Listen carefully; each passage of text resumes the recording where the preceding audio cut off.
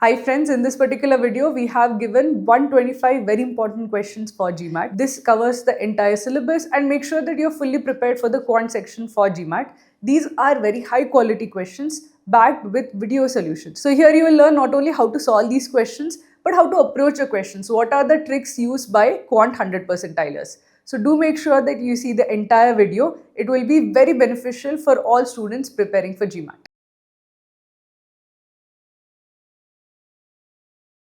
Hi guys, we have this question. It is based on a quadratic equation. It says that let the function be ax square plus bx plus c. Basically the function is a quadratic equation. It says that such that 1 and minus 1 are the roots of this function. So the roots of this quadratic equation is 1 and minus 1. Then which of the following statements can never be true?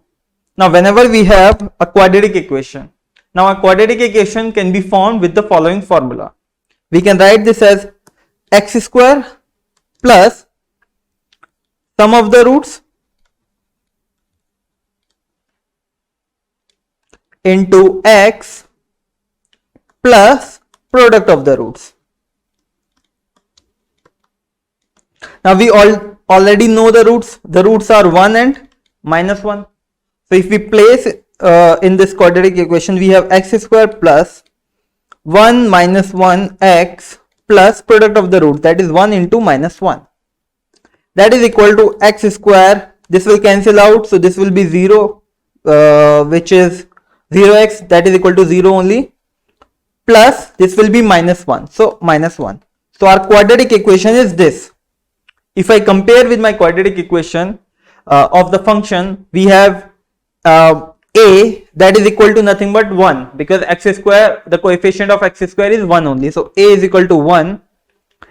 B, we don't have any coefficient of x, so b will be 0. And c, which is the constant term is equal to minus 1. Now let's check it out. What do we have from the options? It says that which of the following cannot be true, so let's put. It says that function 2 is equal to 3a. Now if I put x is equal to 2, I will get 2 square minus 1, that is equal to 4 minus 1, that is equal to 3. Now it is saying 3a. A is nothing but 1 only. So 3 into 1 equal to 3 only, which is satisfying. So a is not the answer. Second, function 5 is a multiple of 6. Now b, if I put x is equal to 5, I will get 5 square minus 1. 5 square is 25 minus 1, that is equal to 24. Now 24 again is a multiple of 6, so this is also not the answer. C, it says that if I put x is equal to 4, the answer should be minus 15c. So C says that if I put x is equal to 4, so 4 square minus 1, 4 square is 16 minus 1, that is equal to 15. This should be equal to minus 15c. Minus 15 into c is nothing but minus 1. Minus 1 cancels out, it will be 15, which is also matching. So c is also not the correct answer. D, it says that function of 3 is equal to 8a. Now D says that if I put function x is equal to 3, I should get 8a. If I put x is equal to 3, so 3 square minus 1, which is equal to 9 minus 1, that is equal to 8. Again it is matching because a is equal to 1, so 8 into 1 is equal to 8 only. So this is also not the answer. Let's check it out, the last option, E. E says that when x is equal to 2, x is equal to 2 is 2 square minus 1, that is equal to 4 minus 1, that is equal to 3. This should be equal to 3c. Now 3 into c, c is equal to minus 1, that is minus 3, but this is not matching. The answer should be 3, it is saying it is minus 3, so E is not possible, hence E is the correct answer.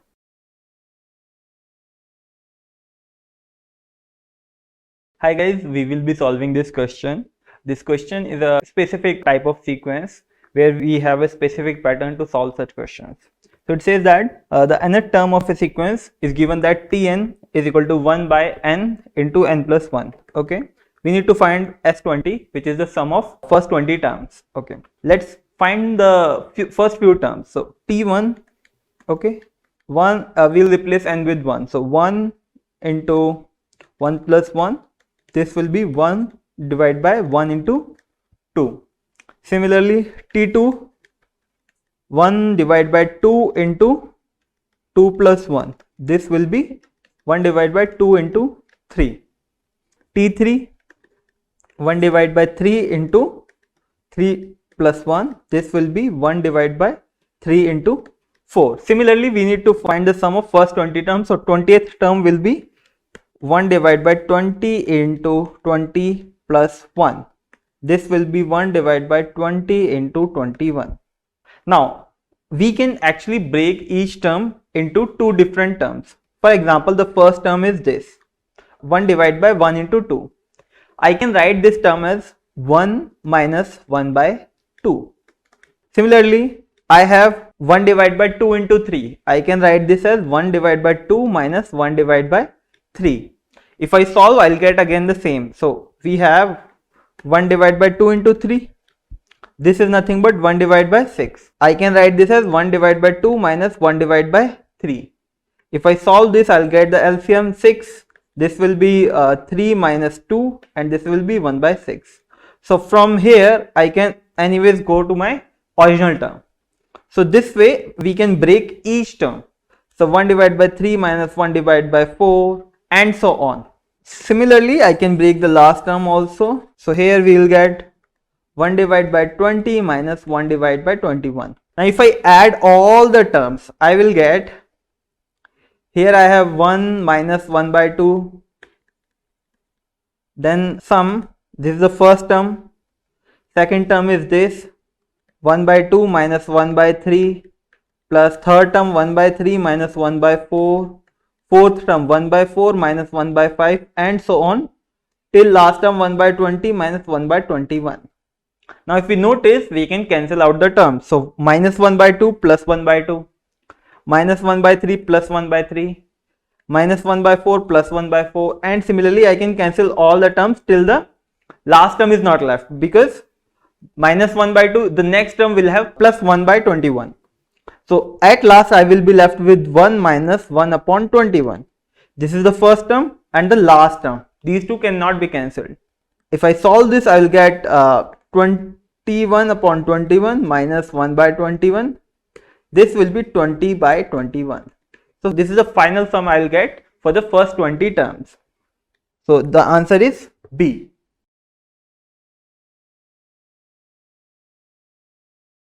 Hi guys, we will be solving this question again based on arithmetic progressions. So it says that Osman saves $5 in the first week of the year, okay? And every week he plans to save $2 more than the amount he saved in the previous week. So week 1, $5, week 2, $2 more, $7, week 3, $2 again more than the previous dollar, week that is $9. So this will form an AP, arithmetic progression, where each term is increasing by a fixed difference. Okay, what is the total amount he would have saved by end of the year? And 1 year has 52 weeks. So in 52 weeks, how much amount he would have saved total? So whenever we have an arithmetic progression, there is a direct formula for calculating the sum of first particular terms, sum of all the first particular n number of terms.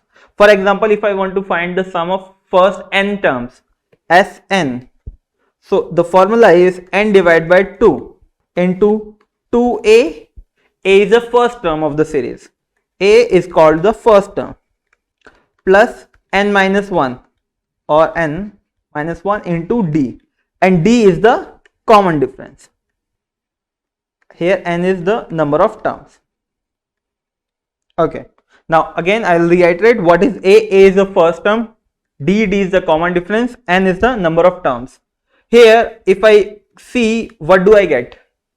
A is what? A is the first term is $5 because he starts saving with $5. Now common difference D.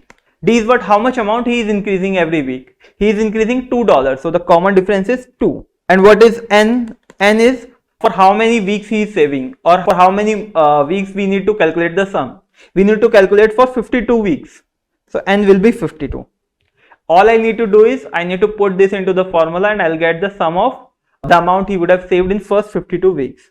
So if I place the values n by 2 as of 52, sum of first 52 terms, n is 52 divided by 2 into 2 into a is the first term which is 5 plus n is the number of terms 52 minus 1 into d is the common difference which is 2. Okay, if I cancel this out, this will be 26, this will be 10 plus 52 minus 1, 51 into 2, 102, 26 into this will be 112. I need to find the sum of first this. I can write this 26 into 56, okay, into 2, 6 into 6, 36 into 2. Okay, I have two terms which should be ending with 2. 6 into 6, 36, 36 into 2, 72. So the last term has to be 2, so it is either B or D. I don't know the exact term, so we'll calculate further. 26 into 2, 56 into this will be 52. Okay, I can write this as 50 plus 6 into 50 plus 2. I'll multiply this with this, 2500 plus this with this, 300 plus 50 into 200 plus 6 into 2, 12. 2500 plus this 400, 2912. So the total amount of money he would have saved in the first 52 weeks will be $2,912. So it has to be B. Using the unit digit, multiplication of unit digit, for example 582 into 436, what will be the product? You can multiply the unit digit first. 2 into 6, this is 12, so the product would have 2 at the end. This is what we did here. Here we know the last digit must be 2, so it has to be either B and D, so you can eliminate the other options. If there would be only 1 2, you can directly tick that and move on, you don't need to calculate. But if there were 2s, then we had to calculate.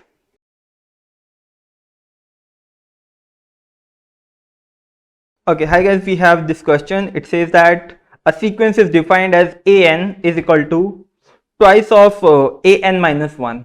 So if this is an and this is an minus 1, which is nothing but the previous term, so every subsequent term is equal to twice of the previous term minus 5. Okay, for all integers n greater than 1. Okay, if a1 is equal to 3, okay, we need to find a6 minus a5.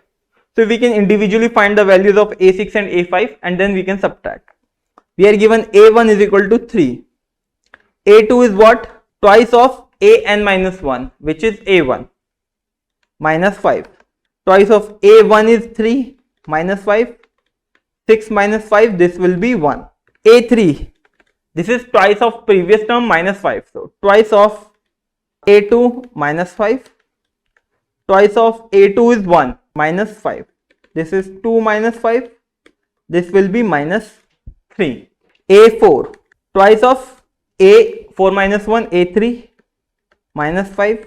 This is equal to twice of a3 is what? Minus 3 minus 5. This will be minus 6 and minus 5. This will be equal to minus 11.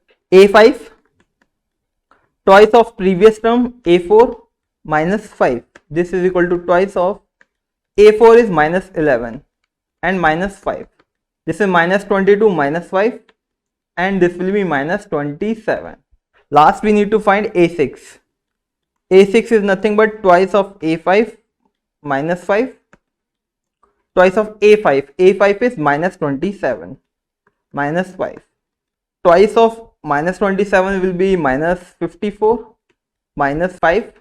This will be minus 59. Okay, now we have a6 and a5. We need to find a6 minus a5. a6 is minus 59 minus a5 is minus 27. Minus 59, minus and minus will cancel out, so it will be plus 27. And if I add minus 59 plus 27, it will be minus 32. The difference of a6 and a5 is minus 32, so it has to be B, minus 32.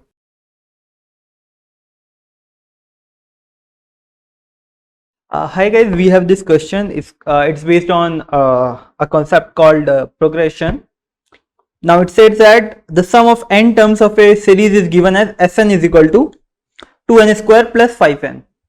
Sn basically refers to the sum of the series till n. For example, if I say S1, it means that the sum of the first term, let's say first term is T1. If I say S2, S2 means sum of the series till second term. I can write this as T1 plus T2. Similarly, S3 means sum of the terms till third series. Now, if I know the sum, can I find the terms? Basically, I have these two terms, S3 and S2. From S3, if I subtract S2, what will I get? S3 is T1 plus T2 minus T3 plus T3 minus T1 plus T2, which is T1 plus T2 plus T3 minus T1 minus T2. If I cancel, I will get T3. It means S3 minus S2 is equal to T3. Sum of the terms, sum of the three terms minus sum of the second term. We will be left with the third term. Similarly, we are asked the difference between the 14th term and 16th term. So how can we calculate the 14th term?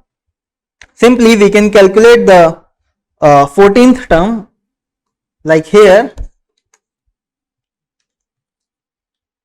We can calculate the 14th term using S14 minus S13. Basically we have added the sum till the 14th term, and from that we are subtracting the sum till 13th term. So the remaining will be the 14th term only. Now S14 is, basically we need to put 14 here, which is twice of 14 square plus 5 into 14. From this we need to subtract 13th, which is twice of 13 square plus 5 times 13. Let's solve this. So twice of 14 square is 196 plus this is 70 minus 13 square is 169 plus this is 65.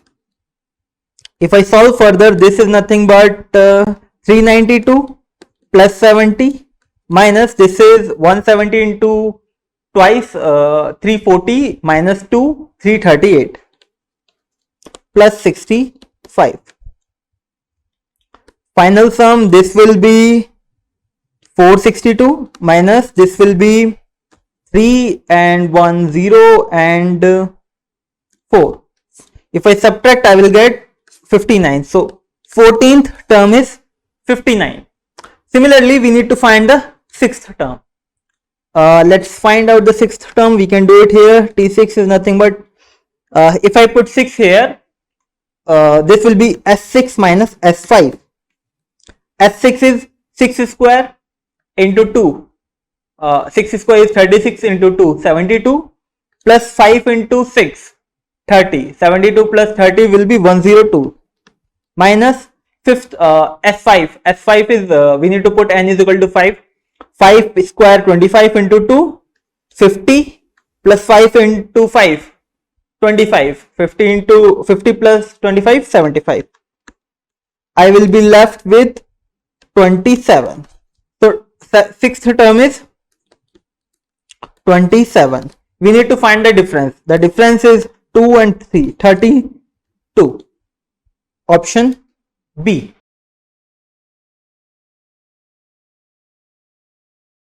Okay, hi guys, we will be solving this question. It says that let an be a sequence such that an is equal to twice of an minus 1.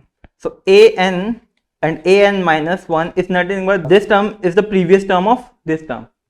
So every subsequent term is equal to twice of previous term plus 1. For example, a5 is nothing but twice of a4 plus 1. a4 is nothing but twice of a3 plus 1. Okay, and a1 we are directly given. Now we need to find which of the following statements is true. We need to find a4, a2, a4, a6, a5, a3, a1. So if we observe, we need to find first 6 terms of this sequence and then we can answer the questions. So let's find out the first 6 terms. So a1 we are directly given 1. a2, this is twice of previous term plus 1. Twice of previous term is 1 plus 1, this is equal to 3. a3, twice of previous term. So previous term is 3, so this will be 3 plus 1. So 2 into 3, 6 plus 1, 7. a4, this is twice of previous term, 7 plus 1. If I calculate 2 into 7, 14 plus 1, 15. a5, twice of previous term, 15 plus 1. 2 into 15, 30 plus 1, 31. And a6, this is twice of previous term, 31 plus 1. 31 into 2, 62 plus 1, 63. Now we have find the first 6 terms and now we can answer. So first statement says that a4 is a prime number. a4 is 15. 15 is not a prime number. 15 is divisible by 3 and 5, so it is not a prime number. So definitely first statement is not correct. Second statement, a2, a4 and a6 is a sum square. The sum of a2, a4 and a6. So a2 is 3, a4 is 15, a6 is 63. If I add this, this will be 63 and 5, 68 and 10, 6, 78 and 3, 81. 81, yes, 81 is a perfect square. 81 is a perfect square of 9. So 9 square is 81. So we can say that this statement is correct. Last, a1 plus a3 plus a5 is a multiple of 13. So a1 is equal to 1, a2 is, a3 is 7 and a5 is 31. 31 plus 7, 38 and 1, 39. So yes, 39 is a product of 13. We can write 13 into 3 is equal to 39. So third statement is also correct. So second and third statements are correct. So the answer has to be D, 2 and 3.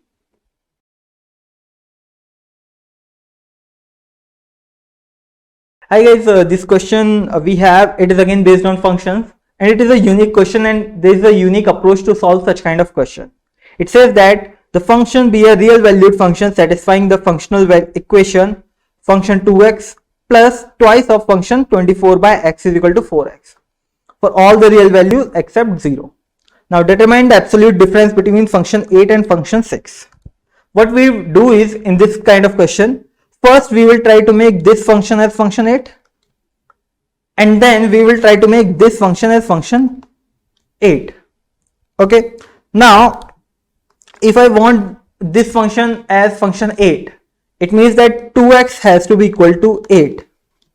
In this case, x has to be equal to 4. So if I put x is equal to 4, I will get function 2 into 4 plus twice of function 24 by 4. This is equal to 4 times of x. X is equal to 4, so 4 into 4. This gives us function 8 plus twice of function. If I cancel, this will be function 6 is equal to 16.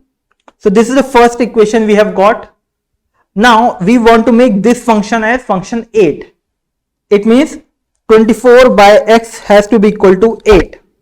Or I can say, if I cancel, x has to be equal to 3. So I'll put x is equal to 3. Now if I put x is equal to 3, I will get function 2 into 3 plus twice of function 24 by x. X is equal to 3 is equal to 4 into x3. If I solve this, I will get function 6 plus twice of function. If I cancel, this will be 8 is equal to 60. So this is the first equation we have got. This is the second equation we have got. We want the absolute difference between them. What we can do, we can subtract. We want to find the difference between function 8 and function 6. So we can subtract second equation from the first equation. We have function 8 minus twice of plus function 16 minus function 6 minus twice of function 8. If I subtract, this will be 12. My bad. 16 minus 12. Function 8 minus twice of function 8. It will be minus function 8. Twice of function 6 minus function 6. It will be function 6. Difference between them, the two, is 4. So the absolute difference is 4, which is option D.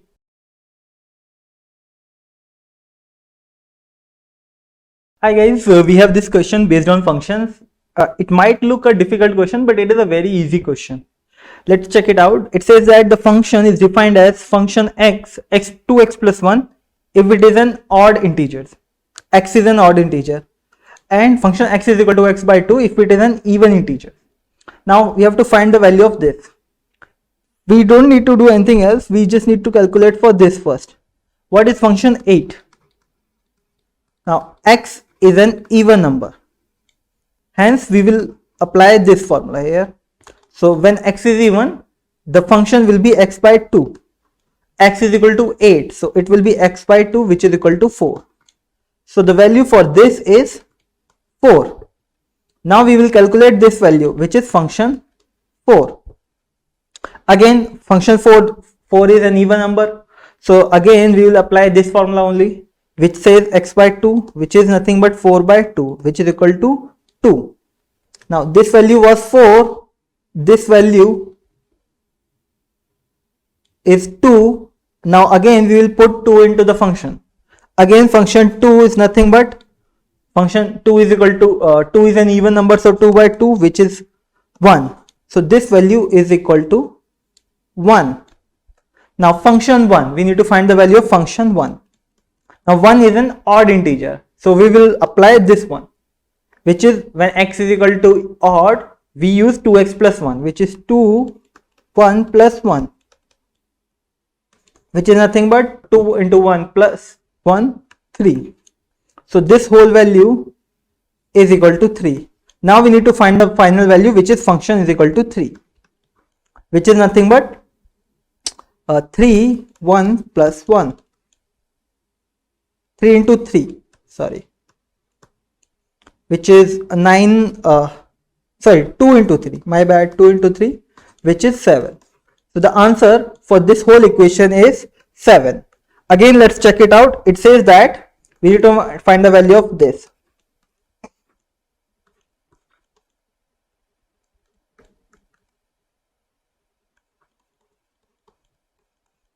So this value is 4. When again put 4, this value is 2. When again put, this value is 1. Now when putting 1, this whole value is equal to 3. When putting 3 into the final function, we get the value 7. So it was a simple question. You don't even require to calculate a lot of things. Just understand, put the value, every result that you get into the function only, and you will get 7 after applying after putting the value 5 times. Answer has to be 7.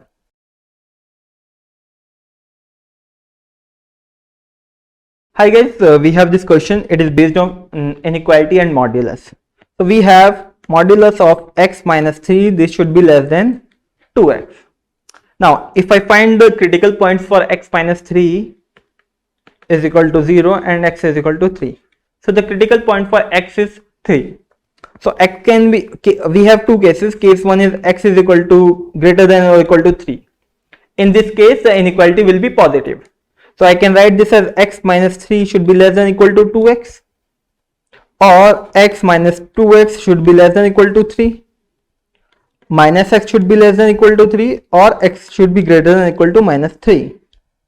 Now our original condition is that x should be greater than 3, and our result is x should be greater than minus 3.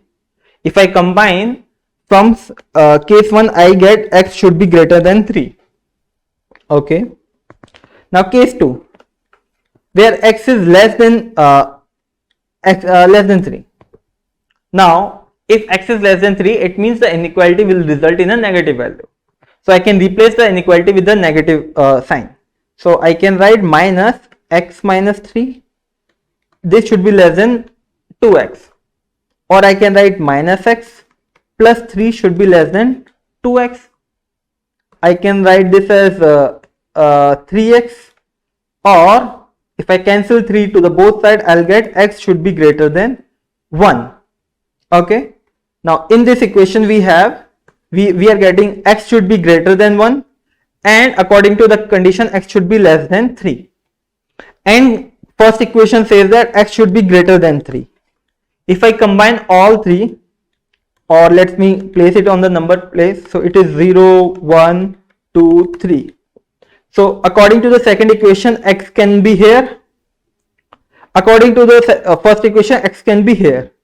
So if I combine, x can be greater than 1. So upon combining both the inequalities, I can say x should be greater than 1. It is satisfying this as well as this equation. So x has to be greater than 1.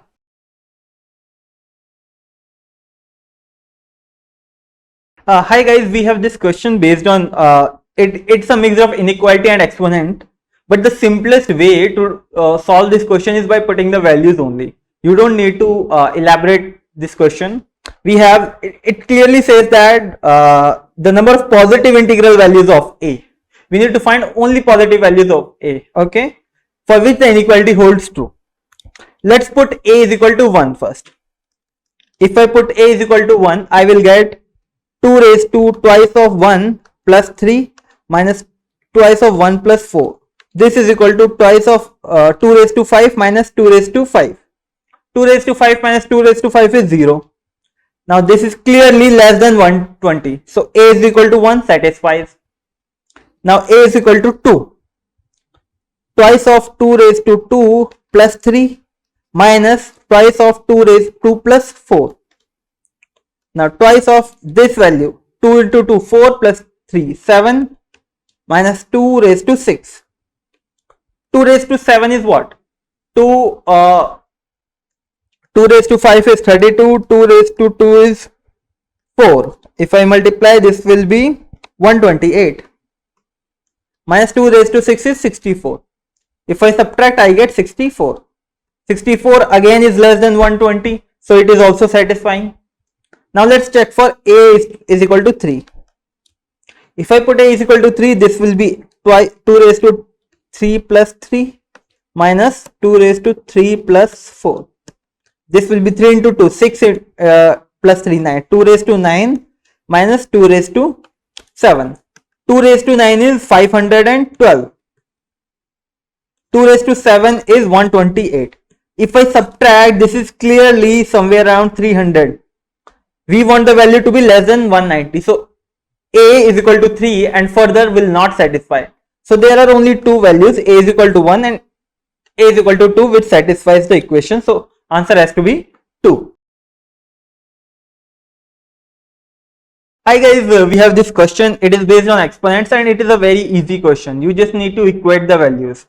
It is saying that 3 raised to m minus 1 into 4. 4 is nothing but 2 square. So we can write this as 2 square is equal to 2 raised to n plus 3 into 3 raised to 2m plus 4n minus 1.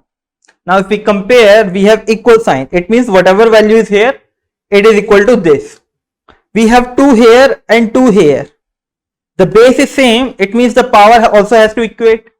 It means 2 is equal to n plus 3. From this I can find n is equal to minus 1. Similarly, we have 3 here, 3 here. When base is same, it means power also has to equate. So we can say m minus 1 is equal to 2m plus 4n minus 1. We already know the value of n is equal to minus 1, so we can put n here. We get n minus 1, m minus 1, 2m plus 4 times of minus 1 in minus 1. M minus 1 is equal to 2m. This will be minus 4. This will be minus 4, minus 1, minus 5. If I solve, I will get this come here, this goes here. 5 minus 1 is equal to 4 is equal to m. So m is equal to 4 and n is equal to minus 1. We need to find the ordered pair for m and n. M is 4, n is a minus 1. So 4 minus 1, which is option D.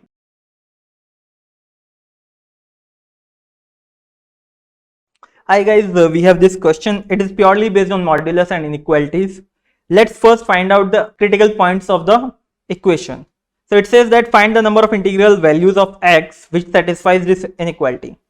So we have 5x minus 2, that is equal to 0, let's say. So x is equal to 2 by 5. So this is one of the critical points. Another critical point we can find 3x plus 7 is equal to 0. and x is equal to minus 7 by 3. So we got two critical points, that is 2 by 5 and minus 3 by 7, minus 7 by 3. If we put this on the number line, we have minus 7 by 3 somewhere here and 2 by 5 somewhere here. So it again divides the number line into three parts: first interval, second interval, third interval. Let's check for the each interval. First, let's say when x is less than minus 7 by 3, or we have less than and equal to sign, so we will say x is less than or minus 7 or 3. Now in this interval, this equation is always negative and this equation will also be negative. So the sign will be reversed. This equation will be 2 minus 5x should be less than minus of 3x plus 7. If we solve, we have 2 minus 5x should be less than minus 3x minus 7, or if we solve, we get 9 and 2x, and x should be greater than 9 by 2.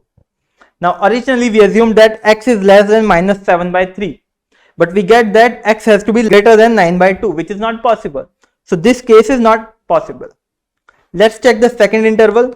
Second interval is when x is less than or equal to 2 by 5 and greater than or equal to minus 7 by 3. Now in this interval, this equation will be positive and this equation will be negative. So this equation will be negative, so it will be 2 minus 5x. The sign will be reversed. Should be less than or equal to 3x plus 7. If we solve, we get this should be greater than 8 and minus 5, or we can say minus 5 by 8. This should be, x should be greater than or equal to minus 5 by 8. Well, this point definitely lies between this. So we can say x should be greater than minus 5 by 8 and it should be less than equal to 2 by 5. Let's check for the final interval. The final interval we have where x is greater than or equal to 2 by 5. X is greater than or equal to 2 by 5, which is this interval. Now in this, both the equation will remain the same. So it will be 5x minus 2 should be less than 3x plus 7. Or if we solve, we get 2x should be less than equal to 9, or x should be less than equal to 9 by 2. So in this interval, definitely this range and this range will have some common points. So it will be 2 by 5.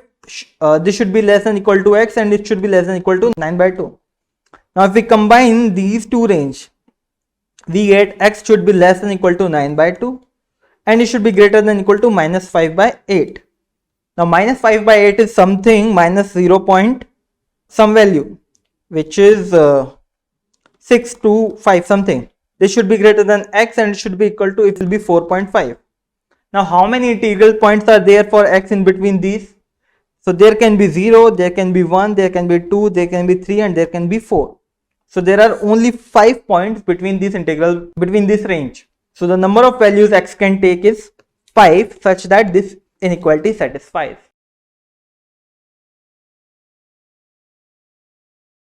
Hi guys, we have this question. It says that the range of x is minus 7 to 4 both included and y can be minus 3 to 6 both included.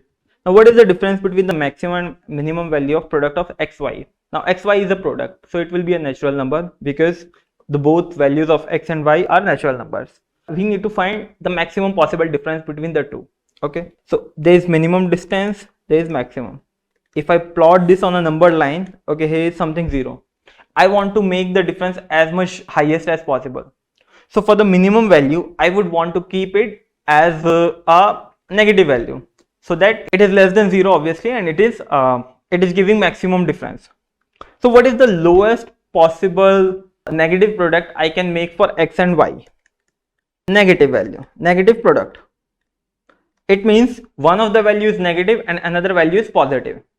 Now the negative value, I would obviously want to take a higher negative value. So either I can take y is equal to minus 3 or I can take x is equal to minus 7. If I would want to take y is equal to minus 3, then x I would want to take positive number, because if I cannot multiply two negative number, multiplication of two negative number will be a positive number.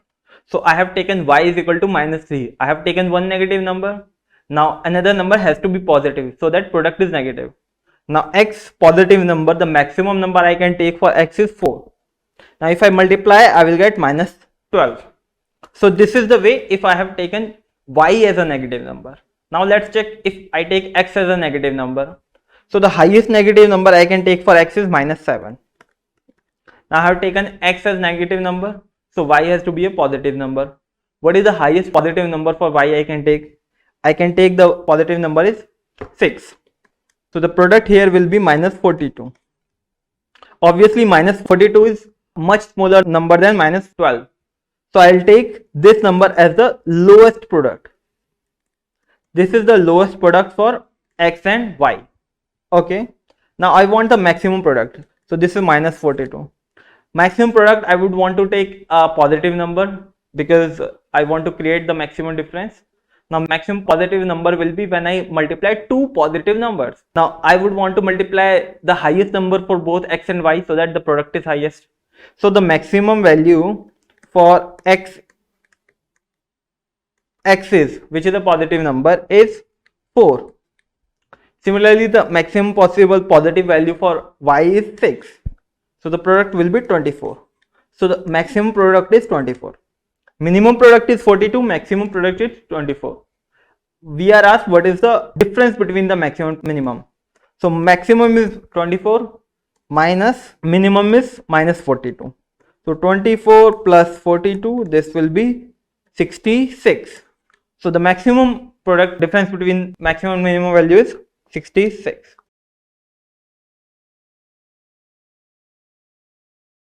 Hi guys, we have this question. It says that find the sum of all integral values of x that satisfy the following inequality. Now whenever you have such inequality, you always try to find the critical points. The critical points are the points at which the equation is equal to 0. So we have two equations here. The first equation is x square minus 4. Now the critical point for this will be x square minus 4 is equal to 0. That is x is equal to 4 and x can be equal to plus or minus 2. Similarly, the denominator can also be equal to 0. When this is equal to 0, x should be 6. So we get three critical points, that is plus 2, minus 2 and 6. Now if we place these three critical points on a number line, so we have minus 2, then 2 and then 6. Now let's check in which interval this inequality is satisfying. Let's take interval first. X is less than minus 2. If I put any value less than minus 2, let's say I put minus 3.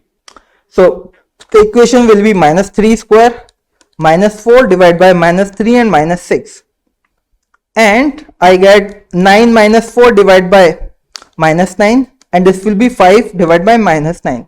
It means the inequality is satisfying within this.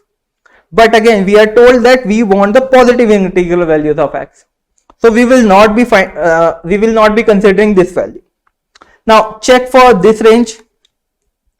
Between minus 2 and 2, take up any number. Let's say we take 0. So if I put x square minus 0, it will be minus 4. And x minus 0, that is 0 minus 6. X minus 6, sorry. 0 minus 6, this will be minus 6. And minus 6, minus and minus will cancel out. We are left with 4 by 6. Now this value is greater than 0. So in this interval, the inequality is not satisfying. Let's check for another next interval, that is 2 and 6. Take up any number between them. Let's take up x is equal to 4. Now if I put x is equal to 4, I will get 4 square minus 4 divided by 4 minus 6. Or I can say 16 minus 4 divided by minus 2 and 12 by minus 2. Now this is clearly a negative value which is less than 0. It means inequality is satisfying between this value. We have the last interval, that is x is greater than 6. Now if x is greater than 6, let's take any value. Let's take x is equal to 10, which is greater than 6. So we can write 10 square minus 4 divided by 10 minus 6. Now this value is clearly positive and this is also positive. So in this interval, that is x is greater than 6, the inequality is not satisfying because we are getting a positive value. only interval of positive integral values of x where the inequality is satisfying is between 2 and 6. So x has to be less than 6 and greater than 2. So there are only 3 values which are satisfying, that is 3, 4 and 5. We are asked the sum of all positive integral values. So the sum will be 3 and 4, 7 plus 5, 12. Sum has to be 12, which is option D. Hi guys, we will be solving this question. It is based on exponents. So it says that 10 raised to 6a into 5 raised to 2b minus 1 is equal to 5 raised to 35 into 2 is to 18. Now if we observe, here we have 5 and 5, here we have 2, but here we have 10. And 10 is nothing but a product of 2 and 5. So we'll break this down. Now I'll tell you one property of exponent. It says that, for example, if ab raised to m, so we can write this as a raised to m into b raised to m. And again, here is one more property. It says that a raised to m into a raised to n. If the base is common, then the exponents get summed. So a raised to m plus n. This will be helpful in solving this question. Here we have 10 raised to 6a. So we can write this as 2 into 5 raised to 6a into, this is a. 5 raised to 2b minus 1 is equal to 5 raised to 35 into 2 raised to 18. Now if we use this property in here, we can write 2 raised to 6a into 5 raised to 6a into 5 raised to 2b minus 1. This is equal to this thing same. Now again, if we notice that if the base is same, the powers are added. So we can add the powers. So we can write 2 raised to 6a into 5 raised to 6a plus 2b minus 1. This is equal to this part, 5 raised to 35 into 2 raised to 18. Now we have the direct values, so we can equate 2 and 2 is here, so 6a has to be equal to 18. So 6a is equal to 18, or I can say a is equal to 3. Okay. Similarly, 5 is here, so this has to be equal to this. 6a plus 2b minus 1 is equal to 35. Now 6a, a we already know, a is 3. So 6 into 3, this is 18 plus 2a minus 1, this is equal to 35. If I subtract, this will be 2a plus 17 is equal to 35. If I solve, 2a is equal to 18 and a is equal to 9. So we have got, sorry, b, this is b, my bad, this is b. So b is equal to 9. What we need to, we are asked a plus b. So a is 3, b is 9, the sum will be 12. So answer has to be 12c.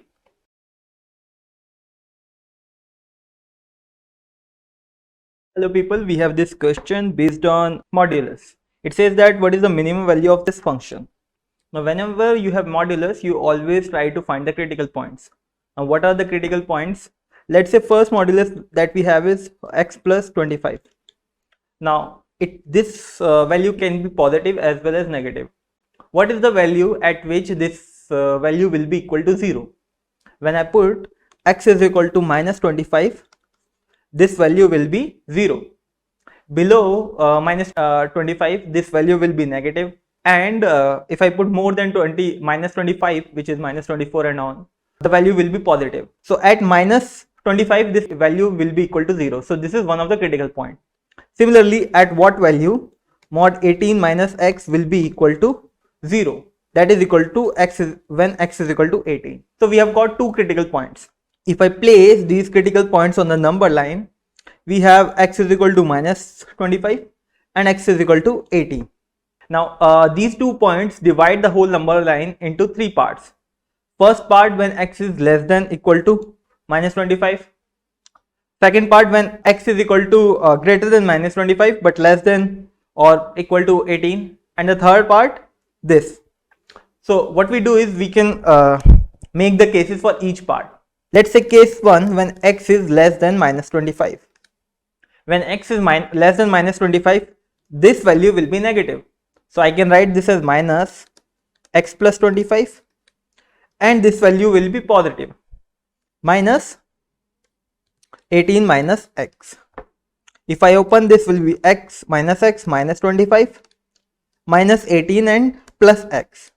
If I cancel this, I will get minus 43. So this is the value when x is less than minus 25. Now case 2, when x is greater than minus 25 but less than or equal to 18. Now in this case, the first value obviously will be positive, so it will be x plus 25 only. The second value also will be positive, so it will be minus 18 minus x. If I open, I will get x plus 25 minus 18 plus x, or I get 2x plus 7. Now I want the minimum value. For that, I know my range for x is this. I want the minimum value, so I will try to put minimum possible value in this case. The minimum possible value in this case is when x is equal to minus 25. So I'll try to put x is equal to minus 25. I will get twice of minus 25 plus 7, which is minus 50 plus 7, which is equal to minus 43. Now third case, when x is greater than 18. In this case, the first equation will always be positive, so it will be x plus 25. Now second equation will become negative. I have 18 minus x. If I put x more than 18, then this value will be negative. So I'll open this as minus 18 minus x. This will be x plus, this will cancel, it will be plus only 18 minus x. If I cancel, I will get 43. So I got three values for this function, minus 43 and 43. We need to put the minimum possible value. Minimum possible value is minus 43 only. So the answer has to be D, minus 43.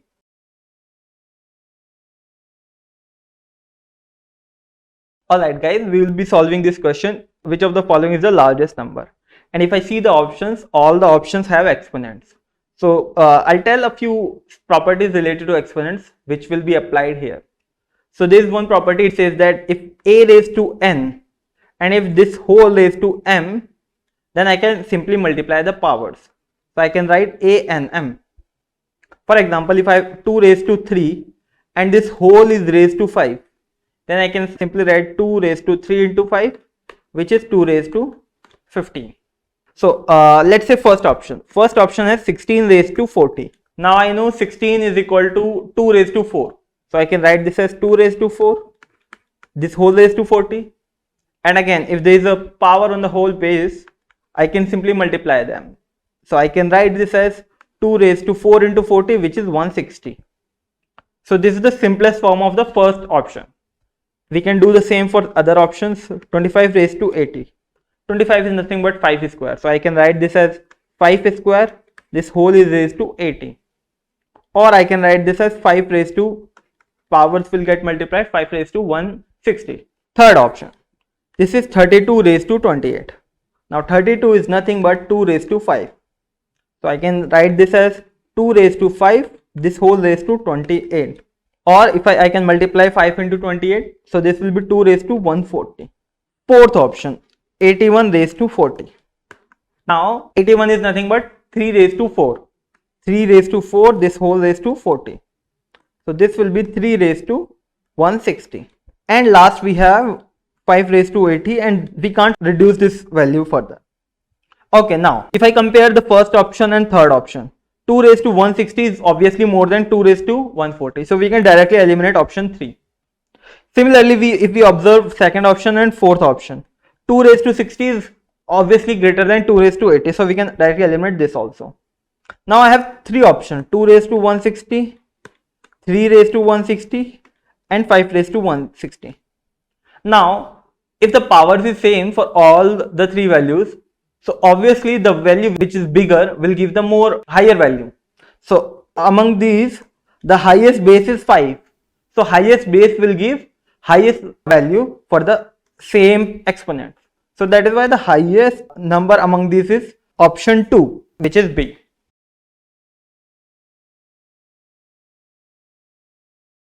Hi guys, we have this question. It is based on inequality, and there is one specific concept of inequality applies here.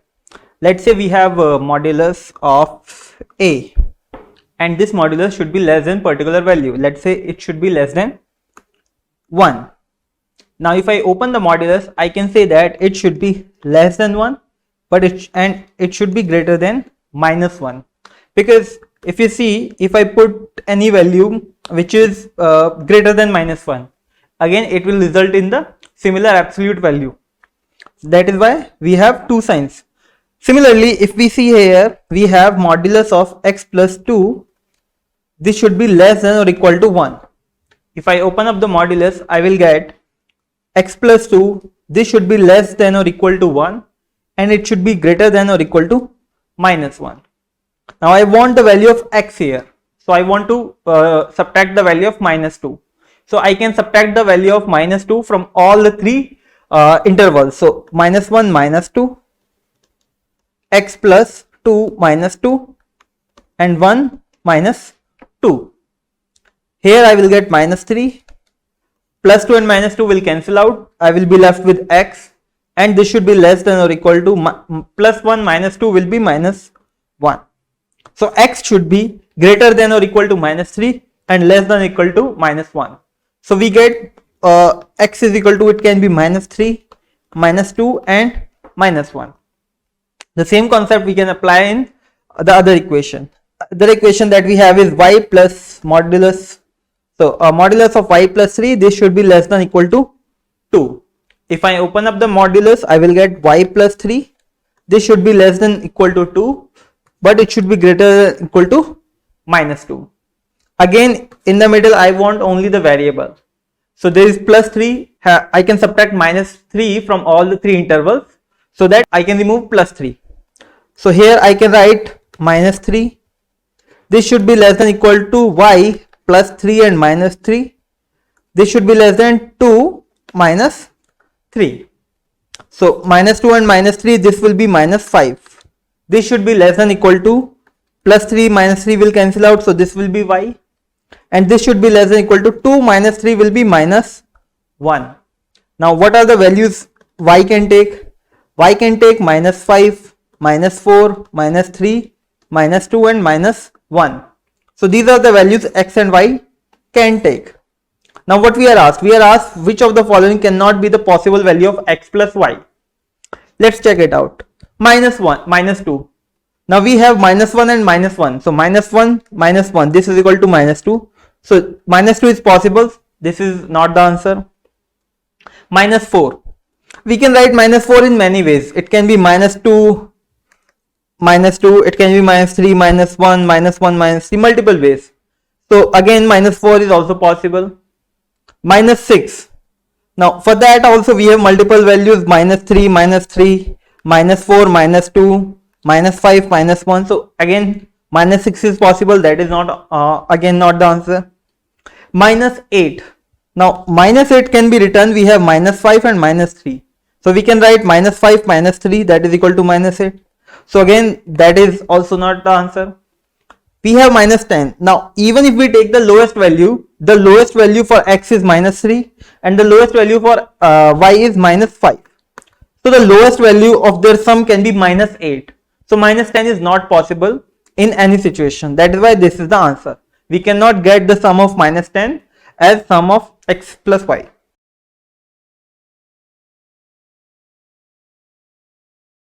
Hi guys, we have this question. It is based on exponents and it is a good question. It is involving exponents as well as the inequality. So first part says that 4x has to be greater than or equal to 300, or 4 is nothing but 2 square. 2 raised to 2x should be greater than or equal to 300. Now what should be the minimum value of x for which this inequality satisfies? If I put x is equal to 1, it will be 4. 4 is not greater than 300. If I put x is equal to 2, it means the value will be 2 raised to 4, which is equal to 16. Again not satisfying. If I put x is equal to 3, this value will be 2 raised to 6.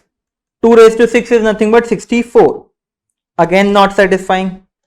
If I put x is equal to 4, the value will be 2 raised to 8. 2 raised to 8 is 256. Again not satisfying. So the minimum value has to be x raised to 5. The value will be 2 raised to 10, which is 1024. At this value it is satisfying. So x has to be greater than or equal to 5. From the first inequality we can definitely say this. Now second inequality, 2x plus 2, this should be less than 600.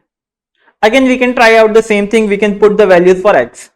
Let's say if I put x is equal to 4, the values x will be 2 raised to 4 plus 2 6. This should be less than 600. 2 raised to 6 is what? 5 and 6, 128. So this value is satisfying. If I put x raised to 5, I will get 2 raised to 7, which is 2 raised to 6 is 64, again satisfying. 2 raised to 7 is 128, again satisfying. If I put x is equal to 6, I will get 2 raised to 8, which is 256, again satisfying. It is also less than 600. If I put x is equal to 7, I will get 2 raised to 9, which is 512. This is also satisfying. It is less than 600, but any value above x is equal to, if I put x is equal to 8, it will be 2 raised to 10, which is 1024. This value is not satisfying. It means the maximum value x can take is 7.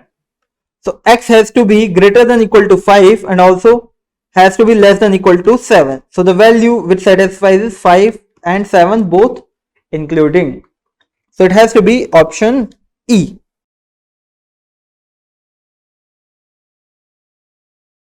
Hi guys, we have this question. It is saying that P, Q, R and S are positive integers such that P is not equal to R and P by Q is equal to R by S is equal to 2 by 5. Okay, now we have P by Q which is equal to 2 by 5. Now the value for P and R cannot be equal because it is saying that. So we cannot assume the same variable for this. So let's say P is equal to 2x. So Q will be 5x because the ratio is same. Similarly, we have R by S is equal to 2 by 5. So let's assume that R is equal to 2y and S is equal to 5y. We cannot take x because both the values are not equal. So we have got variables for all the 4 values. Now it is saying that what is the value of this? What is this R square? R is what? 2y square minus P square, which is 2x square, divide by Q square, which is 5x square, minus S square, which is 5y square. This is nothing but 4y square minus 4x square, divide by 25x square minus 25y square. If I take the values common, I will get 4y square minus x square, divide by 25 x square minus y square. Now these two values are having we can multiply any of the value with negative sign to change them to same value. If I multiply this with minus 1, the result will be 4 x square minus y square divided by 25 x square minus y square. What it does is, if we multiply any value with negative, the sign gets reversed. We wanted the same value, so basically we wanted to reverse the sign. So what we have done is we have multiplied it with minus 1 so that y become negative y and negative x become positive x. Now we can cancel this. So the final value we get is minus 4 divided by 25, which is option E.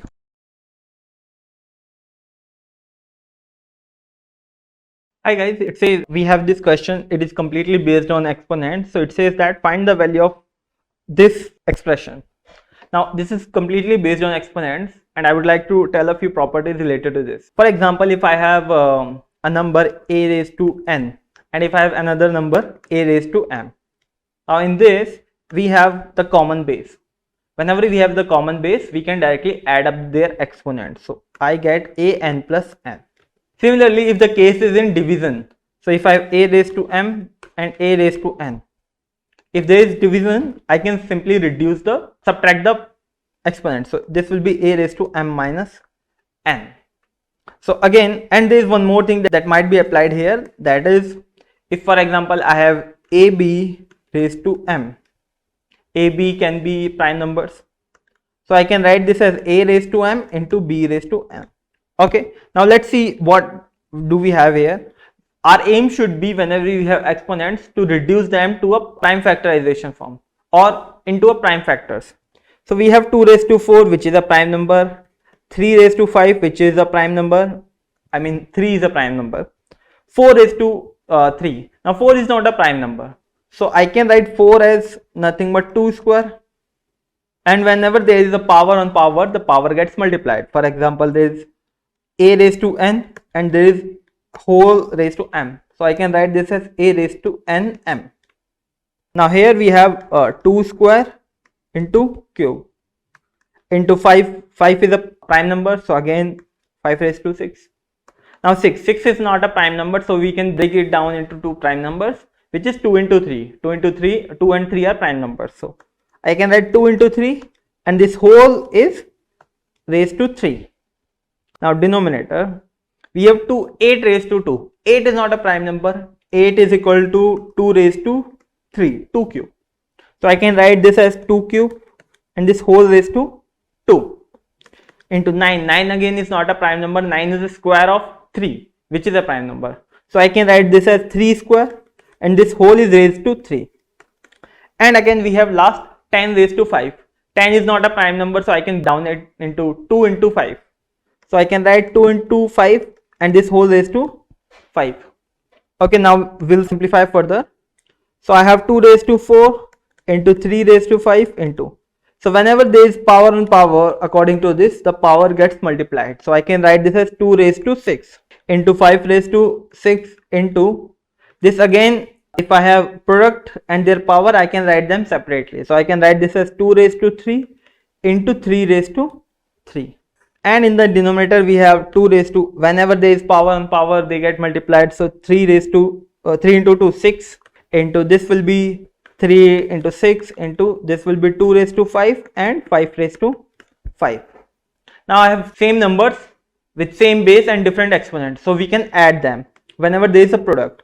So I just said a raised to m and a raised to m. If the base is same, the exponents are different, we can write this as same base with the sum of the exponents. So here we have 2 raised to 4, 2 raised to 6 and 2 raised to 3.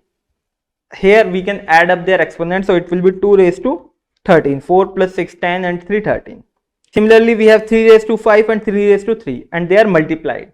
So I can write this as 3 raised to 8, sum of the exponents when they are multiplied. Lastly, we have 5 raised to 6. In the denominators also we have 2 raised to 6 and 2 raised to 5. If I add them, it will be 2 raised to 11 because they are in multiplication. We have 3 raised to 6 further and 5 raised to 5.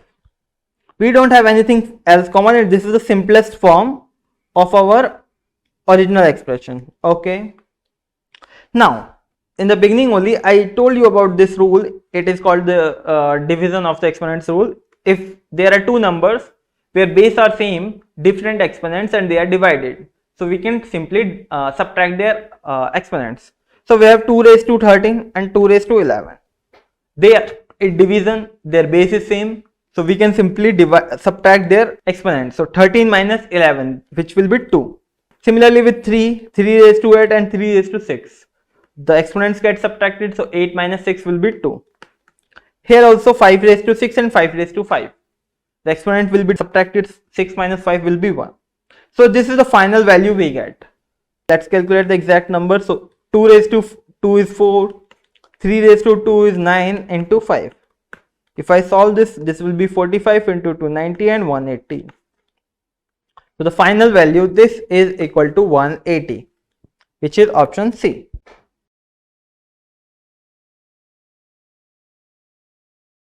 So in this question we are being told which of the following fraction has a terminating decimal when expressed in decimal form. So terminating decimal means that when we will write the fraction in the simplest form, it will be, in top it is numerator and in bottom it is denominator.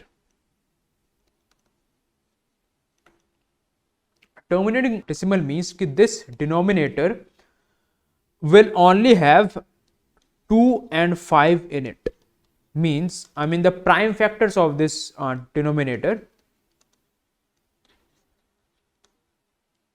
prime factors will only be 2 and 5. So let's try to simplify each of the fractions. Option A is 14 by 40.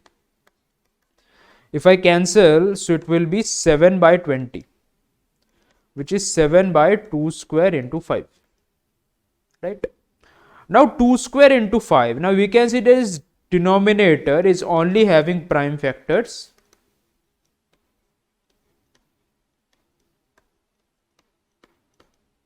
I mean, denominator is having prime factors 2 and 5. So I can say that this is a terminating decimal, right?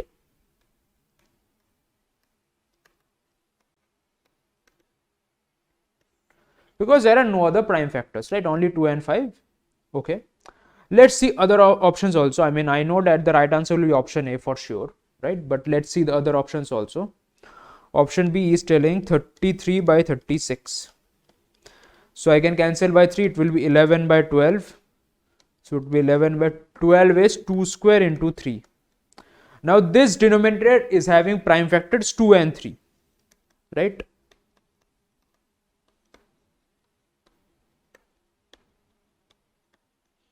Prime factors are 2 and 3. So this is not a terminating decimal. Because we know for terminating the prime factors has to be 2 and 5 only. Then comes 26 by 36.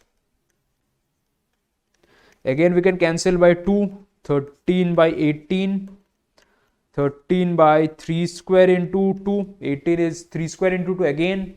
Prime factors are 3 and 2, so this is not terminating. Option D is 10 by 56. Cancel by 2, it is 5 by 28. It is 5 by 2 square into 7. Prime factors are 2 and 7, right? So again, this is not terminating, because terminating prime factors has to be 2 or 5. And option D, lastly, it is 18 by 28, which is 9 by 14. 9 by 2 into 7. So again, prime factors are 2 and 7. Again, this is not terminating. So the terminating decimal is option A. 14 by 40 is the right answer.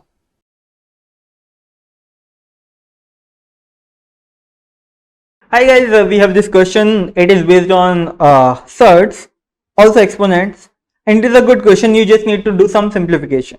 So there are three terms, this, and this. Let's simplify the three terms separately. So we have 0.000064.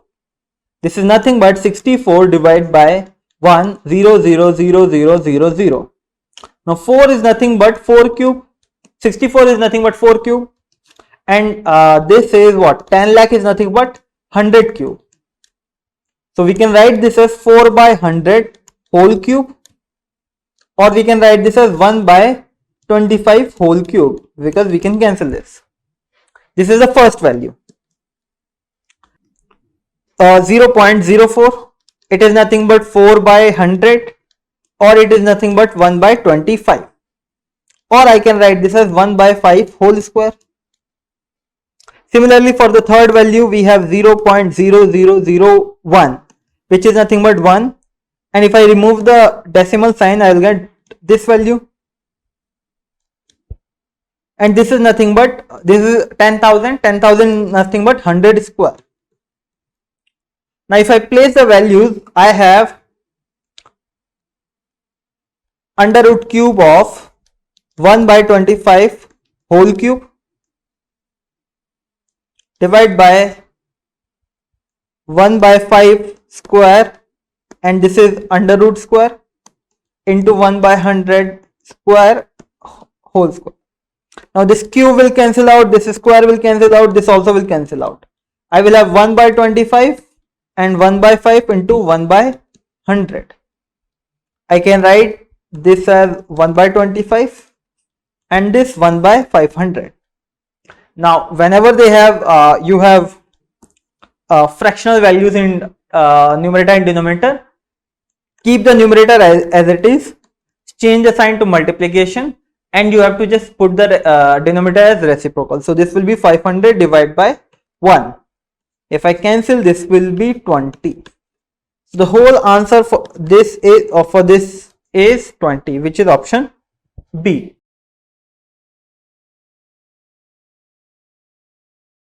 Okay, hi guys, we will be solving this question. It says that what is the units digit of the sum this and this. Now, so I would want to tell you the concept of cyclicity. So cyclicity says that the unit digit of any number, if I raised it to some numbers, it has a particular pattern. For example, let's say 2 raised to 1. Whatever the value, so yeah, 2 raised to 1 is 2. 2 raised to 2 is 4. 2 raised to 3 is 8. 2 raised to 4 is 16. Okay. Now again I will raise 2 raised to 5 is 32. Again the unit digit is same. 2 raised to 6 is 64. Again the unit digit is same. 2 raised to 7 is 128. Again digits is same. 2 raised to 8 is 256. Again the unit digit is same. So unit digit of 2 is repeating after every 4 terms. Okay. So first 4 terms, next 4 terms, next 4 terms. So whenever we have the exponent is in the form of 4k plus 1, because 4 is a multiple. If I get first number after a multiple of 4, the unit digit will be 2. If I get remainder 2 after division with 4, I'll get 4. Similarly, if I get 3, it will be 8. And if the exponent is a multiple of 4 only, then the last digit is 6. Now same concept will apply here. So we have 3. Let's check the cyclicity for 3. So 3 raised to 1 is equal to 3. 3 raised to 2 is equal to 9. 3 raised to 3 is equal to 27. And 3 raised to 4 is equal to 81. 3 raised to 5 is 243. 3 raised to 6 is 729. Again, the values are repeating after every 4 terms. So 3 also has a cyclicity of 4 numbers. Okay. So if after I divide the, let's say the exponent is n, if I divide it 4, if I get the remainder as 1, so the last digit will be 3. If I divide the exponent with 4 and if I get the remainder as 2, so the last digit will be 9. Similarly, if I divide the exponent with 4 and I get the remainder as 3, so 3, it will end with 7. And lastly, if I divide the remainder with 4 and it has no remainder, it means completely divisible, which is 4, 8 and 16. So the last digit will be 1. Now we have 3 raised to 35. If I divide the exponent 35 with 4, what remainder I will get? I will get remainder 30. So 32 plus 3. So 3 is the remainder. It means it has to come 1, 2 and 3. So the last digit has to be 7 for this number. Okay. For the first number, the last digit is 7. Now let's check for 4. Let's check for 4 here. So 4 raised to 1 is equal to 4. 4 raised to 2 is equal to 16. 4 raised to 3 is equal to 64. 4 raised to 4 is equal to 256. Now if you see here, if the exponent is odd, the last digit is 4. And if the exponent is even, the last digit is 6. In our question, we have 4 raised to 46. So the exponent is an even number. So it has to end with 6. So the last digit of this will be 6. If I add the last digit of both the numbers, I will get 13. So the unit digit of the sum of both these numbers will be 3. So it has to be 3.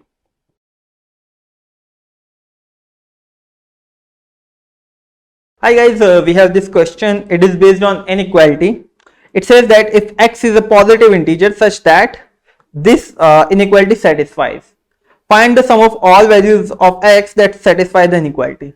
Now whenever you have such kind of inequality, you always break it down. First you have this inequality and this inequality. So first try to compare this part and in second try to compare this part.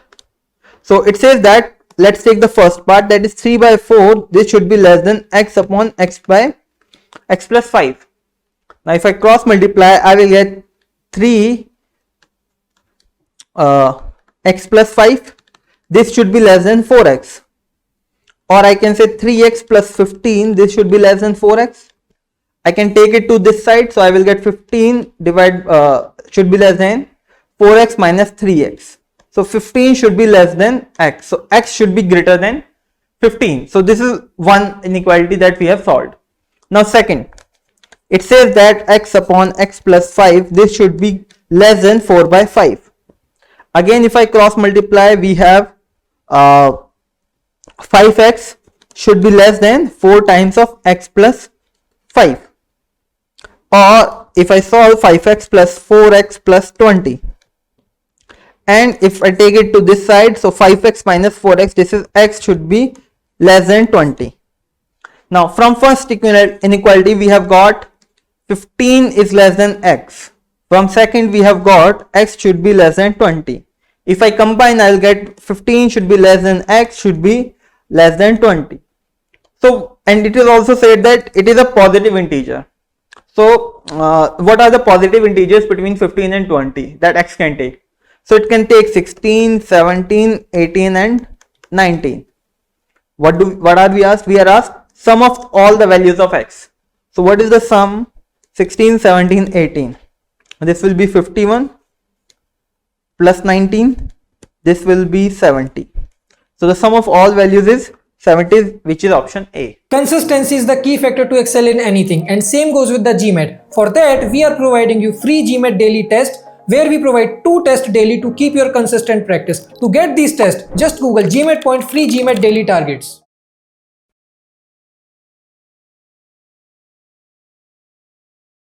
Hi guys, we have this question. It is based on exponents. It says that a is equal to 84 raised to 1 by 4. Now 84 raised to 1 by 4, let's check it out. What could be the possible range for a? If I raise 1 raised to 4, it is 1 only. If I raise 2 raised to 4, it is 16. If I do 3 raised to 4, it is 81. And if I raise 4 raised to 4, this is 246. Now 84 comes between these two values. It means 84 raised to 1 by 4 is more than 3 but less than 4, because it is coming between 81 and 256. Similarly, if I check for b is equal to 33 raised to 1 by 5. Now let's check what could be the possible range for b. If I do 1 raised to 5, it is 1 only. If I do 2 raised to 5, that is 2 into 2 into 2 into 2 into 2, that is 32. If I do 3 raised to 5, now this is 243. Clearly 33 comes between these two. It means the range for 33 raised to 1 by 5 is less than 3 and more than 2. Similarly, this is for A, this is for B, and this is, let's do for C.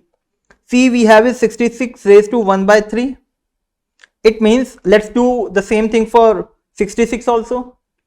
If I do 1 cube, then I have 1 only. If I do 2 cube, then we have 8. 3 cube is equal to 27. 4 cube is equal to 64. And 5 cube is equal to 125. Now 66 is clearly between 64 and 125. It means 66 raised to 1 by 3 is less than 5 and greater than 4. Now I know that B is between 2 and 3. C is between 4 and 5.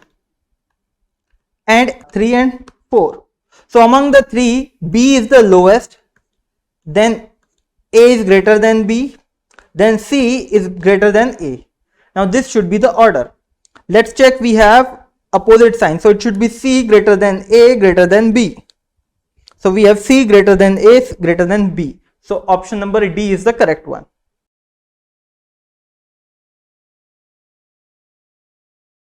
We have this question. It says that find the sum of all even factors of 1274. Okay, in all such questions, first we prime factorize the number. So we have 1274. If I prime factorize, we'll get 2 into 6 and 17, 16, 8 and 1, 7. Sorry, 6, 3. This will be 3. Now again 2 into 63 is divisible by 7, 7 is also divisible by 7, so it will be 91 into 7, or 91 I can write as 13 into 7 into 7. So I get 2 into 7 square into 13. This is the value of 1274. Now let's check what are the prime factors we have. So for 7 we have 2 raised to 0 and 2 raised to 1. For 2. For 7 we have 7 raised to 0, 7 raised to 1, 7 raised to 2. We have 13 raised to 0 and 13 raised to 1. But we are given that it should be an even factor. Whenever we have even factor, it means at least it should be multiple of one even number. So 7 is not an even number, 13 is also not an even number. So I have to take minimum 1 power of 2.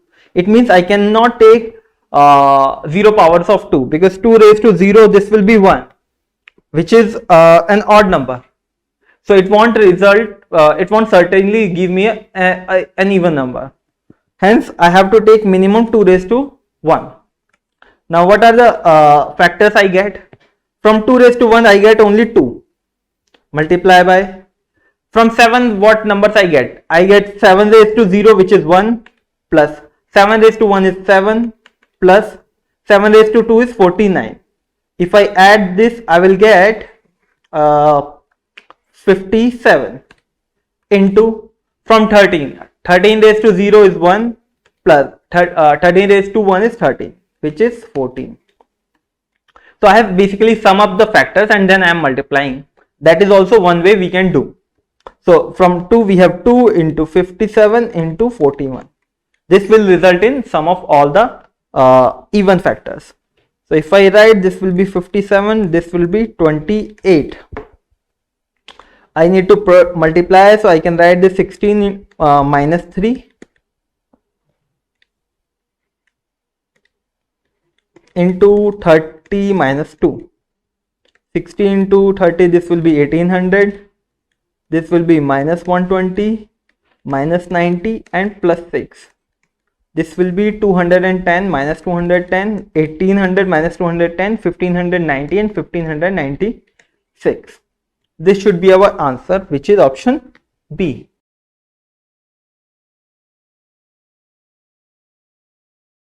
Okay, hi guys, we'll be solving this question. So it says that Alexia noticed that whenever she divided a particular number by 3, the remainder was always 1. Okay, so let's say the number is n, and if I divide this number with 3, I get the remainder as 1. So you can observe that whenever we divide, we have one divisor, we have one remainder, and we have quotient. So 3 raised to quotient plus the remainder, this should be equal to n. We are directly given the remainder as what? 1. So we have 3 quotient plus 1 is, this is equal to n. This is the number. Okay, so we get n is equal to 3q plus 1. Now it says that she then tried dividing the same integer by 9. Okay, she is trying to divide the same number with 9. How many different remainder values are possible in this case? Okay, if I divide this with 9, how many values I can get? So n, which is the number, I assume that this is 3q plus 1. If I divide this with 9, how many different remainders I can get? Now q, we have q. What are the values q can take? So q can take 0 to 9 values. So we can try putting every value for q and see what remainder we get. So if q is equal to 0, then this value will be 0, and 1 divided by 9, the remainder will be 1. If q is equal to 1, I get 3 plus 1, 4. So I can make one more column here. This is n and this is the remainder. If I put q is equal to 0, so this will be 1 by 9 and the remainder here will be 1. If I put this q is equal to 1, this will be 4 by 9. Again the remainder will be 4. If I put q is equal to 2, 3 into 2, 6 plus 1, 7. 7 by 9. The remainder will be 7 because 7 is not divisible by 9. If I put q is equal to 3, so I'll get 3 into 3 plus 1, 10 divided by 9. Now if I divide 10 by 9, 9 and 9 will be divisible, the remainder will be 1. If I put q is equal to 4, I'll get 4 into 3, 12 plus 1, 13. 13 divided by 9. 9 from 13, I'll get the remainder as 4. Now if you see, the whole pattern is repeating 1, 4, 7, 1, 4 and so on. It means that there are only 3 possible remainders for this, which is 1, 4 and 7. So the only possible remainders are 3a.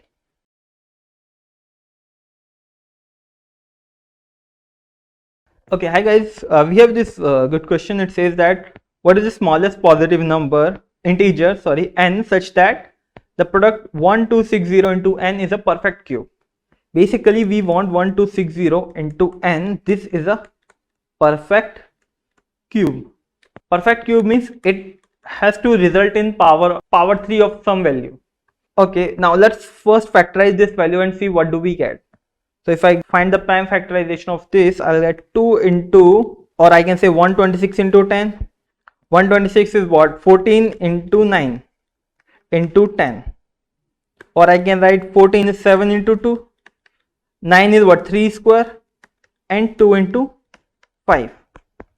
Or I'll get 2 and 2. 2 square into 3 square into 5 into 7. And I need to multiply this with n so that it becomes power 3 of some value. For making power 3 of some value, all the numbers should have power which is multiple of 3. For example, here we should get 2 which has a multiple of 3. Okay, so right now we have already 2 square, which means we have 2 powers. We need one more power. We can find that value from from n. So this will be cube when I multiply this with 2. Again we have 3 square. It means we need one more power of 3 to make it cube. So we will also ask 3 from n. Now we have 5, only 5. We need 5 cube. It means we need to multiply it with 5 square. We need 2 more powers of 5. So we will multiply this with 5 square. And we have 7. Again we have 7 raised to 1 only. We need 7 raised to 3. It means I need 2 more powers for 7. So I need to multiply it with 7 square. So this is the value we need to make this value a perfect cube. So this is the lowest number I need to multiply with this to make a perfect cube. So this has to be equal to n, the smallest possible number. So if I solve this, I'll get 2 into 3 into 5 square is 25 into 7 square is 49. If I multiply, this will be 25 into 3, 75, 75 into 2, 150. 150 into 49. I can write this as 42 into 50 minus 1. If I multiply, this will be 7500 minus 150. So this will be equal to 7350. So this is the smallest number. If I multiply this, I'll get a perfect cube. So the answer is option D.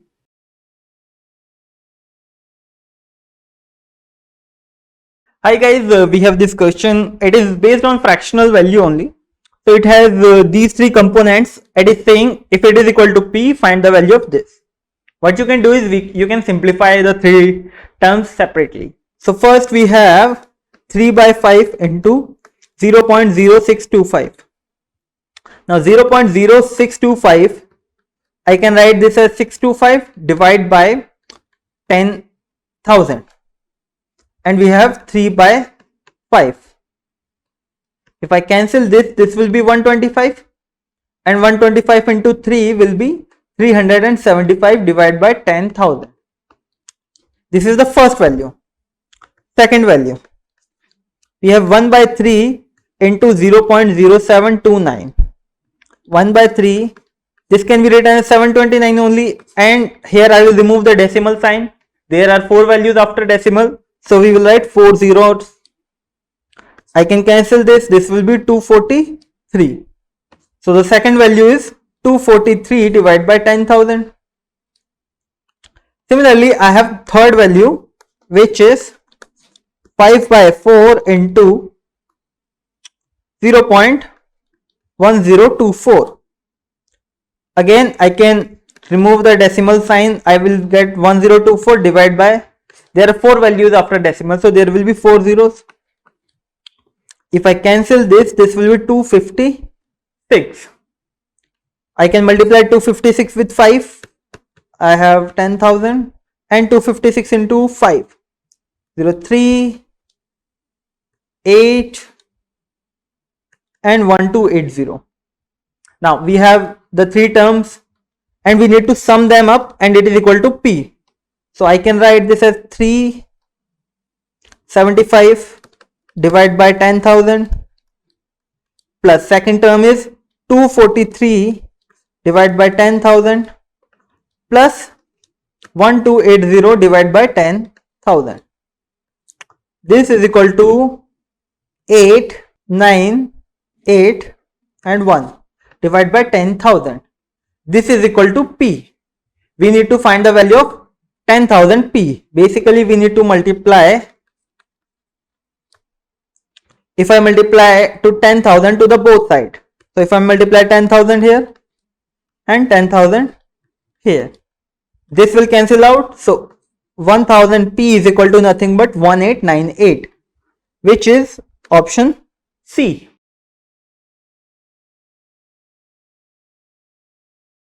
In this question, we have been told n equals to 1, 2, 3, 6, 1, 2, 3, 6, 1, 2, 3, 6 up to k digits. Okay. So k is a number lying between 100 to 110. Sum of digits of n is divisible by 6. Then what is the sum of all such possible values of k? Okay, fine. Now if you see n equals to 1, 2, 3, 6, 1, 2, 3, 6, 1, 2, 3, 6, like this k digits. So sum of digits of n equals to 1 plus 2 plus 3 plus 6 plus 1 plus 2 plus 3 plus 6. Like this it will go on, right? I mean, this 1, 2, 3, 6 is repeating. Now 1 plus 2 plus 3 plus 6 is 12, right? Again this will be 12. So like this it will go on, right, up to k digits, I mean whatever it is. Now let's say, for example, k equals to 100. When k is 100, then n will be 1, 2, 3, 6, 1, 2, 3, 6 up to 100 digits. Now if we note, the pattern is 1, 2, 3, 6, right? 1, 2, 3, 6 is getting repeated. So I can say 1, 2, 3, 6, 1, 2, 3, 6, 1, 2, 3, 6. Now if there are 100 digits, now every 4 times the same pattern, I mean after every 4 digits the same pattern is getting repeated. So I can tell that this 1, 2, 3, 6 will come 100 by 4 times, right? Total there are 100 digits. These 4 digits are only getting repeated. So I can tell 1, 2, 3, 6, they will come 100 by 4, which is 25 times. So in this case, for k equals to 100, what will be the sum of digits? Sum of digits will be 1 plus 2 plus 3 plus 6 into 100 by 4, which means 25. So which is 12 into 25, which is 300. So this is a multiple of 6, right? Anyways, this is a multiple of 6. Let's say this be 6a. So for k equal to 100, it is 6a. Now suppose k equal to 101. Now what will be the 100 first digit? It will be 1, right? Because up to 100, it is 1, 2, 3, 6, 1, 2, 3, 6, right? Until 100, it is 1, 2, 3, 6, 1, 2, 3, 6. It will go on 1, 2, 3, 6. 100 digits are completed. So the 100 first digit will be 1. So for k equals to 101, sum of digits will be this 6a plus 1, right? Now say k equals to 102. Sum of digits will be 6a. Now after 1, 2 will come. So it will be 6a plus 1 plus 2, which is 6a plus 3. K equals to 103. Sum of digits will be 6a plus 1 plus 2 plus 3, which is 6a plus 6, and k equals to 104. Sum of digits will be 6a plus 1 plus 2 plus 3 plus 6, 6a plus 12. Now if you see, 6a plus 1 is not divisible by 6, 6a plus 3 is not divisible by 6, 6a plus 6 is divisible by 6, 6a plus 12 it is divisible by 6, which means I can say for k equals to 103 and k equals to 104, these numbers, the sum of digits will be divisible by 6. Now we are given in the question that k is lying between 100 and 110. We have already found 103, 104, sum of digits will be divisible by 6. So what will be the other value? Now we can see, after every 4 digits, the pattern is getting same, the pattern is same, right? Same thing is getting repeated. So I can say that if for k equals to 103, if it is divisible by 6, I can say for 103 plus 4 means when k equal to 107, then also the sum of digits will get divisible by 6, since the pattern is having a frequency of 4. Similarly, if 104, if it is divisible by 6, means when k equals to 108, then also the sum of digits will become divisible by 6. So the possible values of k in this range are 103, 104, 107 and 108. So the sum of all such possible values of k, so sum equals to 103, 104, 107, 108. This is basically 3, 4, 7, 7, 7, 14, 14, 8, 22. So it is 422. Option C is the correct answer.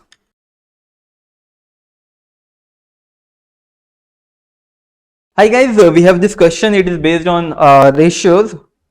It says that an art collector bequeathed the value of his collection to 3 museums and 1 charitable foundation as follows.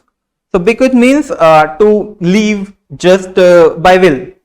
So the art collector has kind of donated his collections to 3 museums and 1 charitable foundation, such that Museum A receives 3/4 of the total value, Museum B receives 2/3 of the remaining value, and Museum C receives half of the remaining value, and the remaining part, the last part, goes to charitable foundation.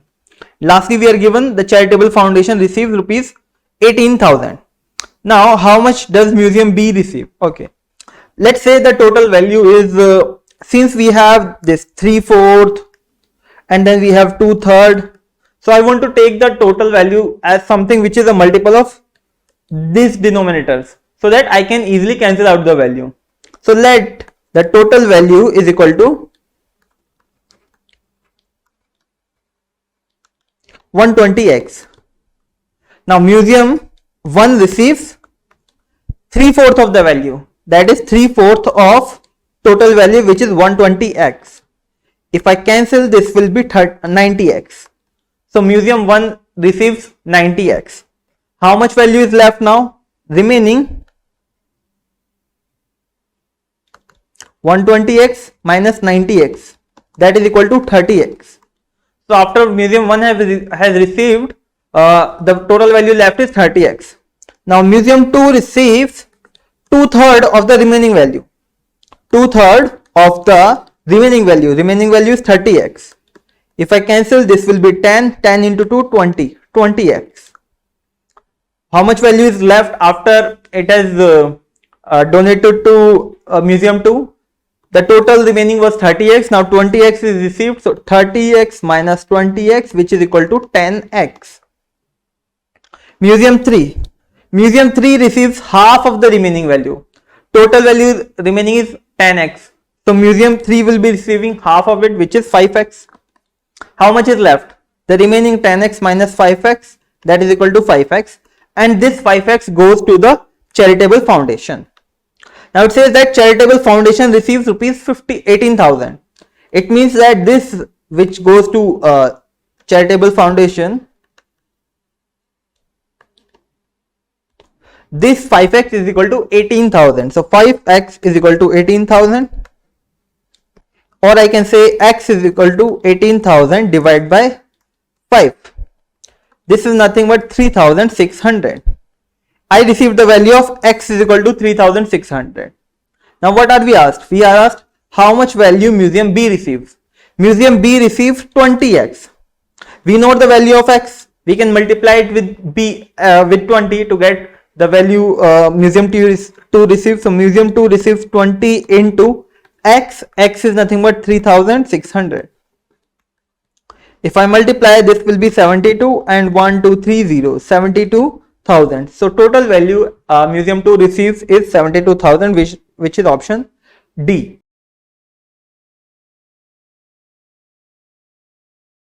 Okay, hi guys, we have this question. It says that Salma was asked to take a number x, okay, add 3, let's say, okay, x plus 3, divide the result by 2, then subtract 6, and finally multiply the result with 7. So this is what Salma is doing. Instead, it means she didn't follow this way. She subtracted 3 at the first step. Okay, so what she did, here we added 3, Salma subtracted 3 and added 6 instead of subtracting at the third step. So here we subtracted 6, Salma actually added and carried out rest of the calculations same. So she would have divided this with 2, and then instead of subtracting 6, she actually added 6 and then multiply with 7, and she get the answer as 126. Okay, so she got the answer as 126. What should have been the correct answer? So this is the wrong way she actually did. We need to find for this way. So we need to find the value of x and put it into the original equation, and we can get the original answer. So I have x minus 3 divided by 2 plus 6. This is into 7. It will go here. It will be divided by 7.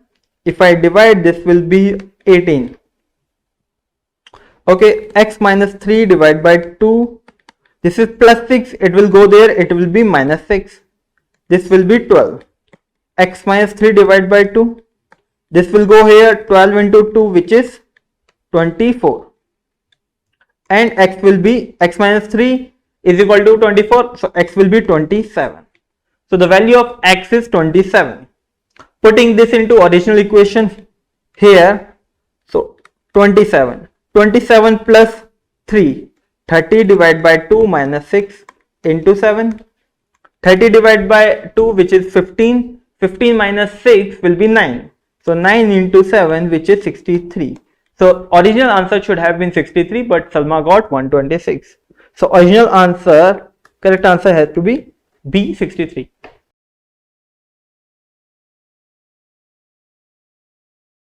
Hi guys, we have this question. It is based on linear equation. It says that find the number of positive integral values of x and y that satisfies this equation. So in this equation, x and y can take multiple values. Okay, we need to find the number of cases or number of solutions for x and y in which this equation satisfies, considering x and y are positive integral values. Okay, we will simplify this equation first.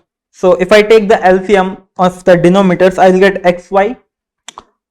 Here it will be 3y plus 12x. This is equal to 4. I can write this as 3y plus 12x is equal to 4xy. If I take both these values to the other side, I will get 4xy minus 3y minus 12x. This is equal to 0.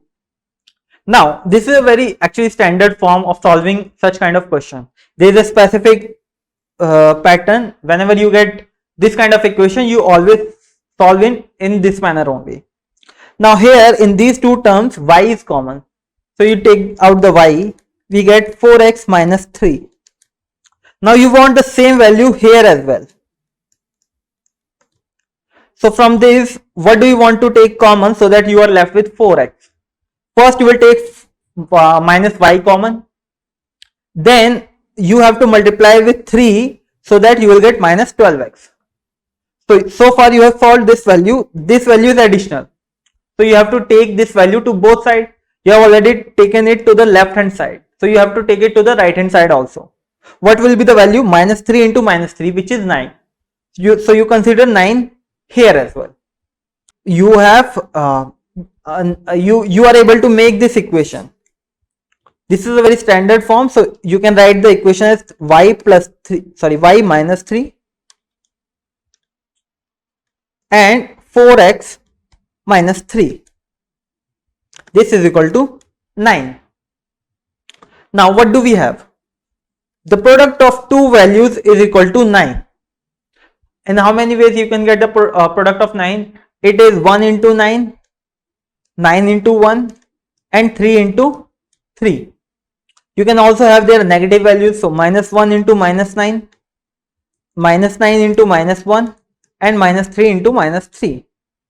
If you take out the values for each term, you will get the equation. So let's say if you assume the first case, y minus 3 is equal to 1, so y will be 4, and if you equate this with 9, it will be 12 and this will be 3. Second equation, if y minus 3 is equal to 9, so y will be 12. If 4x minus 3 is equal to 1, so 4x will be equal to 4 and x will be equal to 1. Third, if this is equal to 3, so y will be 0, and if this equal to 4x minus 3 equal to 3, you will get 6 by 4, which is not an integral value. So this case is not possible. Similarly, if you do it for negative values also, you will get negative answers, which is something you don't want. You want positive results because we are given that they are positive integral solution. For none of the negative value you will derive any solution. So the only two, the number of possible integral values or solutions are only two. First is this and second is this. So there are only two solutions.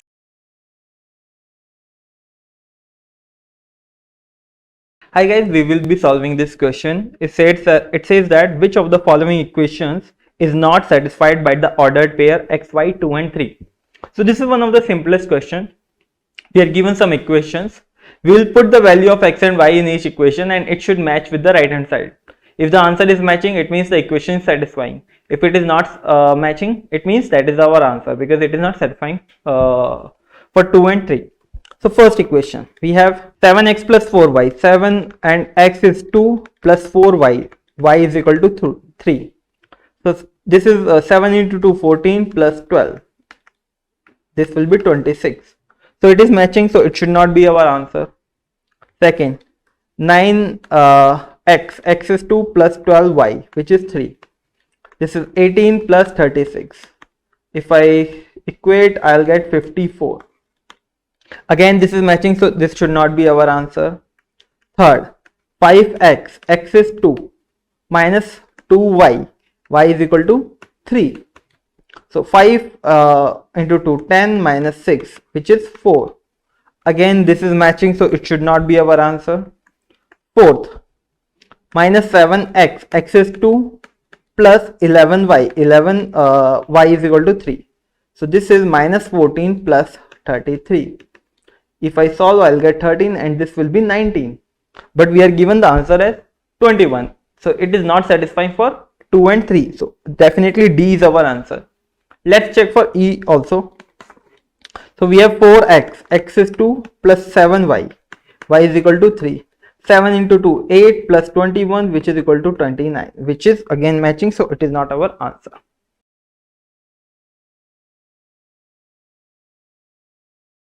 Hi guys, we have this question. This question is based on linear equation.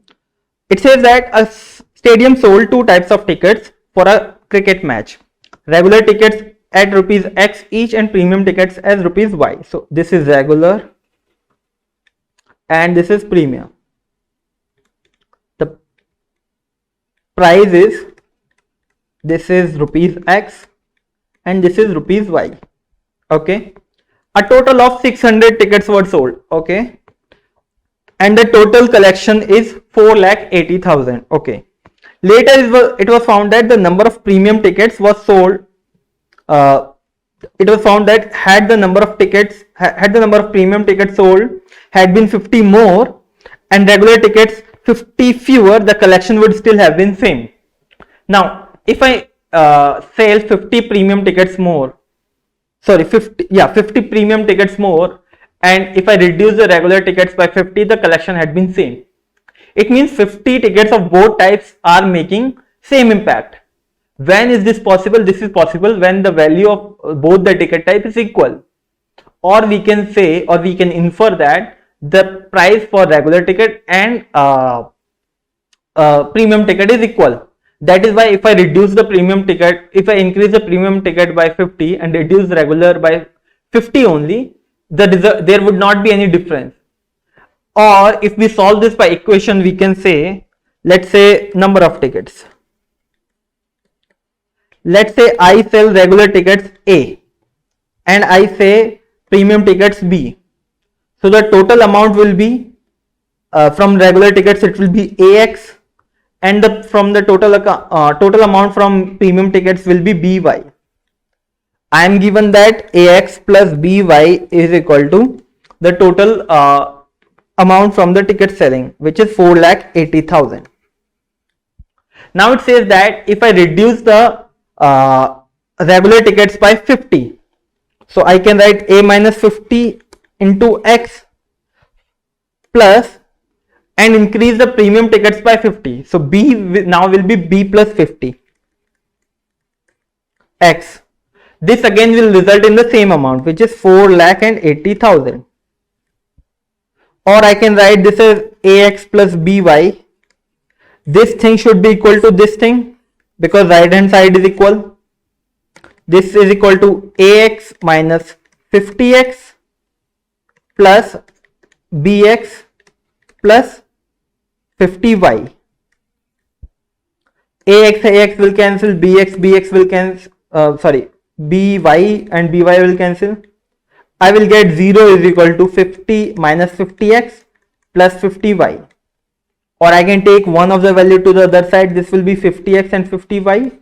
If I cancel, this will be X and Y. Again, we can infer the same thing, that the price of both the tickets are equal. Now when the price is equal, so 600 tickets resulted in 4,80,000 collection.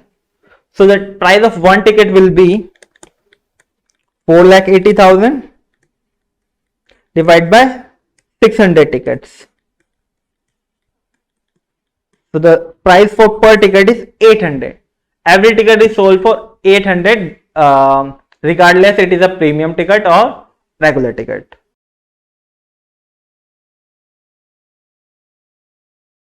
Hi guys, we have this question. It is based on coordinate geometry, but it is a fairly simple question. It says that a line L passes through the point 6 and 8 and has an intercept of 2. Now whenever it says x-intercept of 2, it means that it is a point at which y is 0 and x is equal to that intercept. We are given x-intercept of 2, it means x is equal to 2 and y will be 0, this point. So the line passes through this point as well as it passes through 6 and 8. Now we know that of a line is y is equal to mx plus c, where x and y are the coordinates and m refers to slope and c refers to constant. If we put the values one by one, we get two equations and we can solve this. If we put the first, that is intercept, x is equal to 2 and y is 0. So y is 0 is equal to x is equal to 2m plus c. If we put the second equation, we have 6 and 8. This is x and this is y. So y8 is equal to 6m plus c. We got these two equations. We can solve them. So we have 2m plus c. If I take 8 to the other side, it will be 0. So this is equal to 6m plus c minus 8. Or we get c and c will cancel out. We have 8 is equal to 4m and m is equal to 2. If we put m is equal to 2 in the first equation, we get 2 plus c is equal to 0. It means 4 plus c is equal to 0 or c is equal to minus 4. We got the value for m, we got the value for c. If we put in our equation, we get y is equal to m, which is 2x plus C. C is minus 4, so minus 4. This is the equation of the line we have got. Now it says that which of the following points lie on this line. We are given the coordinates for x and y. Directly we can put the value of x and y and see if it equates or not. So first we have x is equal to 3 and y is equal to minus 5. First 3 minus 5. So if we put y is minus 5 is equal to twice of 3 minus 4. Minus 5 is 6 minus 4. This is definitely not equal because this is equal to 2. So first is not correct.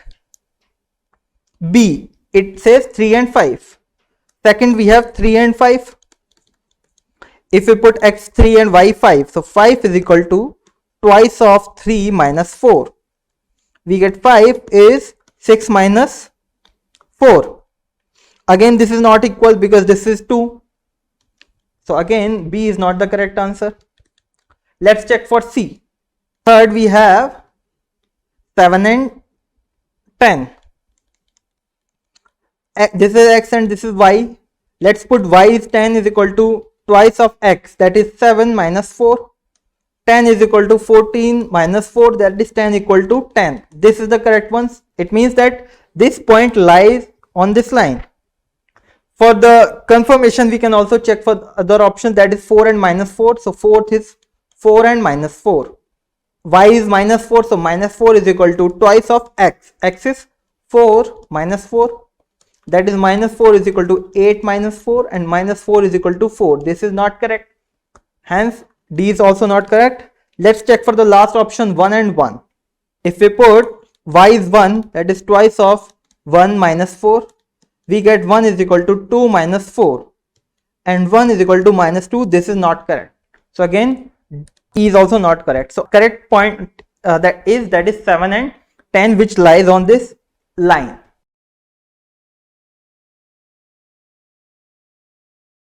Hi guys, we have this question. It is based on ratio. It says that 5 years ago a father was 25 years older than his son. Now it is very logical to say that 5 years ago the father was 25 years older than the son. It means that even right now also the father is 25 years older than son, because the gap between years will not change. So we can clearly say the father is equal to 25 years older than son. Now 8 years from now the father's age will be f plus 8 and the son age will be s plus 8. Now it is saying 8 years from now the ratio of their ages will be 8 by 3. We can write this as f plus 8 divided by s plus 8. This is the ratio. After 8 years the ratio will be equal to 8 by 3. Now you know that f is equal to 25 plus s. You can directly replace the value of f. So I will replace the value of f here. I will get 25 plus s plus 8 divided by s plus 8 is equal to 8 by 3. I will have 33 plus s divided by s plus 8 is equal to 8 by 3. I can cross multiply 33 into this 99 into 3s. 99 plus 3s is equal to 8s plus 64. I'll take s to the same side and this here. So taking this here 8s minus 3s. Similarly 99 minus 64. Now this is nothing but 35 and this is equal to 3s. 5s. If I cancel, this will be s is equal to 7. So the current age of son is 7. It means that the current age of father is 25 plus 7, which is 25 plus 7 is 32. We are asked what will be the ratio of the father's age to the son's age 23 years from now. So 23 years from now the father's age will be 32 plus 23, which is 55, and the son's age will be 7 plus 23, which is 30. So the ratio will be 55 by 30, or if I cancel, this will be 11 by 6, which is option D.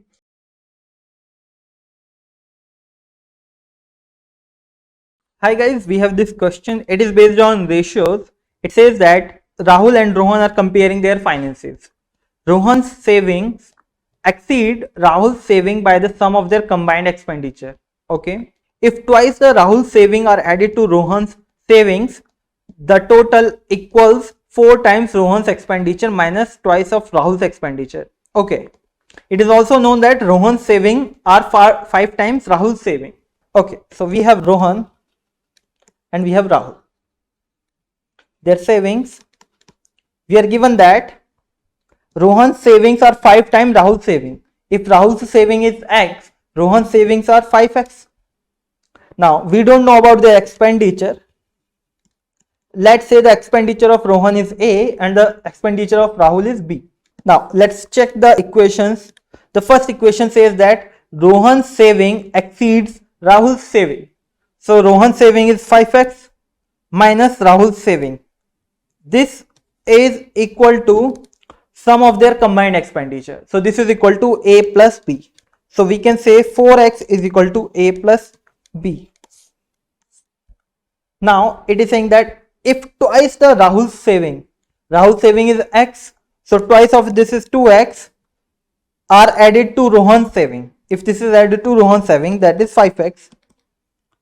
The total equals to 4 times Rahul's expenditure. Rahul's expenditure is B, so 4B minus 4 times Rohan's expenditure. 4 times Rohan's expenditure is 4A minus twice of Rahul's expenditure, that is twice of B. If we solve this, we have 7X is equal to 4A minus 2B. So we have two equations. This is first equation, this is second equation. We can solve them. If I multiply this equation with 2, we will get 8X is equal to 2A plus 2B. And now if we add this, we will get 15X is equal to 6A, or X by A is equal to 6 by 15, that is 2 by 5. Okay. Now let's check what we are asked. We are asked the ratio of Rahul's expenditure, that is B, to Rohan's expenditure, that is A. Now we have A is equal to 5 and B is equal to 2. Let's say A is equal to 5M, X is equal to 2M. So we can put these into any equation to find the value of B. Let's put this into this equation. 4X is equal to A plus B. 4X is equal to 2. So this is 8M is equal to A. 8 is nothing but 5M. That is 5M plus B. So B will be equal to 3M. We need to find the value of B by A. B is equal to 3M divided by A is equal to 5M. If we cancel M and M, we get 3:5. So the ratio has to be 3:5, that is option E.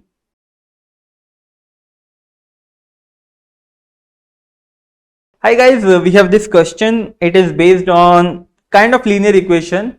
You are given some edges and you just need to solve the equations. Just assume the variables if you don't know the exact value and try to equate the equations, then the equations that you get, you will definitely arrive at the asked answer. So it says that Y years ago, Mira's age was 3 times the age of her brother. So let's say here this is their current age. So Mira, let's say the Mira's age is B currently and the brother's age is B. Now it says that Y years ago. So Y years ago, somewhere here, Mira's age was 3 times her brother's age. So Y years ago, the Mira's age will be M minus Y. Now this was 3 times her brother's age. So brother's age at that time will also be B minus Y. Now if I solve, this will be M minus Y. This is equal to 3B minus 3Y. Or we can say M is equal to 3B. This will come here, so minus 2Y. This is the value of M we can get. Now further it says that 7 years before that. So before 7 years of that also, okay, 7 years of that also, Mira's age was 5 times her brother's age. So at this point, Mira's age was 5 times her brother's age. So what was the age of Mira at this time? It was M. First we will subtract this Y, then we will subtract this 7. This was 5 times her brother's age. So B, the brother's age at that time was again minus Y and minus 7. Minus Y minus 7. If we solve, we have M minus Y minus 7. This is equal to 5B minus 5Y minus 35. Now we can take 5Y here, so it will be plus 5Y minus Y. Similarly, we can take minus 35 here, so this will be plus 35 minus 7. This is equal to 5B. If we solve this, we have 5y minus y. This will be plus 4y. Similarly, plus 35 minus 7. This will be plus 28. This is equal to 5b. Now we already know the value of m. We can put the value of m here.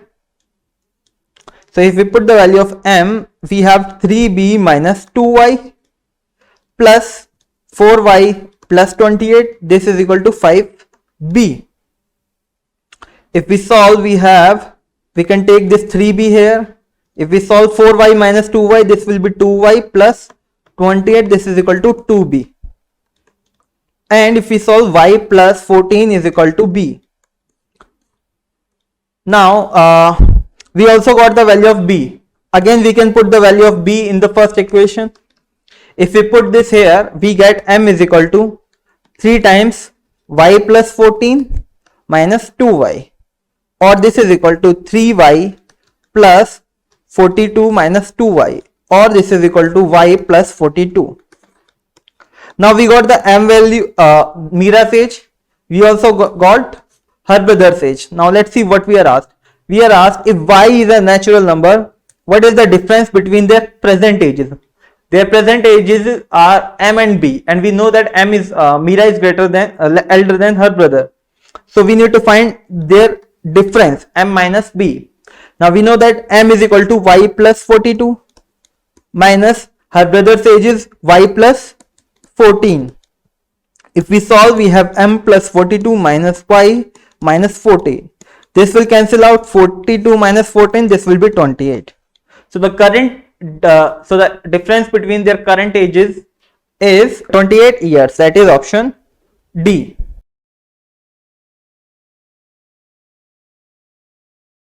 Hi guys, we have this question. This question is based on number system. It says that if the digits of a 2-digit number are interchanged, the resulting integer is 36 less than the original number. Now let's say the 2-digit number is a and b. How I can write ab? I can write this as 10 into a plus b, or 10a plus b. How I can say this? For example, I have a number 96. I can write this as 9 into 10 plus 6. This will be 90 and 6. So in the similar form, I can write 10 into a, because this digit represents the 10th digit. That is why I am multiplying this with 10. And this is a unit digit. So I can write this as 10a plus b. So the 2-digit number, let's say we have 10a plus b. Now the digits are interchanged. So the new number is, the digits are interchanged, so 10b plus a. Now we are told that the resulting integer, this number is 36 less than this number. So I can say 10a plus b minus 36 is equal to 10b plus a. The new number is 36 less than this number. If I solve, I can write this will come here, this will come here. So 9a minus 36 is equal to 9b,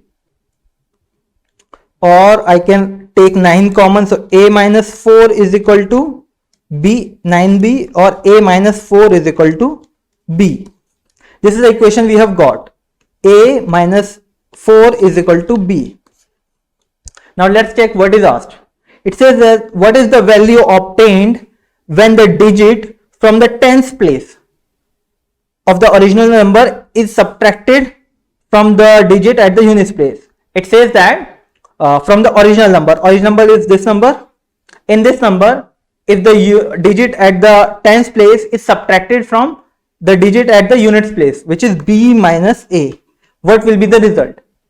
I can replace the value of b. I know b is equal to a minus 4.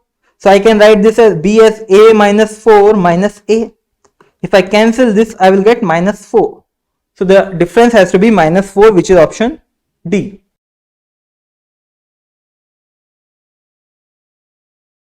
Hi guys, we have this question. It is based on linear equation. It says that a restaurant sells sandwiches for $15 each. Okay, so the cost price of sandwich is equal to $15, and the cost price of a burger is equal to $22. Okay, on a particular day, the total number of sandwiches and burgers sold was 90. So total number of sandwiches plus burgers sold are 90, and the total revenue was generated 1560. Now let's say there are S sandwiches sold. The revenue from S sandwiches will be 15S, because the cost of one sandwich is 15 plus the cost of one burger is 22. So the cost of B burgers will be 22B, and this way we have got the total revenue as 1560. We have two linear equations with two variables. We can easily solve them. If I multiply this equation with 15, I can equate the coefficient. So I will get 15S plus 15 into B, 15B is equal to 15 into 9, that is 135, 0. If I subtract these values, this will cancel out. 22B minus 15B is 7B, and here we have 1, 2, 1, 0. That is B is equal to, if I cancel, this will be 3, 30. So total burgers sold are 30, and the remaining 90 minus 30 will be 60. 60 sandwiches are sold. We are asked how many burgers are sold. So burgers are sold, there are 30 burgers which are sold.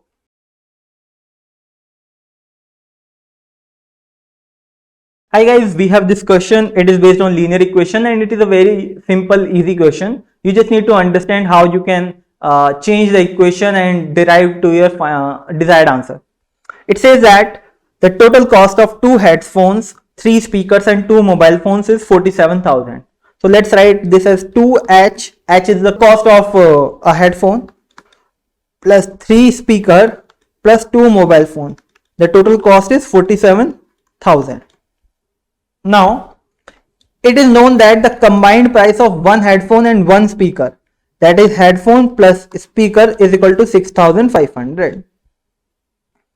And the combined price of one speaker and mobile phone, one speaker plus mobile phone, this is equal to 19,000. Okay, now let's do one thing. We can multiply this equation with 2. Here I will get twice of headphone plus twice of speaker. This is equal to, this into 2 is 13,000. Now if I subtract this equation from this equation, 2 headphone and 2 headphones will cancel out. From 3 headphones, I have subtracted 2 headphones. I will be left with 1 headphones plus 2 mobile phones. This is equal to 47,000 minus 13,000, which is 34,000. This is the price of one smartphone, one speaker and 2 mobile phones. I also know that the price of one speaker plus one mobile phone is 19,000. If I subtract this, speaker and speaker will cancel out. From 2 mobile phones, if I subtract one mobile phone, I will get one mobile phone, and the difference is 15,000. So the cost of one mobile phone is 15,000. Let's check what is asked.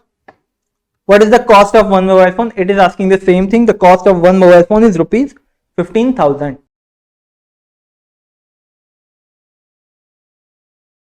Hi guys, we have this question. It is based on quadratic equation.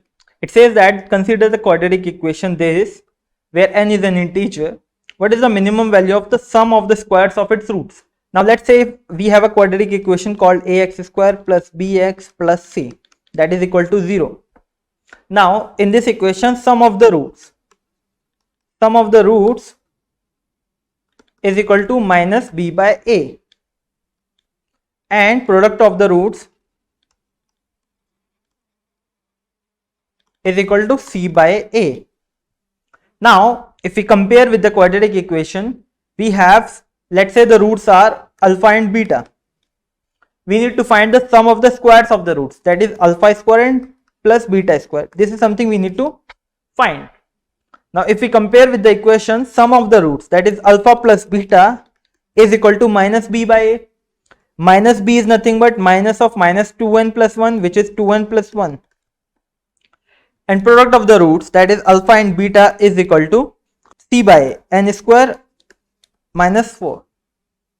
A is equal to 1 only. Now we need to find the value of this. Now what do we have? We have alpha plus beta and alpha beta. Now we know a formula, that is a plus b whole square is equal to a square plus b square plus 2ab.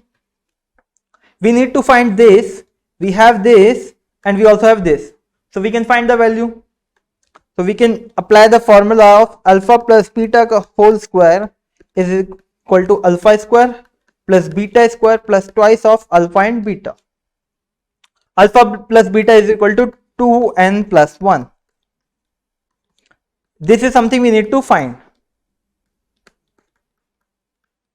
Plus twice of this, n square minus 4. If we open this, this will be 4n square plus 1 plus 4n. We can take it to this side, this will be minus 2n square and plus 8. This is equal to alpha square plus beta square. If we solve further, 4n square minus 2n square, 2n square plus 4n plus 9. This is equal to alpha square plus beta square. This is something we have arrived, the sum of the square of the root. Now it is saying minimum value of this. Now in any quadratic equation, for example, this is a quadratic equation. The minimum value of a quadratic equation occurs when x is equal to minus b by 2a. If we compare, x should be minus b by 2a. b is nothing but 4. So minus 4 divided by 2a. 2 into 2, that is 4. That is equal to minus 1. So if I put x is equal to minus 1 in this quadratic equation, then we will get the minimum value. If I put twice of minus 1 whole square plus 4 times minus 1 plus 9. This is nothing but 2 minus 4 plus 9. This is 11 minus 4, that is 7. The minimum value of the sum of the square of the root of this equation will be 7.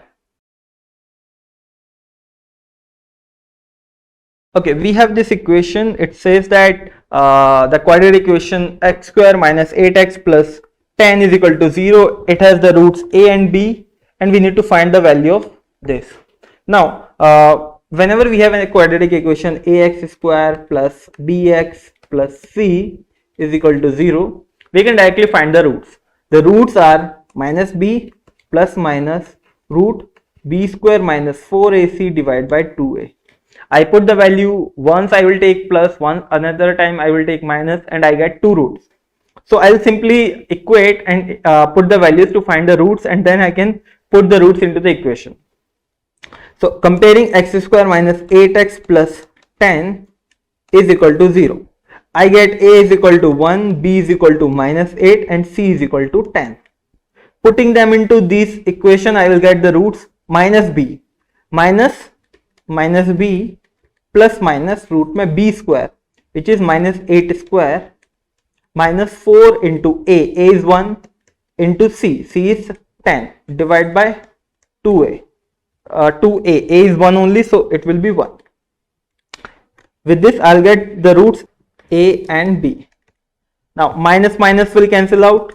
This will be 8 plus minus root में minus 8 square is 64 minus 40 divided by 2. This is equal to 8 plus minus root 24 divided by 2. Now root 24, I can write this as root 4 into 6. 4 is a perfect square of 2, so I can write this as 2 root 6.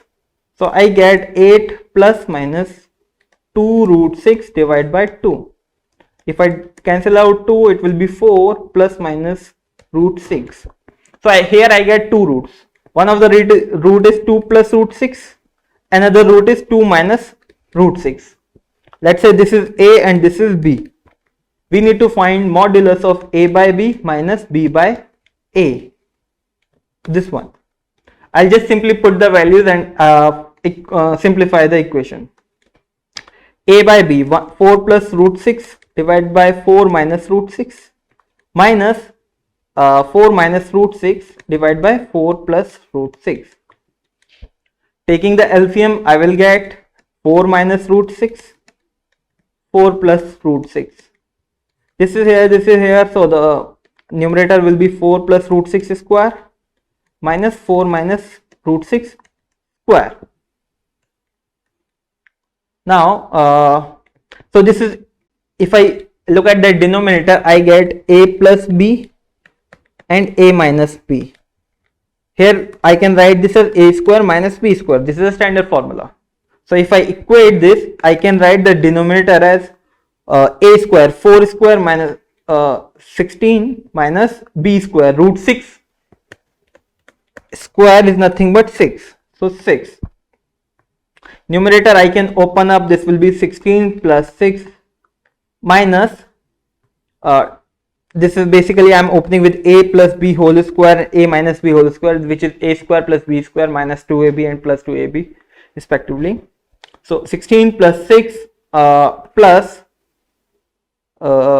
6, 4 into 2, 8 root 6 minus same 16 plus 6 minus 8 root 6. If I solve this, I will get, let me solve here. So after I open up for negative value, this will cancel out, this will cancel out, and this will be positive. So this will be 8 root 6 plus 8 root 6 divided by 16 minus 6 will be 10. This will be 16 root 6 divided by 10, or I will cancel this, this will be 8 root 6 divided by 5. This is the final value we get. Basically we had to find just the roots using this formula. We will get two roots, put the roots into this equation, and we need to simplify using the basic algebraic identities, and we will get the final value. The final answer we get is 8 root 6 divided by 5, which is B.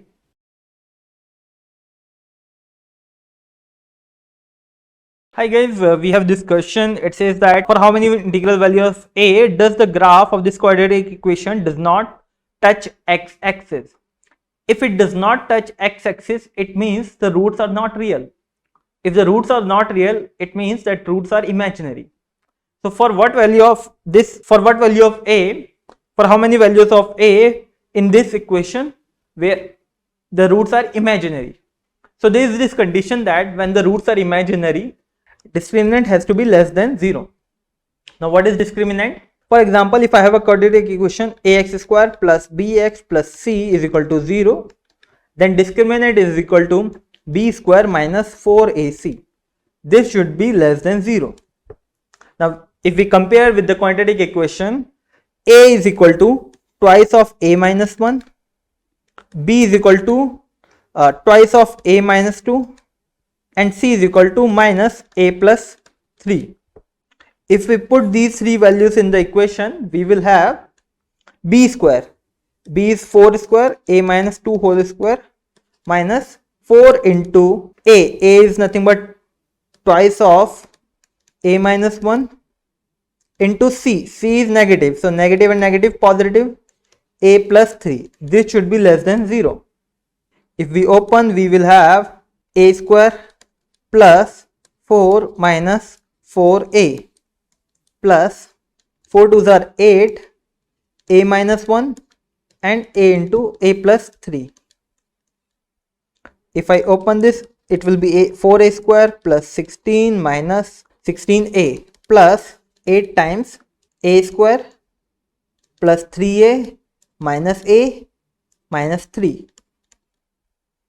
4a square plus 16 minus 16a plus 8a square plus 16a minus 24. This should be less than 0. Now we can cancel minus 16a with 16a. So we will have 12a square minus 8. This should be less than 0. Or if we can write a square is less than 8 by 12, which is 2 by 3. If I put a should be less than root of 2 by 3 and should be greater than root of 2 by 3. Now root of 2 by 3, 2 by 3 is nothing but 0.66 only. The value of this will be something 0 point and the value of this will be something, so this will be negative something and this will be positive something. In between this there is a. Now we are given that a has to be integral value. Now if we check on the number line, there is 0, there is negative a 0 something, there is positive 0 something. In between them there is only one integral value, that is equal to 0, which satisfies the equation. So a can take only one value, that is 0. So answer has to be a.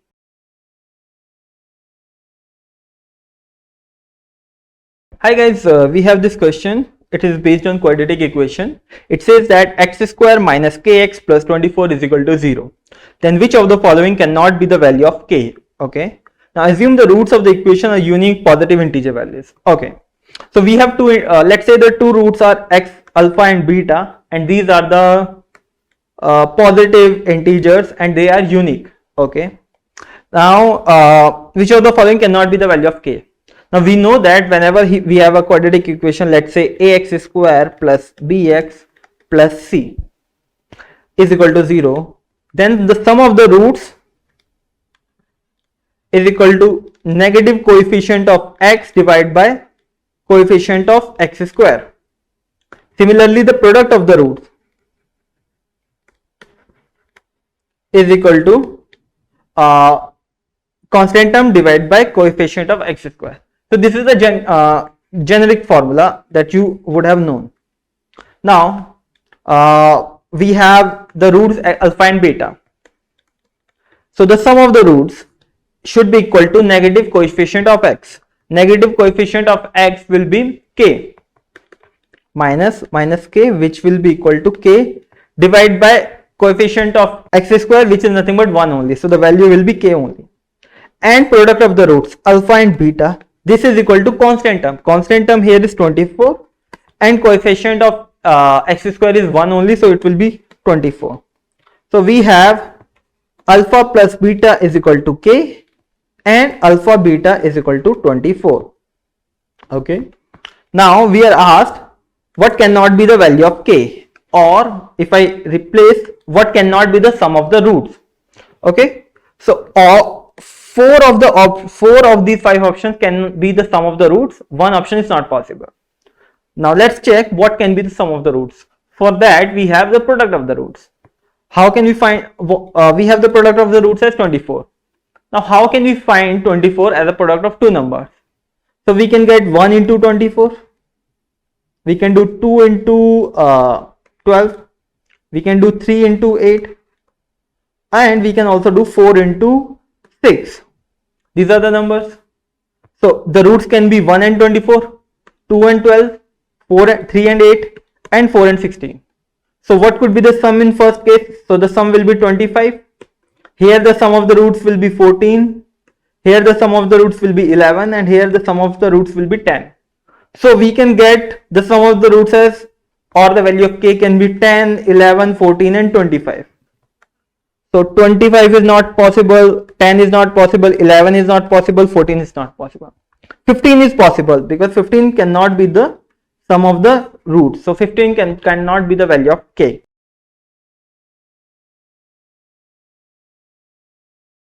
Hi guys, we have this question. It is based on quadratic equation. So before we start this question, I just want to tell you how we create a quadratic equation. So when we create a quadratic equation, we have this formula that x square plus sum of the roots into x plus product of the roots. Now this is a general formula. Now let's start with the question. So it says that one student made a mistake in copying the constant term and found the roots to be 9 and minus 4. So if he got the roots 9 and minus 4, what quadratic equation he would have got? So he would have got x square plus 9, sum of the root 9 minus 4 x plus product of the roots, that is 9 into minus 4. So it would be x square plus 5x minus 36. Now in this equation, the constant term is incorrect, but only the constant term is incorrect. Still the sum of the roots has to be correct. Remaining equation would be correct only. So this part is correct and this part is not correct. Second equation, it says that another student made a mistake in copying the coefficient of x and found the roots to be 12 and minus 2. So if he got the roots as 12 and minus 2, what quadratic equation he would have got? So he would have got x square plus sum of the roots, that is 12 minus 2 x plus product of the roots. Product is 12 into minus 2. So x square plus 10x minus 24. Now in this equation, the student has made a mistake in copying the coefficient of x. Now coefficient of x is this. So in this equation, this part is not correct, the rest part is correct. So what would have been the correct equation? The correct equation would have been x square plus coefficient of x is correct here, so it will be plus 5x, and the constant term is correct here, that is minus 24. So this would have been the correct equation. Now what we are asked? We are asked at what value of x will the quadratic equation be minimum. Now whenever you have a quadratic equation, let's say the quadratic equation is x square plus bx plus c, that is equal to 0. Now a quadratic equation is minimum when x is equal to minus b by 2a. This is a fixed formula or fixed concept. You can learn this. This will be very helpful. Applying the same thing here, the quadratic equation will be minimum when x is equal to minus b. Minus b is nothing but 5 divided by 2a. A is the coefficient of x square. In this equation, coefficient of x square is nothing but 1. So it will be 2 into 1, 2 only, which is 5 by 2, that is equal to minus 2.5. So when x is equal to minus 2.5, the quadratic equation will be minimum. So the answer has to be b minus 2.5.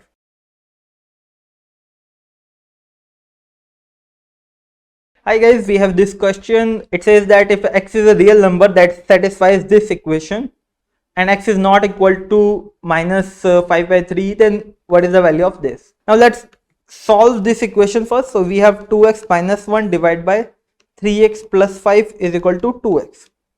I can take it to this side. So I will have 2x minus 1 is equal to 2x 3x plus 5. 2x minus 1, if I multiply this, I will get 6x square. If I multiply this, I will get 10x. I will take these two values to the other side. I will have 6x square plus 10x minus 2x plus 1, this is equal to 0. Or I will get 6x square plus 8x plus 1 is equal to 0. Now let's check what are we asked. We are asked 3x square plus 4x plus 5. Now 3x square and 4x, this is nothing but half of this. We want plus 5 here, but again this is the double value. So we can add 9 to both sides to make it 10, which is double of 5. So if I add x square plus 8x, we are adding plus 9 here and plus 9 to the other side. So here we will get 10 and here we will get 9. Now if I take this value, if I take 2 common, I will get 3x square plus 4x plus 5 is equal to 9. This is exactly what we are asked. 2 is additional, so we can take to the other side. So the value of 3x square plus 4x plus 5 is nothing but 9 divided by 2, which is nothing but 4.5. So the answer has to be 4.5 D.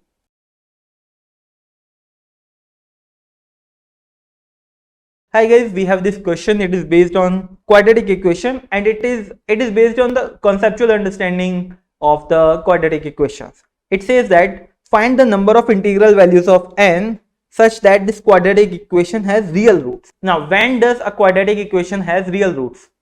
it has real roots when the discriminant is greater than equal to 0.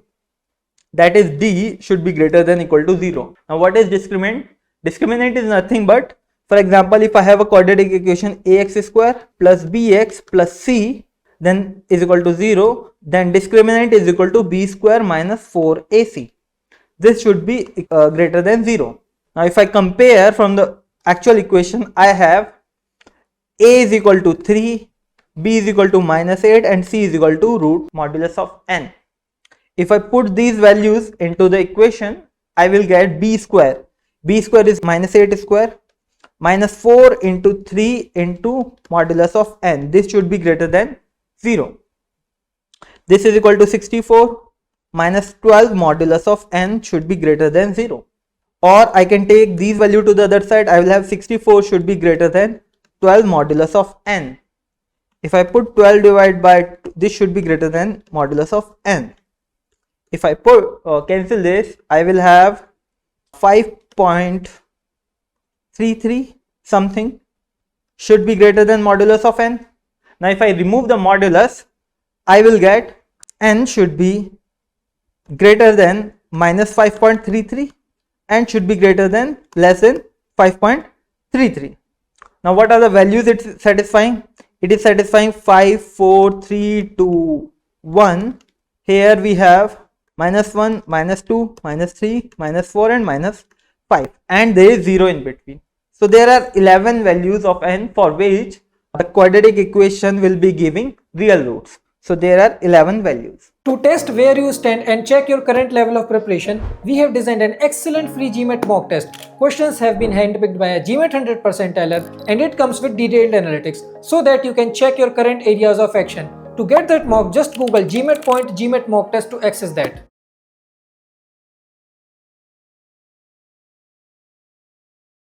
We have this question on interest. We will be solving this.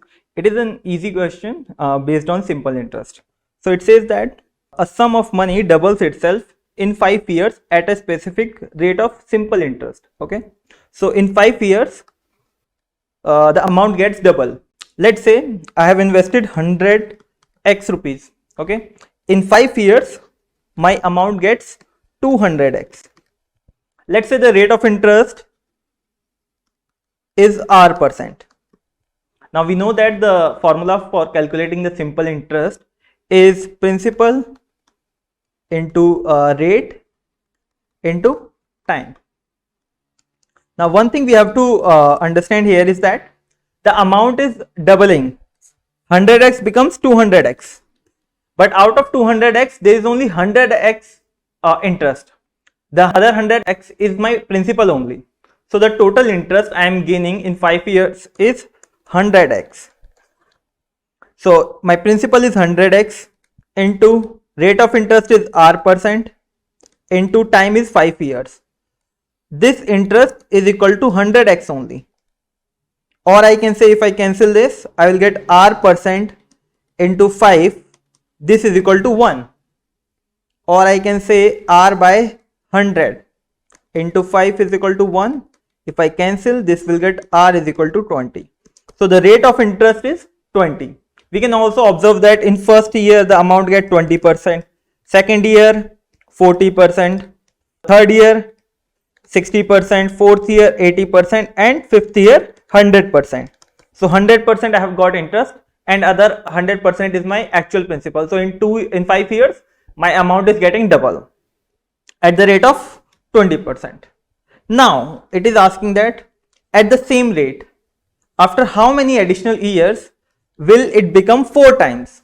Okay, so my amount is 100x. I want it to become 4 times, which is 400x.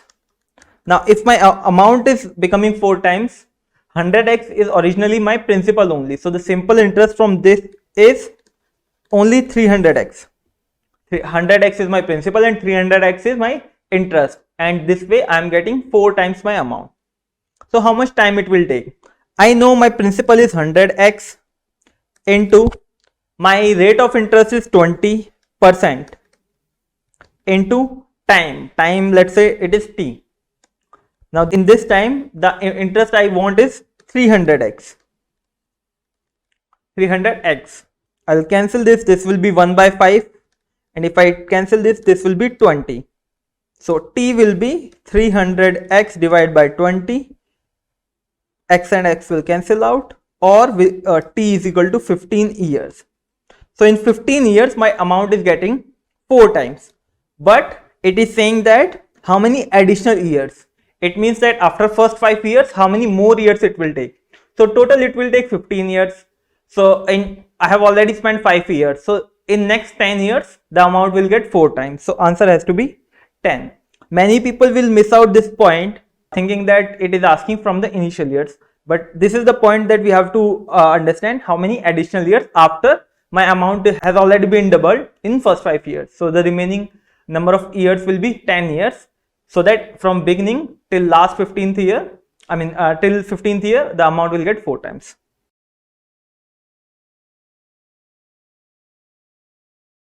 Alright, hello people, we have this question. It is based on trailing zeros.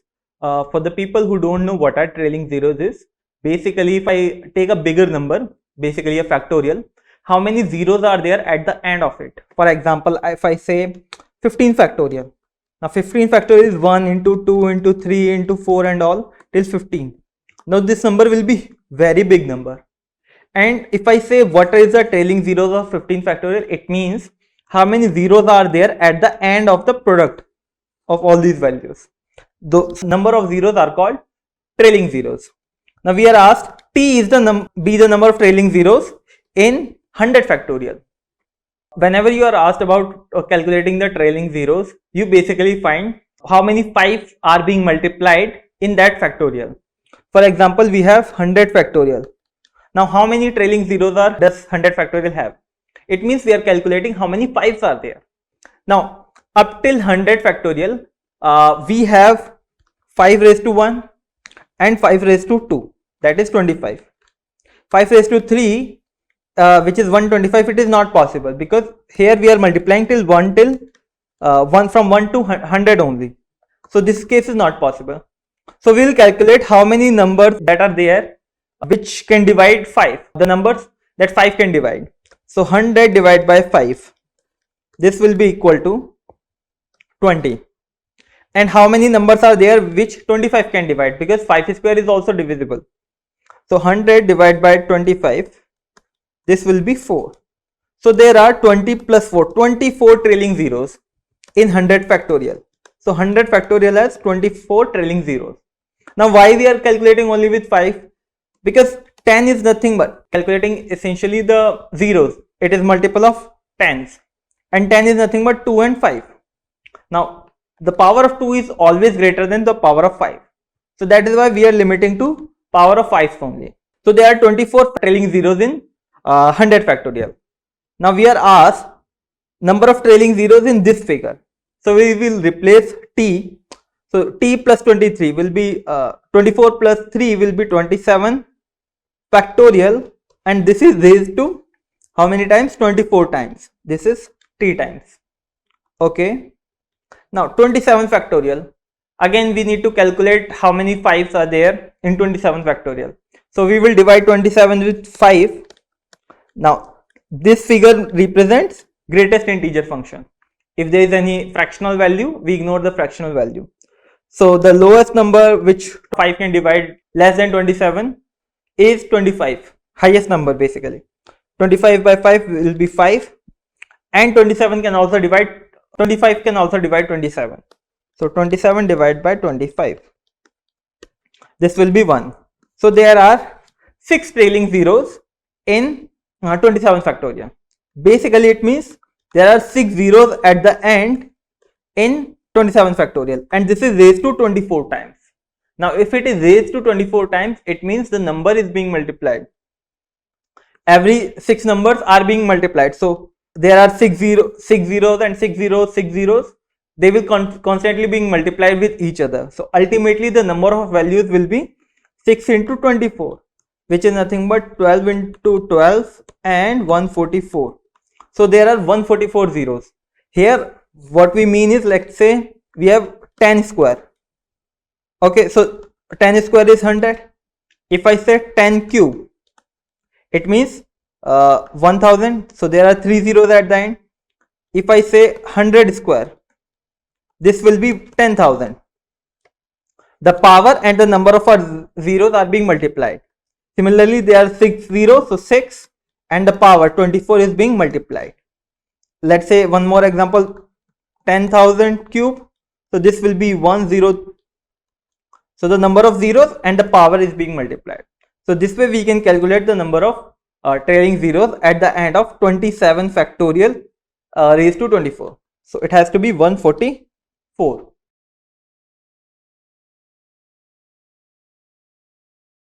Okay, we have this very good question on the topic mixture and solutions.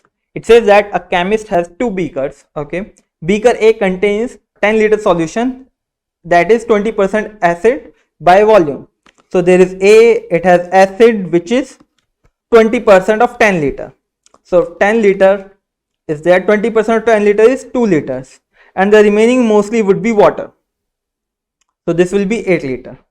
Although it is not mentioned, but whenever we say solution, it means the other part is water only. Even though it is not mentioned, we can still assume it. There is another beaker, beaker B, which contains 50 liters solution that is 60% acid. So there is acid and there is water, and this is 15 liters, and 60% of it is acid. 60% of 15 is nothing but 9. So 9 liter of it is acid and the remaining 6 liter is water.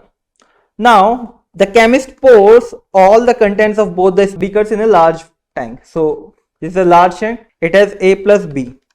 It means it has total acid which is 2 liters and 9 liters, 11 liters. It has total water 8 plus 6, 14 liters. Okay, so this is 25 liters. Now it is asking, then a certain amount of pure acid is added to the tank. The final solution of the tank is 50% acid.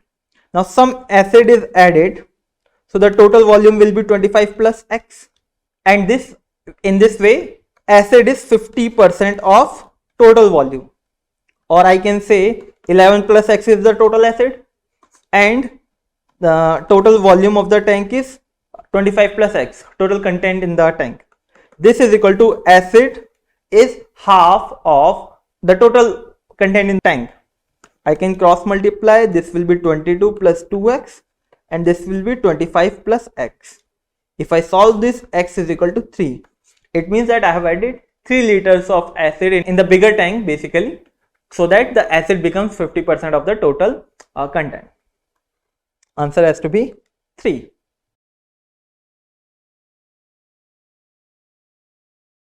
Hello people, we have again this question. It is based on simple interest and it is a very good question. It says that Mr. David has invested half of his capital at R%, okay, 1/10 of his capital at 25% and the remaining capital at 12.5%, each rate being simple interest per annum. Okay, so let's say Mr. David's total amount that he's investing is 100x. So in first scheme he's investing half of his capital, which is 50x at the rate of R%. 1/10 of his capital, 1/10 of his 100x capital is 10x. He is investing this as 25%, and the remaining capital 50 here, 10 here, 60 is total gone. Remaining is 40x. 40x he is investing at 12.5%. All of them are being calculated based on simple interest per annum. Okay, the total value of the interest after 10 years of all these investment will be initial sum. Basically, in 10 years, the simple interest is equal to the initial sum. So in 10 years, he got total interest of 100x.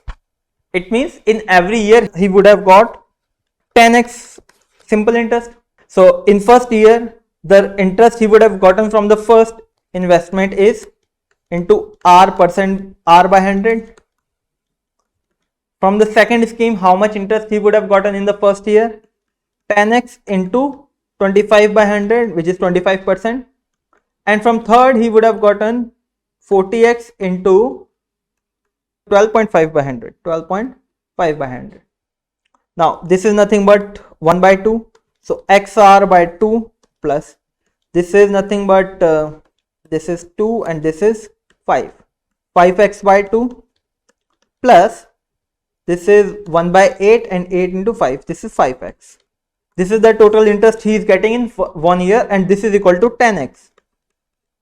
I can cancel x to all the sides because I can take x common. So I will have r plus 2 plus 5 by 2 plus 5. This is equal to 10. R by 2. 5 by 2 is nothing but 2.5 plus 5 is equal to 10. This is 5 plus 2.5, 7.5. And if I take it here, it will be 2.5. And if I take it here, this will be 5%. So the rate of interest for the first investment is 5%. We need to find the value of R. R is equal to 5.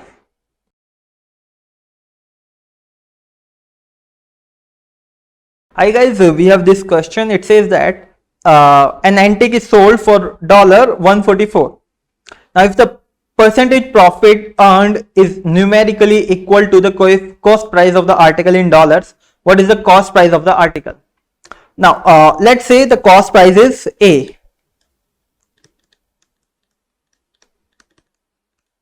We are also told that the profit percentage is also equal to the cost price numerically. So the profit percentage is also equal to A. So what will be the actual profit? What the actual profit will be A% of the cost price. Cost price is A only. So this we can write A divided by 100 into A. So the profit will be A square divided by 100. Now we know the cost price, we know the profit, we know that selling price is equal to cost price plus profit. We know that selling price is $144. So it is 144. The cost price is A plus the profit is A square by 100. Now at this point the best thing is to apply the options and see for what value the answer you are getting is correct.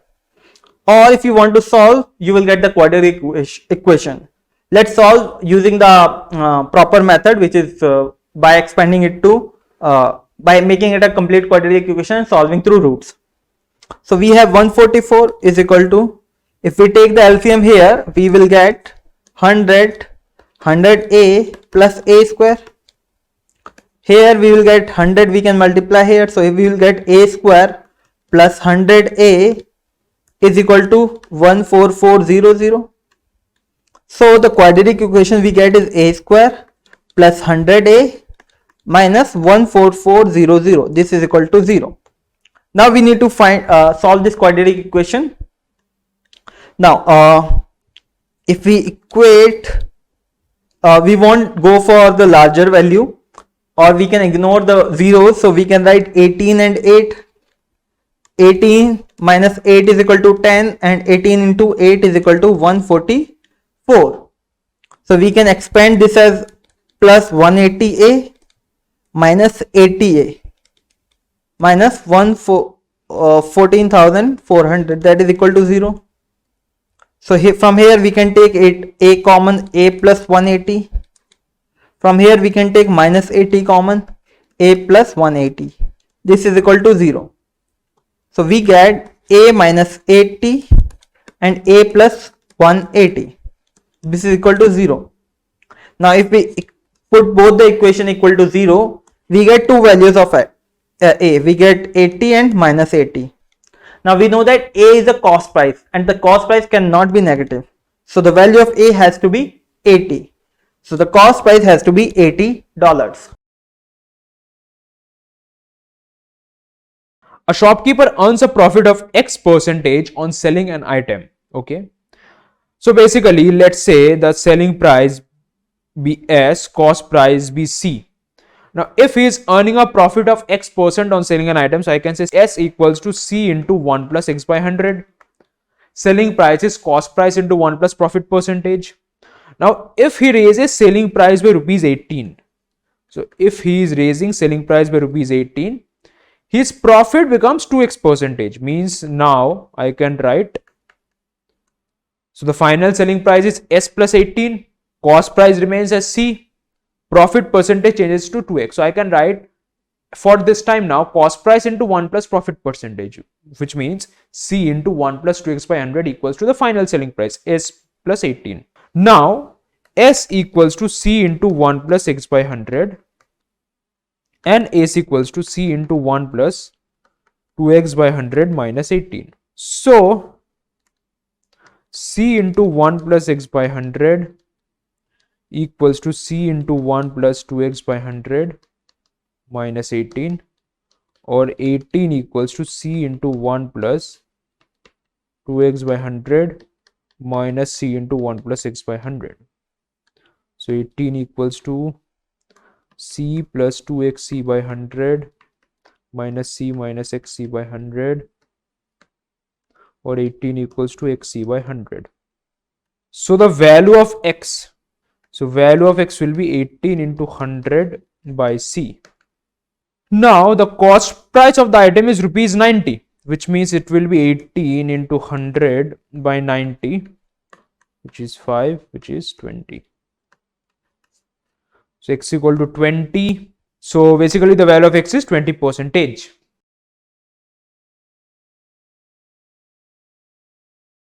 The profit earned by selling an article is P dollars. The profit is basically selling price minus cost price. So selling price minus cost price is P dollars. Fine. If the cost price were decreased by 10%, which means if the cost price would have been C into 1 minus 10 by 100, and the selling price were increased by 10%, which means selling price would have been S into 1 plus 10 by 100, then the profit would have been 60 more than the original profit, which means P plus 60, right? In this case, it is selling price is 10% increased, cost price is 10% decreased. So we can say that the profit increases by rupees 60, or I can say 1.1s minus 0.9c equals to P plus 60. Both the cost price and selling price were decreased by 20%, which means if it is 1 minus 20 by 100 into S minus 1 minus 20 by 100 into C, then the new profit would be 40 less than the original profit, which means the final profit would have been P minus 40.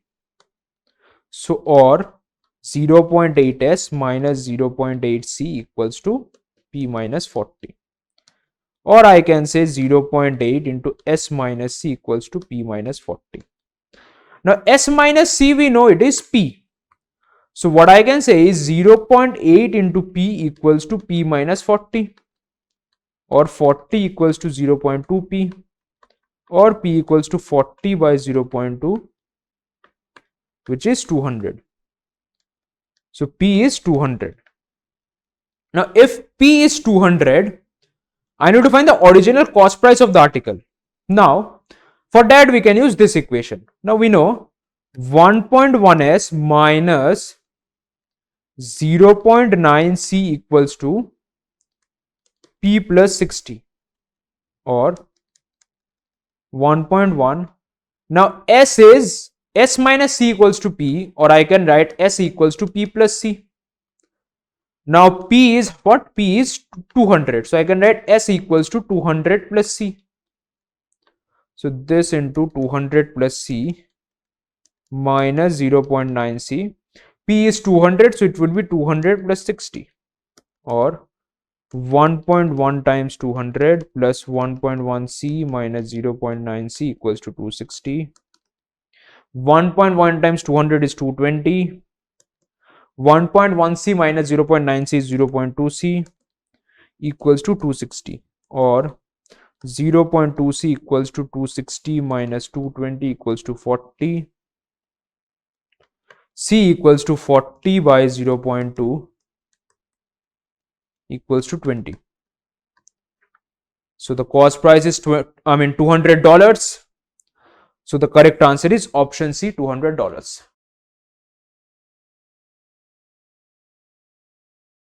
Hello guys, we have this question on profit and loss. It is a simple question. It says that by selling an article at 80% of its marked price, okay, the marked price is something and the selling price is 80% of it, the merchant makes a loss of 10%. Okay, let's say the marked price is equal to 100x. So the selling price is what? He's selling at 80% of the mark price. So selling price will be 80x. In this 80x, he's making a loss of 10%. It means the cost price is equal to 80x divided by 0.9. Because he's making a loss of 10%, it means selling price is equal to 90% of the cost price. So we are calculating the cost price. It will be 800x divided by 9. Now we need to find what percentage of the profit will the merchant make if the article is sold as a marked price. Now he is asking how much profit it will make if the selling price is equal to the marked price. Now if selling price is equal to marked price, what will be the profit? Profit will be selling price minus cost price. Selling price is equal to marked price because he's selling at marked price. So marked price will be 100x minus cost price. Cost price is 800x divided by 9. This will be equal to 900x. 100x divided by 9. This is my profit. And cost price is, I already know, this is my cost price. So profit percentage, we already know, this is profit divided by cost price into 100. So the profit here is, we have the profit 100x divided by 9 divided by 800x divided by 9. 9 and 9 will cancel out, x and x will cancel out. This will be 1 by 8 into 100 and this is equal to 12.5%. So if I sell the value at the mark price, I will get total 12.5% of profit. So answer has to be B.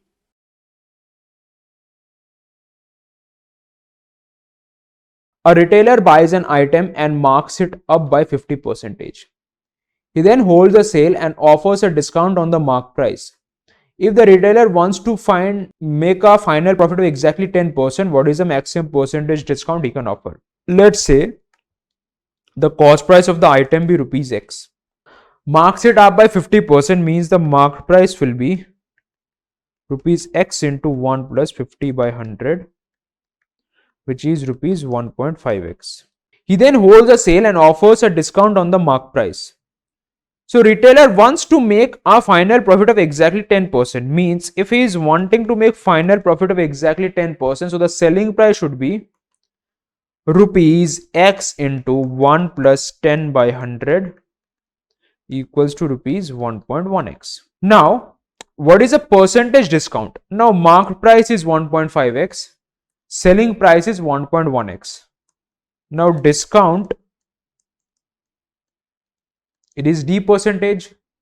So, I can say we know marked price into 1 minus D by 100 equals to selling price, or 1.5x into 1 minus D by 100 equals to 1.1x, or 1 minus D by 100 equals to 1.1x by 1.5x, which is 11 by 15.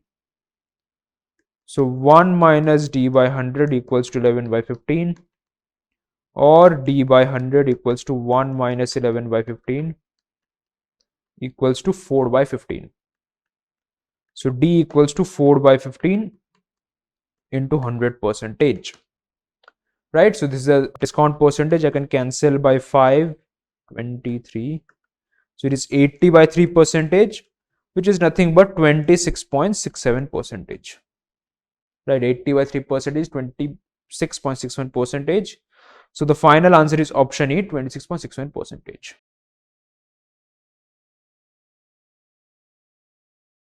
Pramod sells 40% of his oranges at 30% profit and the remaining 60% at 10% loss. So let's say cost price of one orange be rupees 1, and let's say he has X number of oranges.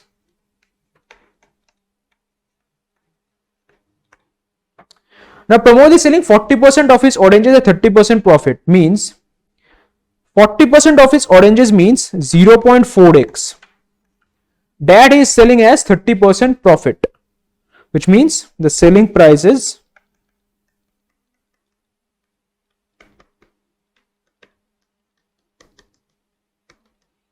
1.3.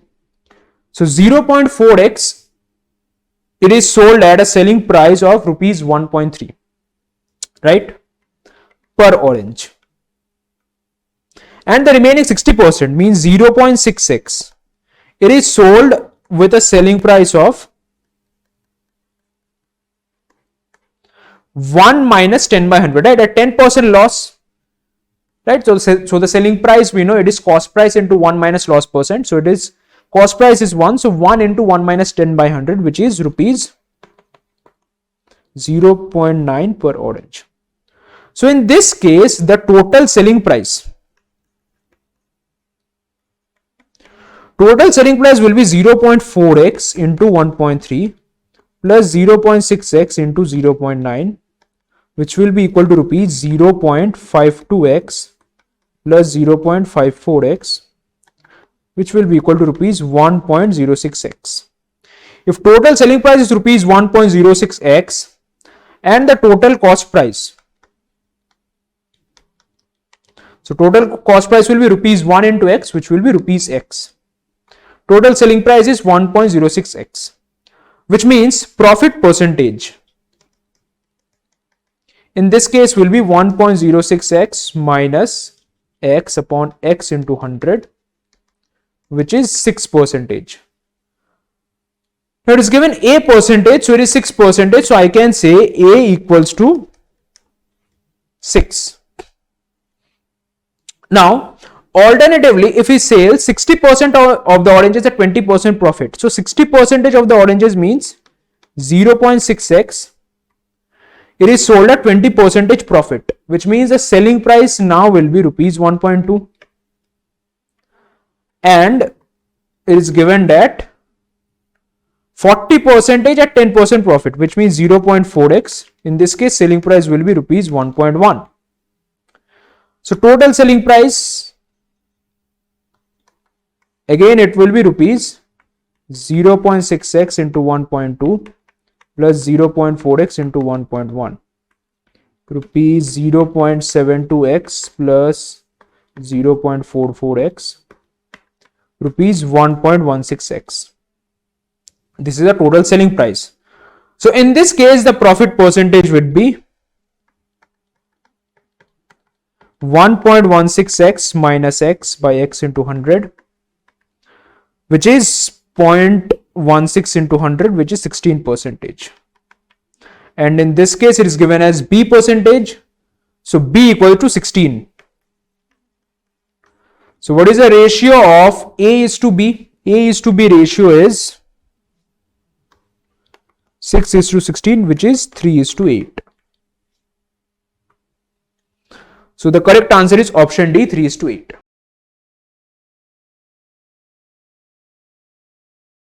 Rahul bought 10 apples and got an additional 6 apples for free.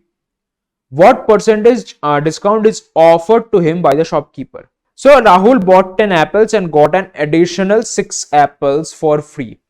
Let's say the marked price of 1 apple be rupees 1. So marked price of 10 apples will be rupees, or I can say the marked price of 1 apple be rupees 10. So the marked price of 10 apples will be 10 into 10, which is rupees 100. Now he got an additional of 6 apples for free, which means he is selling 16 apples. He is selling 10 plus 6, 16 apples. And while selling 16 apples, at what price he is selling? He is selling them at the price of this rupees 100 only, right? He is selling at the mark price of rupees 100, because Rahul, what he is doing is that he is selling 10 apples and he is giving 6 apples for free. So he is basically selling 16 apples at the mark price of 10 apples. So selling price of 1 apple will be rupees 100 by 16, which is rupees 6.25. Now selling price of 1 apple is rupees 6.25 and marked price of 1 apple is rupees 10. So the percentage discount Percentage discount is mark price minus selling price by mark price into 100. Now marked price is 10, selling price is 6.25, mark price is 10 into 100, which is 3.75 by 10 into 100, which is 37.5 percentage. So the correct answer is option D, 37.5.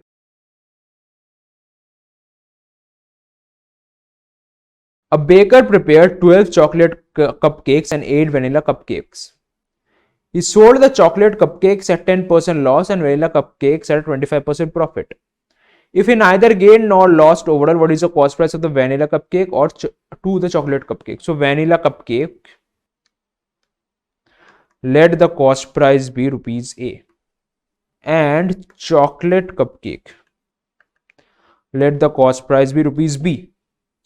Now he has sold 8 vanilla cupcakes and 12 chocolate cupcakes, right? He sold the chocolate cupcakes at 10% loss and the vanilla cupcakes at 25% profit. So if A is the cost price and it is sold at 25% profit, so in this case, the selling price should be 1 plus 25 by 100 into A, which is rupees 1.25A. Similarly, in this case, the cost price is rupees B, loss percentage is 10%. So in this case, the selling price would be B into 1 minus 10 by 100, which is rupees 0.9B. Now, if there is no overall gain or loss, I mean net profit or loss is 0, so I can say total cost price has to be total selling price because profit is 0. Nothing is accounted as profit. Now total cost price. Now 8 vanilla cupcakes cost price rupees A, 12 chocolate cupcakes cost price rupees B. So total cost price will be 8 into A plus 12 into B. Total selling price. Now these 8 vanilla cupcakes are sold at a price of 1.25A. So this will be 8 into 1.25A plus this 12 chocolate cupcakes are sold at price 0.9B. So this will be 12 into 0.9B, or I can say 8A plus 12B equals to 8 into 1.25, or I can simply do this. I can bring this term over here, this term over here, means 12B minus 12B into 0.9 equals to 8 into 1.25A minus 8A. Now 12B I can take as common, 1 minus 0.9 equals to 8A 1.25 minus 1.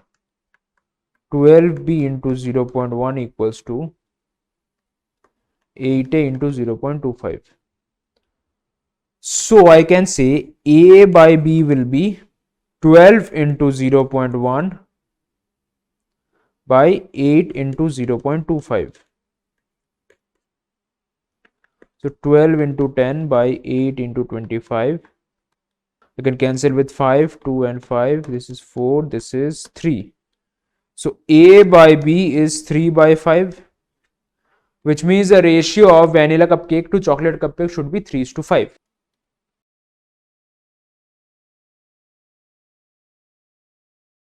Augusta has a collection of mangoes to sell. She sells 20% of them at a 30% profit. Later, she finds that 10% of the remaining mangoes are damaged and sells them at 30% loss. To achieve an overall profit of 60% on all the mangoes, at what price must she sell the remaining mangoes? Let's say Agatha, she had 10x number of mangoes and cost price of each mango be rupees 1. So total cost price equals to 10x into 1 equals to rupees 10x. Now Agatha is selling 20% of them at 30% profit. So 20% of 10x, which is 2x. This is at 30% profit. 25% of the remaining. Now remaining mangoes will be 10x minus 2x, and 25% of them, which means these are sold at 30% loss. Now 25% of 8x, which is again 2x, this is sold at 30% loss. Now guys, if the cost price is ₹1, so when the mangoes are sold at 30% profit, so the effective selling price will be 1 into 1 plus 30 by 100, right? Because selling price is cost price into 1 plus profit percentage, which is 1.3. Similarly, when they are sold at 30% loss, the effective selling price will be 1 minus 30 by 100, which is 0.7, because selling price is cost price into 1 minus loss percentage, right? So I can say 2x mangoes were sold at a selling price of 1.3 and another 2x mangoes were sold at a selling price of 0.7. So total selling price till now equals to 2x into 1.3 plus 2x into 0.7, which is 2x into 2, which is 4x. Total selling price is 4x. Fine. Now, guys, if you see, now overall profit of 60% means total cost price is 10x. So what should be the total selling price? Overall total selling price should be cost price 10x into 1 plus profit percentage, which is 60 by 100. So this will be 16x, right? So till now he has got a total selling price of 4x. Overall he has to achieve 16x. So what is the selling price of remaining mangoes? Selling price of remaining mangoes has to be 16x minus 4x equal to 12x. And we know there were total 10x mangoes, out of which 2x and 2x are being sold. So remaining number of mangoes is 10x minus 2x equal to 6x. This is the remaining number of mangoes.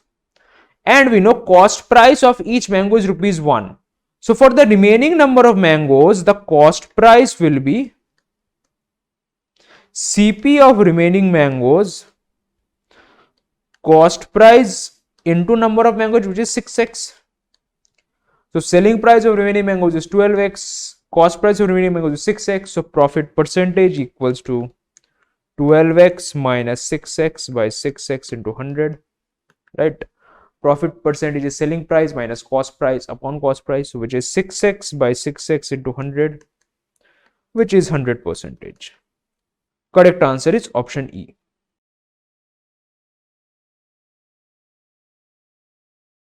Hi guys, we have this question. It is based on simple interest. It is an easy question. It says that a sum of ₹50,000 is invested by Ronaldo at 10% simple interest per annum for 5 years. So now in 5 years, how much interest he would have got? So he has invested 50,000 at the rate of 10% for 5 years. So in 1 year he is getting 10%. In 5 years he would be getting 50% return. So in 5 years, this is simple interest, he would be getting 50% interest. Now 50% is nothing but half only. So in 5 years he would be getting half value of this as interest. So half of 50,000 is 25,000. Now it says that the interest earned after 5 years is then reinvested. Now this interest is reinvested at 4% simple interest per annum for 3 years. Again, this 25,000 is invested and it is invested at the rate of 4% per annum for 3 years. Now in 1 year he is getting 4%. In 3 years he will be getting 4 into 3, 12% returns. 25,000 into 12%.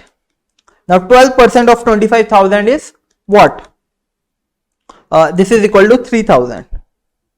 Now it is saying what is the total amount he accumulates at the end of 8 years. So 50,000 is the original amount he had invested. From the first investment he got 25,000 as simple interest. Now investing this value only, he got 3,000 more. So he got 3,000 extra. So final amount he gets is 678,000 rupees after 8 years. So answer has to be option A.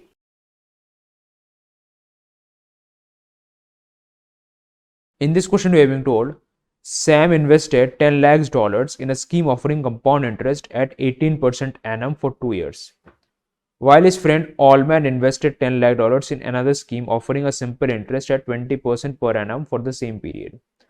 Find the difference in the interest earned by Sam and Allman. So for Sam, the principal is 10 lakh dollars. Rate is 18% per annum, time being 2 years, and it is what? Compound interest. Whereas for Altman, it is 10 lakh dollars, rate is 20%, 2 years, and this is simple interest. Now we need to find the difference in the interest earned by Sam and Altman. So we know in compound interest the amount after n years is given by the formula p into 1 plus r by 100 to the power n, right? Where p is the principal, r is the rate, n is the time period, which is n years. So for Sam, amount after 2 years equals to principal into 1 plus 18 by 100 whole square. Here n is 2. So this multiplied by 1.18 square. Now this we need to find out. So 1.18 square is, we can calculate over here. 8 8s are 64, 4, 6 carry over, 8 1s are 8, 8 plus 6 14, 4 1, 8 1s are 8, 8 plus 1 9. Then will be 8 1 1, and here it will be 8 1 1. 4, 8 plus 2 12, 10 11, 10 12, 9, 10 19, 2 3 1, and 2 decimals. So the final will be 1.3924, which means 10 lakh dollars into 1.3924. So this will be 1392400. Yeah. So this will be the amount for Sam after 2 years, which means the interest earned by Sam. Now interest is, we know it is amount minus principal. So amount is this minus principal. Principal is 10 lakh dollars. Now for Altman case is of simple interest, right? It is of simple interest. So for Altman, simple interest earned. Now simple interest formula, we know it is P into R into T by 100. P is principal, R is rate percent, T is time period. So simple interest earned will be principal being 10 lakh dollars, then rate is 20%, and time is 2 years. So this will be 1 2 40, and this is 3 4. Yeah, which is 4 lakh dollars. We need to calculate the difference in the interest earned by Sam and Altman in 2 years. So the difference in the interest will be 4 lakh dollars minus $3,92,400, which means the difference will be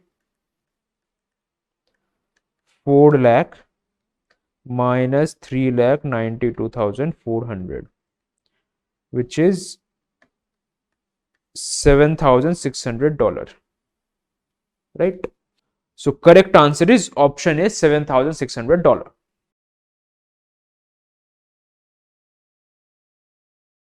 Rahul invests a sum A in a compound interest scheme at an annual interest rate of R percentage, compounded yearly.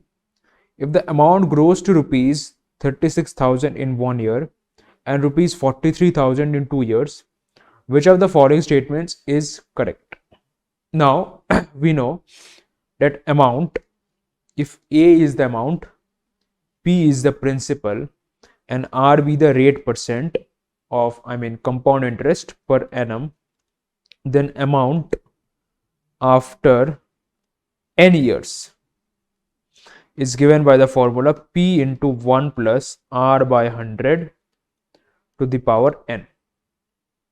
This is the formula. Now here it is given Rahul is investing a sum A. So here basically our principal, that is A. Interest, it is R percentage, compounded yearly. Now amount grows to rupees 36,000 in 1 year. Means the amount after the first year is 36,000. So I can write 36,000 equals to A into 1 plus R by 100 to the power 1, since n is 1 year. So this is A into 1 plus R by 100. Then 43,200 in 2 years, which means 43,200 equals to A into 1 plus R by 100 whole square, right? Because here n is 2 years. So what we can do now is we need to find the value of, rate, right? Options are given related to the rate percentage, which is R. So what I can do is that I can divide these two equations, means 43,200 equals to A into 1 plus R by 100 square divided by 36,000, and here it is divided by A into 1 plus R by 100. Here I can cancel this, then this, 1 2 1 2. So 432 by 360 equals to 1 plus R by 100, or R by 100 equals to 432 by 360 minus 1, which is 360, 72. So R equals to 72 by 360 into 100 percentage. This is 5, this is 20. So rate equals to 20 percentage. So the correct answer is rate is 20 percentage. Option D is the right answer.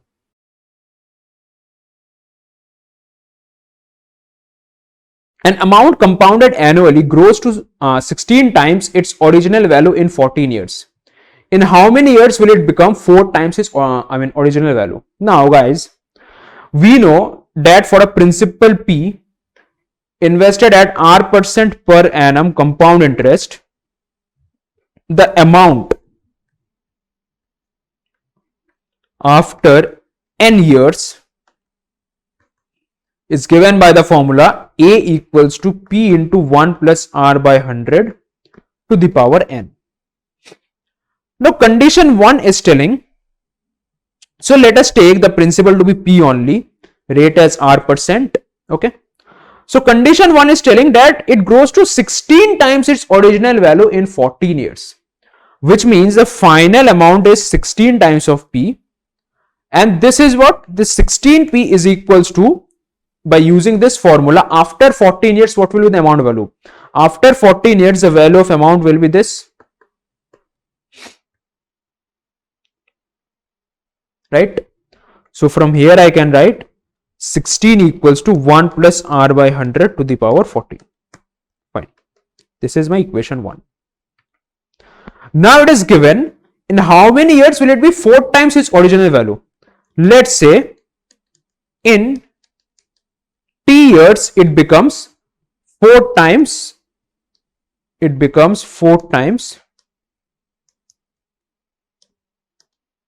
its original value. So in that case I can write amount becomes 4P, and this will be equals to P into 1 plus R by 100 to the power t, right? Because after t years it is becoming, the amount will be p into 1 plus r by 100 to the power t. P is cancelled. So 4 equals to 1 plus r by 100 to the power t. Now 16 equals to 1 plus r by 100 to the power 14. 4 equals to 1 plus r by 100 to the power t. What I can do is I can square both sides of this equation. Squaring both sides, what I can write is 16 equals to 1 plus r by 100 to the power 2t. Now 16 equals to 1 plus r by 100 to the power 2t, which is also equals to 1 plus r by 100 to the power 14. So from here I can see that the exponents need to be same for the equation to hold true, which means 2t equals to 14, which means t equal to 7. So the correct answer is how many years? Answer is 7 years. Option D is the right answer.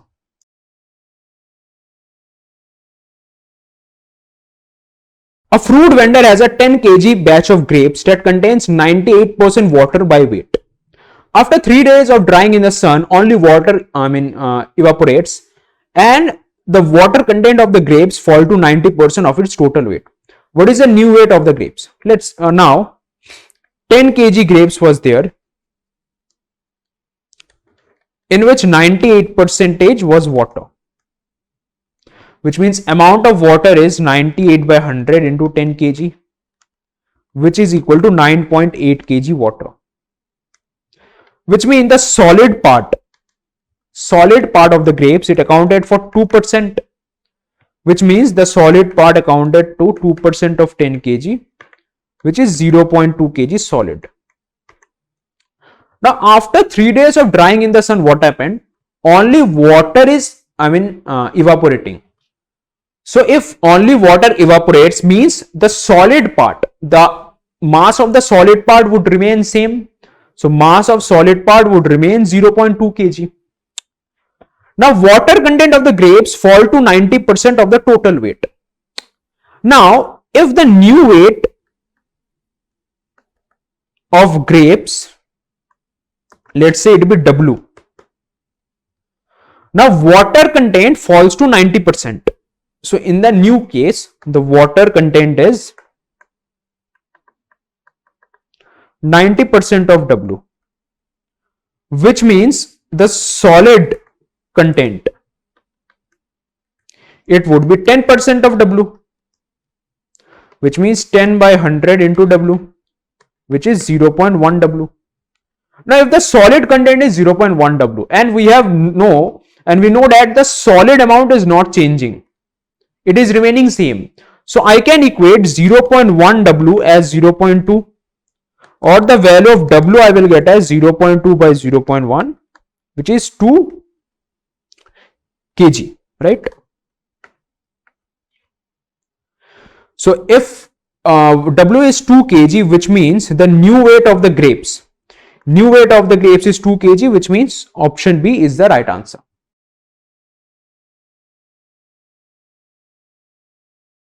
A tank contains 90 liters of a juice and water mixture in the ratio 1:4. Some amount of mixture is removed and replaced by pure juice, so that in the final mixture the quantity of juice and water becomes equal. How many liters of mixture were replaced? Now 90 liters of juice plus water mixture, and juice is to water is 1:4 ratio. Let's say the amount of juice be x and water be 4x, which means I can write that the total amount is x plus 4x, which is 5x. Now if the total amount is 5x, I can write 5x equals to 90, right? Or I can say x equals to 90 by 5 equals to 18 liters. Now x equals to 18 liters, right? Which means the amount of juice, which is x liter, and it would be 18 liters. Amount of water is 4x liters, so it would be 4 into 18 liters, which is 72 liters. Now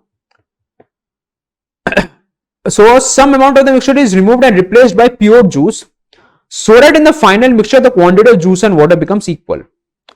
How many liters of mixture were replaced? So let's say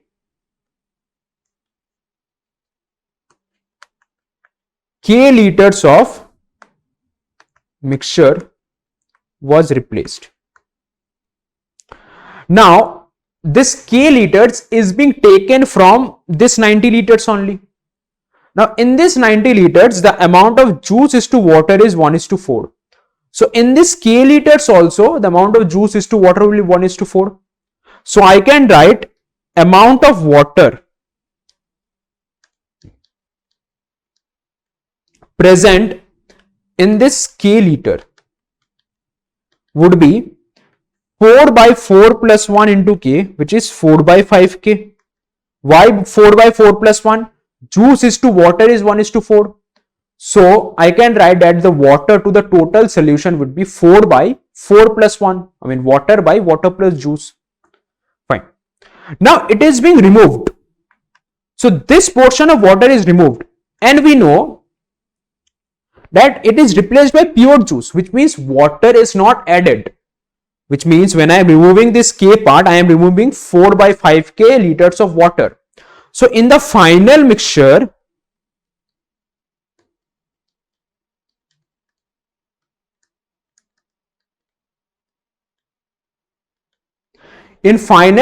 amount of water would be 72. From this 72, I have removed 4K by 5. Right? Now if it is removed, it is told that the quantity of juice and water becomes equal. Now if 90 liters solution, I mean the final amount of solution is, remaining same, right? I am removing K liters, I am again adding K liters. So final amount is 90 liters only. So if in this 90 liters juice and water are equal, which means the amount of juice would be half into 90, which is 45 liter. Similarly, amount of water would be half into 90, which is 45 liter, since they are equal. So I can say if 45 liters of water is in the final case, I can say this should be equal to 45, or I can say, let me write it here, or I can say 72 minus 4K by 5 equals to 45, or 4K by 5 equals to 72 minus 45, which is 27, or K equals to 27 into 5 by 4, and this is 33.75 liters. Correct answer is option C, 33.75.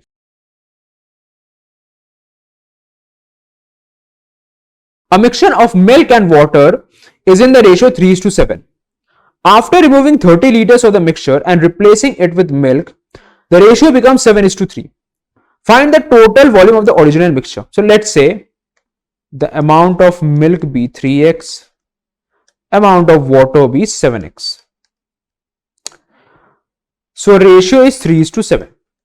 Now after removing 30 liters of the mixture, now if 30 liters of mixture is removed, which means I am removing some part of milk, also I am removing some part of water, right? Now if the mixture had the ratio 3:7, which means in the 30 liter part also the ratio will be 3:7 only, which means the amount of milk in the 30 liter part would be 3 by 3 plus 7 into 30, which is 3 by 10 into 30, which is 9 liters. Similarly, for water, when it is removed, how much amount of water is removed? It is 7 by 3 plus 7 into 30, which is 21 liter. Which means, so milk removed is 9 liters, water removed is 21 liters. Okay. And replacing it with milk, which means again 30 liters of milk I will add. Right. So I can say after this replacement,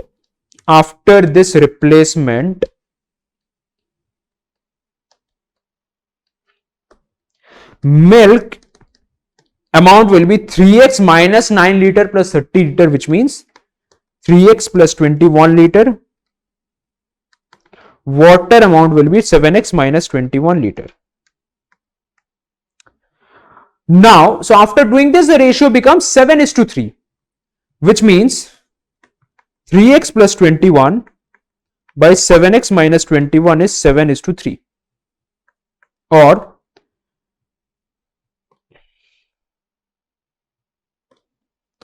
3 into 3x plus 21 equals to 7 into 7x minus 21. 9x plus 63 equals to 49x minus 147. Or 63 plus 147 equals to 49x minus 9x. Or 210 equals to 40x. So x, I can say it will be 210 by 40, which means 21 by 4. And 21 by 4 is nothing but 5.25. So the value of x I have got as 5.25.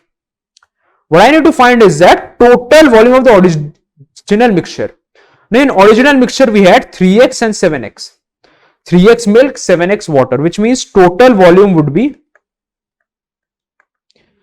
3x plus 7x, it would be 10x. And what is the value of x? X is 5.25. So 10x value will be 10 into 5.25, which is 52.5 liters. Option B is the right answer.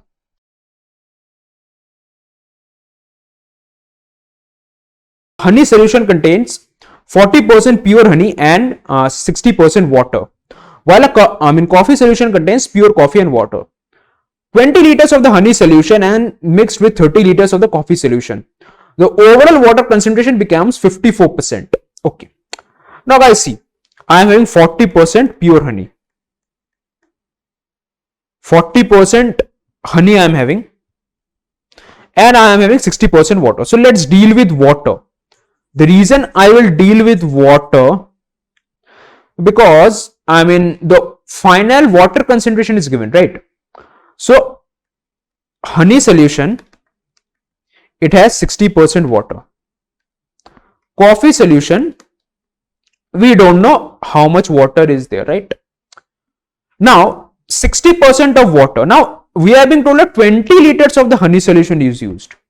If 20 liters of honey solution is used, so the amount of water which comes from the honey solution will be 20 into 60 by 100, which is 12 liters, right?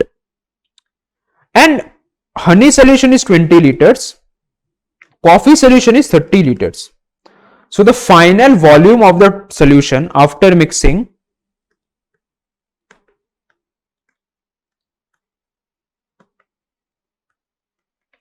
is 20 plus 30 liters equals to 50 liters. Now it is given that the overall water concentration becomes 54%, which means amount of water in final mixture equals to 54% of 50 liters, which is 27 liter, right? Because when cancelled by 2, 27. Now see, amount of water in final mixture is 27 liters. From honey solution, I am getting 12 liter water, which means from coffee solution, how much water will I get? From coffee solution, amount of water has to be 27 minus 12, because honey solution 12 liters, coffee solution some amount of water. This in total is accounting for this 27 liters, which is 15 liters. So if amount of water in coffee solution is 15 liters, total volume is 30 liters, which means percentage of water would be 15 by 30 into 100, which is 50%. So percentage of water in coffee solution is 50%, which means percentage of pure coffee in coffee solution, which means percentage of pure coffee in coffee solution, this also will be 100 minus 50% equals to 50%. So the correct answer is option E.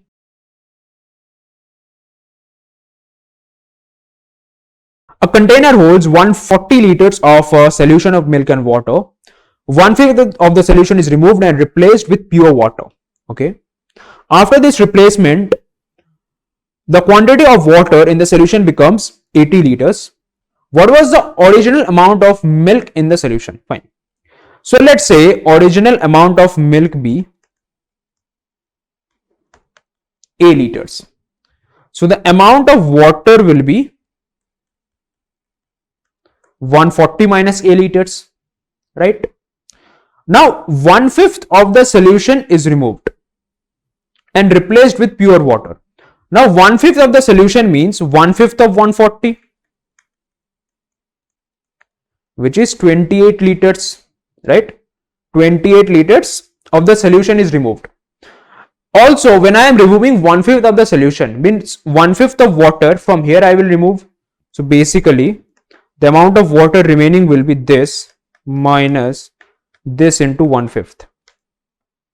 And this is replaced by 28 liters, right?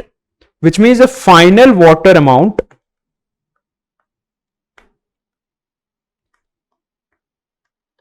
will be equal to this, right? Initial amount 1/5 is removed and 28 liters of water is added.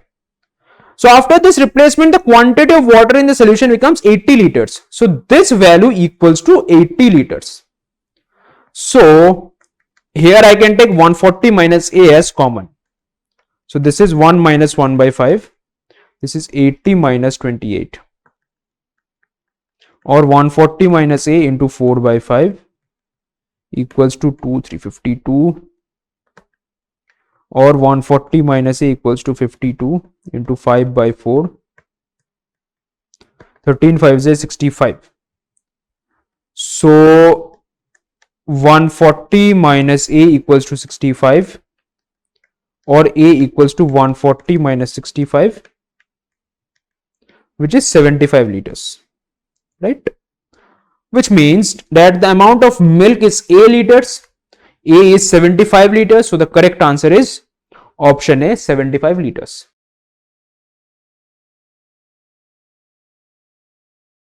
Metallurgist prepares an alloy by combining copper, zinc and nickel in the ratio 4:7:9 by weight. A single batch of the alloy weighs exactly 50 pounds. By how many pounds does twice the weight of zinc exceed the combined weight of copper and nickel in the batch? Okay. So now guys, it is given copper, zinc and nickel.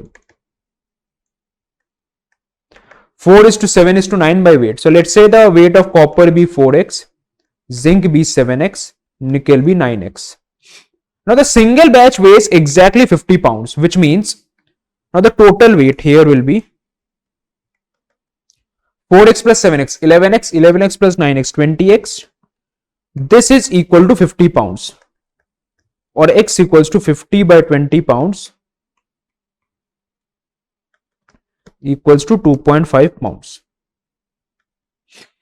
So x equals to 2.5 pounds, right?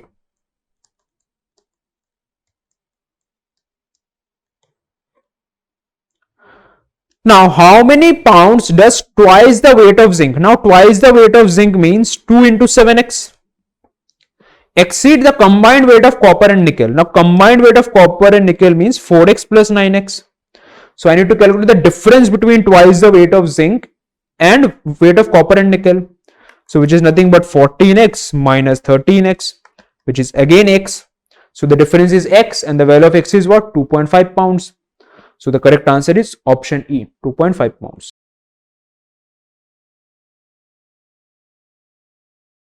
A solution of 60 liters of acid and water contains 20% acid. How much liters of pure acid must be added to the solution to make it a 40% acid solution? So 60 liter acid plus water solution, or I can simply write 60 liter solution.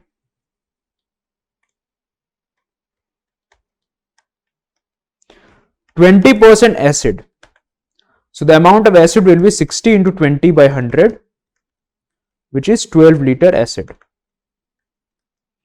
And this is 80% water. 60 into 80 by 100, which is 48 liters water. How many liters of pure acid must be added? So let's say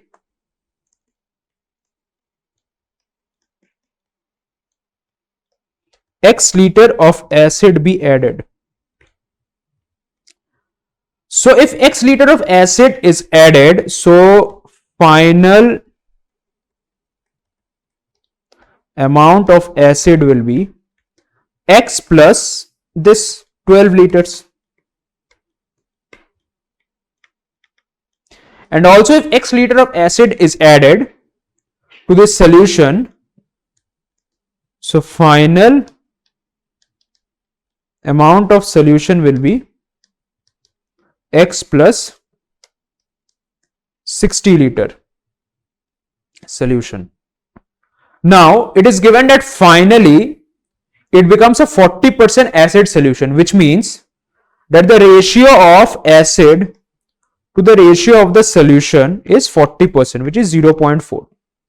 So from here I can find the value of X. So X plus 12 equals to 0.4, X plus 60, X plus 12 equals to 0.4x.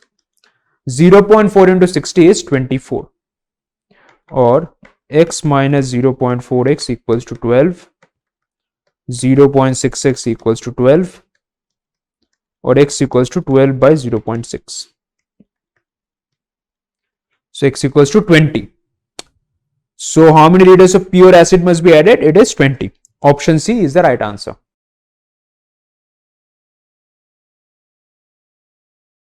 A 720 kg mixture contains salt, sugar and glucose in the ratio 2:3:4. How much sugar must be added so that the new ratio of salt, sugar and glucose becomes 4:9:8? Now the mixture contains initially 2:3:4 ratio, salt, sugar and glucose. So I can consider salt to be 2x, sugar to be 3x and glucose to be 4x.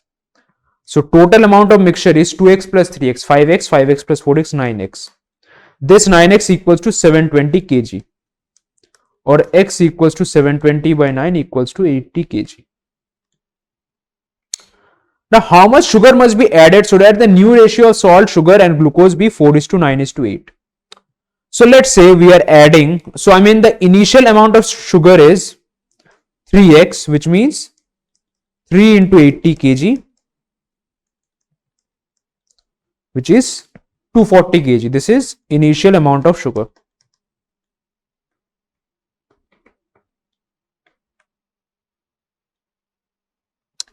Now, how much sugar must be added? So let's say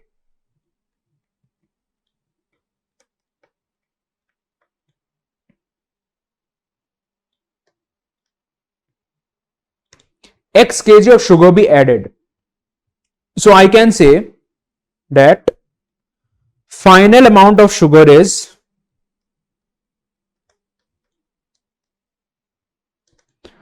240 plus X kg. Now we are adding only X kg sugar to the mixture. We are not adding salt and glucose. So initially the total mixture amount was 9x. When I am adding k kg, sorry, let us take this as k kg, not x, because I have already taken x here. K kg, let this be k.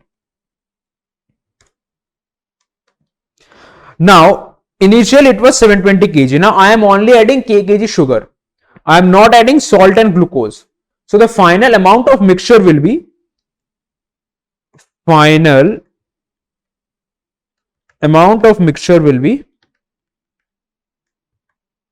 720 plus k kg, right? So the ratio, the new ratio will be 240 plus k upon 720 plus k. This is sugar upon mixture.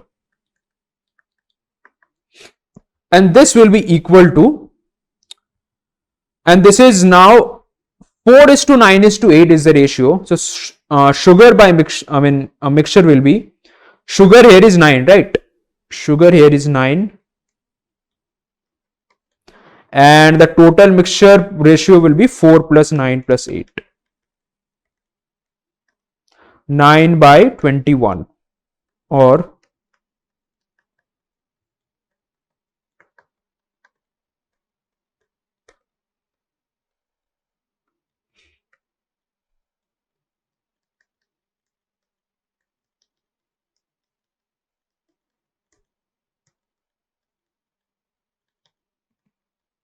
so 240 plus k into 7 equals to 3 into 720 plus k, or 1680 plus 7k equals to 3 into 720 is 2160 plus 3k, or 7k minus 3k, which will be 4k. This will be 2160 minus 1680, which is 480, right? Yeah, 480. So 4k equals to 480, or k equals to 480 by 4 equals to 120, and it was kgs, right? Kgs. So it is 120 kg. So the amount of sugar added would be 120 kg. Option D is the correct answer. You have to diagnose your prep to pinpoint your weak areas, and for that, we have designed a free GMAT diagnostic test of 1 hour, which will help you identify what are your current weak areas and you can do targeted practice. For that, just go to GMATPoint GMAT diagnostic test and you will get that mock.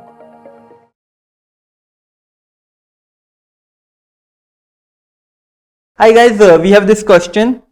It is a very logical question. You don't need to understand any concept, just apply slight logical reasoning. It says that 70% in a population, 70% are aged 30 years and older. It means that 70% of the population is more than or equal to 30 years. So remaining 30% would be less than 30 years. So let's say if this is the age graph, this is, let's say, 0 years, and this is somewhere 30%, 30 years. It says that 70% of the population is elder than 30 years of age. So this is 70%. So with this we can say this will be 30%. If the other side is 70%, this will be 30%. And 55% are aged 50 years or younger. So if we have 55 years here, now 55% of the population is more than 50 years. 55% of the population is aged 50 years or more. It means the remaining should be less than 100 minus 55, 45%. Now it is asking the population between 30 years and 50 years. So population gap between this, we know that this whole is 45% and less than 30 is 30%. So if I remove this part, that is 30%, from this whole 45%, I will be left with only this part, that is between 30 years and 50 years. So 45%, this whole minus only this part, 30%. I will be left with 25% population. So only 25% population is between 30 and 50 years. So answer has to be option B, 25.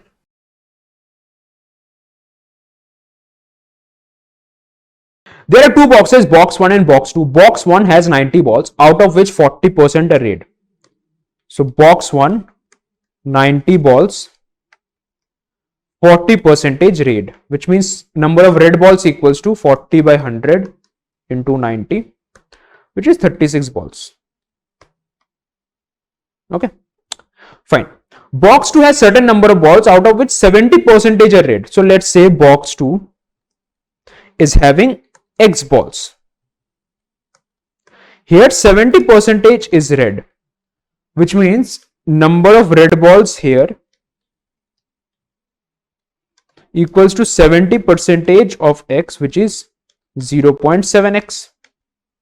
So number of red balls is 0.7x. Number of red balls here is 36. Combining both boxes, 60% balls are red. So combining both boxes.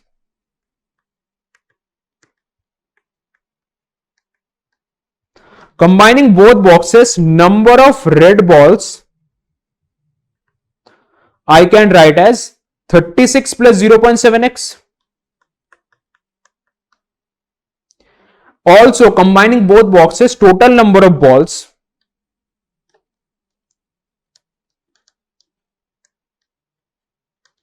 equals to 90 plus x. Now, what is being given is a 60% of the balls are red, right? Which means 36 plus 0.7x. This equals to 60 percentage of 90 plus x, or 36 plus 0.7x equal to 0.6 into 90 plus x. 36 plus 0.7x equals to 54 plus 0.6x. Or I can say 0.7x minus 0.6x equals to 54 minus 36, or 0.1x equals to 18, or x equals to 18 by 0.1. So x equals to 180. If x is 180, this means total number of red balls in box 2, it is 0.7x. Now x is 180, so total number of red balls will be 0.7 into 180, which is 126. Correct answer is option B, 126.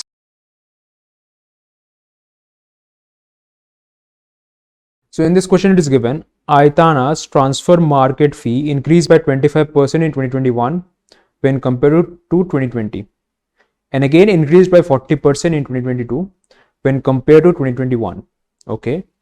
If her fee decreased by 20% in 2023 compared to 2022 by what? Okay, so basically it is a, I can make a timeline like this: 2020, 2021, 2022, 2023. Now let's say the fee in 2020 be rupees 1. Okay, what happened is that it increased by 25%, mean there is 25% increase. So this would be rupees 1.25, right? 1 into 1.1 into 25 by, it is 1 into 1 plus 25 by 100. So it is rupees 1.25. Then what happened? 2021, it is again increased by 40%.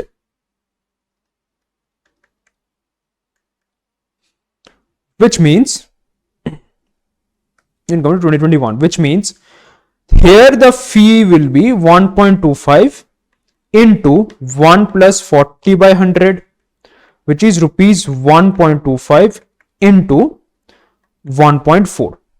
Fine. Then it is given that what happened is that transfer fee decreased by 20% in 2023, which means it decreased by 20%. So it would be rupees 1.25 into 1.4 into 1 minus 20 by 100. So this is 1.25 into 1.4, 1 minus 20 by 100, it is 0.8. Now guys, 1.25 into 0.8 into 1.4. This is 1, right? 1.25 is 5 by 4, 0.8 is 4 by 5. So this we can cancel, this is 1.4. So the fee in 2023 is rupees 1.4. The fee in 2020 was rupees 1. So what percentage change? Percentage change is 1.4 minus 1 into 100, which is 40%. So option D is the right answer.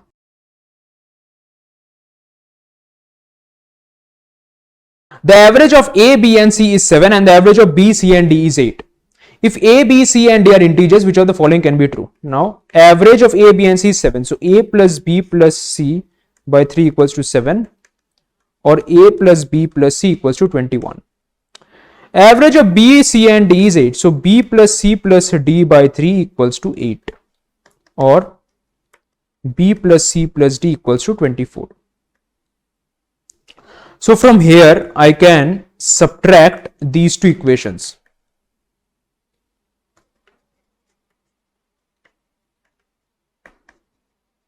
Subtracting these two equations, so I can say b plus c plus d minus a plus b plus c equals to 24 minus 21,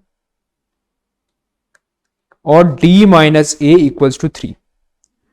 So d minus a is 3, which means the difference between d minus a has to be 3. Here it is 11 minus 7, which is 4, so this is out. Here it is 10 minus 6, again 4, out. 9 minus 9, here a and a equal, we can eliminate this. 9 minus 5, again difference is 4, again eliminated. 10 minus 7, difference is 3, it satisfies this equation, d minus a equal to 3. Correct answer is option E.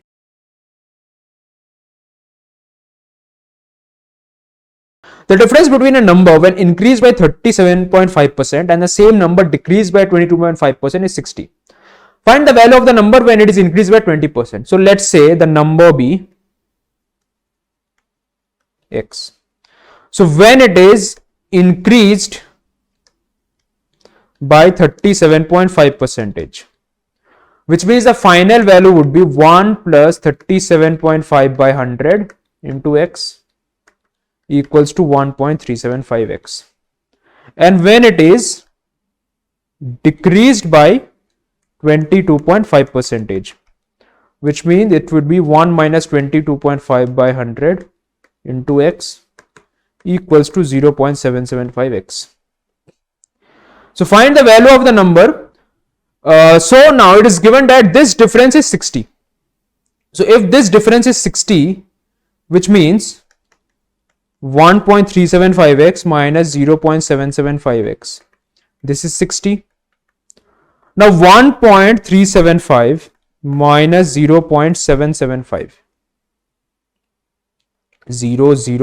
006.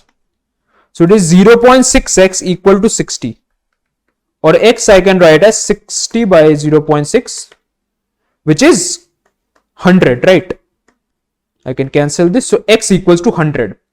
So the number is x. So the number is 100. Now the number is increased by 20%. So what will be the final number? Final number would be 100 into 1 plus 20 by 100, which is 120. So the correct answer is option C.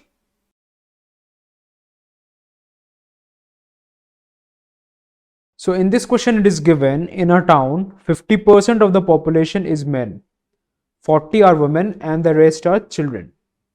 All the women are literate, 80% of men are illiterate, 60% of the children are literate. If 136 people are literate in the town, then what is the difference between the literate and the illiterate population? Now let's say total number of people equal to x. So number of men equals to 50 by 100 into x equals to x by 2, which is 0.5x. Now if number of men is 0.5x, so I can say that the remaining people, which means women plus children, this will also be 0.5x, right? And 50% is men, so the remaining 50% would be women plus children. It is given women are 40, which means this is 40. So number of children will be 0.5x minus 40. So number of children is 0.5x minus 40, women is 40, number of men is 0.5x. Okay. Now all women are literate. So literate people. Amongst literate people, all women are literate, which means all 40 women are literate, right? 80% of men are illiterate. Now if 80% of men are illiterate means 20% of men are literate. Now number of men is 0.5x. So it is 0.5x into 20%. And children, Now amongst children, 60% are literate, which means it would be 0.6 into 0.5x minus 40, which is 0.6 into 0.5x minus 40 into 0.6 equal to 0.3x minus 24. Okay, so now total 136 people are literate in the town. So total number of people literate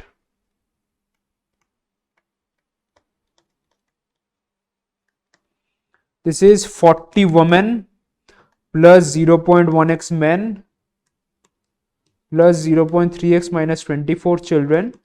This equals to 136, or 0.1x plus 0.3x is 0.4x, 40 minus 24 is 16, this is 136, or 0.4x is 136 minus 16, which is 120, or x equals to 120 by 0.4, which is 300.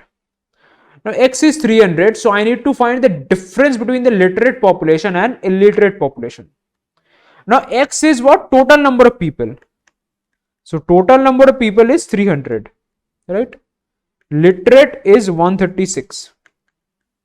So illiterate will be 300 minus 136, which is 164. So the difference between literate and illiterate people will be 164 minus 136 equals to 28, which is option C is the right answer.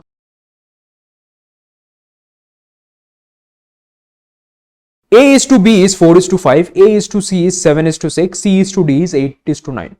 A minus D is 4, B, so what is the value? B minus C, okay. So A is to B is 4 by 5, A is to C is 7 by 6, and C by D equals to 8 by 9. So A by B is 4 by 5, A by C is 7 by 6, C by D is 8 by 9. The concept to solve this, the way to solve this question should be to, make all the ratios same. Like A by B here is 4 is to 5. So I can say A is 4 part, B is 5 part. A by C here is 7 by 6, which means A is 7 part, C is 6 part. I can write this 4 by 5 as 4 into 7 by 5 into 7. So 28 by 35. And this 7 by 6 I can write as 7 into 4 by 6 into 4, which is 28 by 24. The reason why I am writing like this, because now you can see the parts of A in both the ratio has become same. So basically the idea was here A was 4 part, C was 7 part. So we need to take the LCM of 4 and 7, which is 28. So I have to make this for 28. How can I make this for 28? By multiplying by 7. If here I am multiplying by 7, in the bottom also I have to multiply by 7. How can I make this 728? I have to multiply by 4. So in the bottom also I have to multiply by 4. Same thing I can do here. C comes 24 parts, which means I can write 8 into 3 as 24, I know. So if in the top I am multiplying by 3, so in the denominator also multiply by 3. So it is 24 by 27. So overall I can write A is to B is to C is to D. A is 28 parts, B is 35 parts, C is 24 parts, D is 27 parts, right? Now A minus D equals to 4. Now guys, let's say A be 28x, B be 35x, C be 24x, D be 27x. So A minus D equals to 4, or 28x minus 27x equals to 4, or x equals to 4. So I have to find B minus C. B minus C is 35x minus 24x, which is 11x, which is 11 into 4, which is 44. So the correct answer is option C, 44.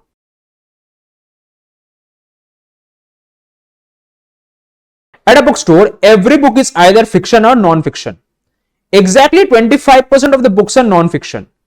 So 25% of books are non-fiction, which means from here I can infer 100 minus 25% means 75% of books are fiction. Okay. Now 25% of the books are non-fiction. Among the other books, which means among this 75% of the books which are fiction, 80% are damaged. So among the 75%, 80% are damaged. This is damaged. I need to find percentage of books that are both fiction and not damaged. Now fiction 75%, out of which 80% is damaged, which means 20% is undamaged. So let us say if total number of books are X, number of books in fiction category will be 0.75x, and number of books which are both fiction and undamaged, it will be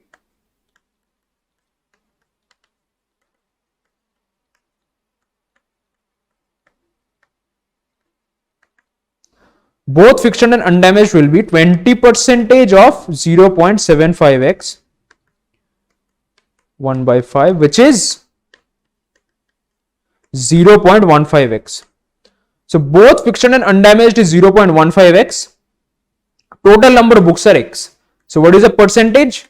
Percentage is 0.15x by X into 100, which is 15%. Option D is the right answer.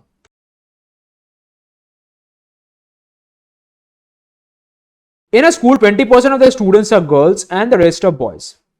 40% of the boys play cricket. Okay, so let's say total number of students be X. If total number of students are X, which means number of girls is 20% of X, which is 0.2x. So number of boys equals to X minus 0.2x, which is 0.8x. Now amongst the boys, so boys it is 0.8x. So 40% are playing cricket, which means 40% of 0.8x, which is equal to 0.32x, they play cricket. And the number of girls who play cricket is 1/4 of the number of boys who do not play cricket. So number of boys not playing cricket equals to 0.8x minus 0.32x equal to 0.48x, right? Number of boys not playing cricket is 0.48x. So the number of girls who play cricket, so number of girls playing cricket is 1/4 of the number of boys who do not play cricket, means it is 1/4 of 0.48x. So it is 0.12x. Fine. If the total number of students who do not play cricket is 560. Now amongst boys, 0.48x boys don't play cricket.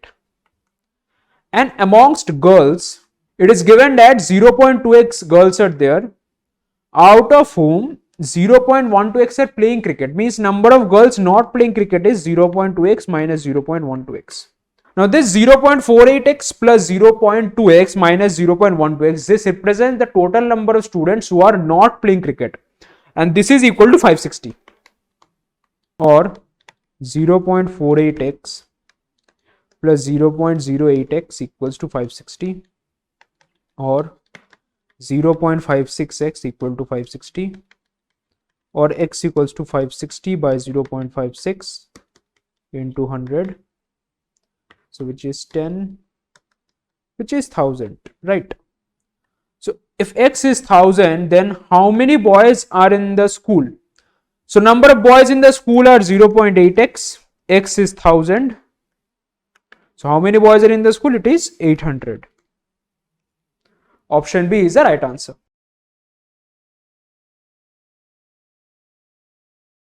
In a company, 40% of employees are men, 60% are women.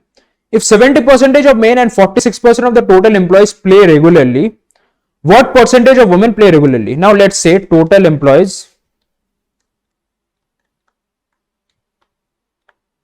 be X. So number of employees who are men is 40 by 100 into X, it is 0.4X. And number of women will be then 60%, which is 0.6X. Now 70% of men play regularly, which means out of this 0.4X, 70%, which means 70% of 0.4X, which is 0.28X, right? 7 4s is 28. So 0.28X men play regularly and overall 46% of the employees play regularly. Total employees are X. So overall employees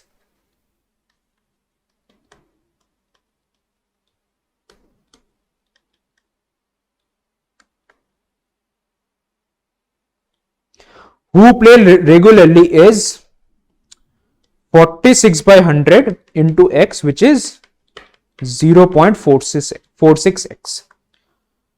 So overall employees who play regularly 0.46X. Number of men playing at 0.28X. So number of women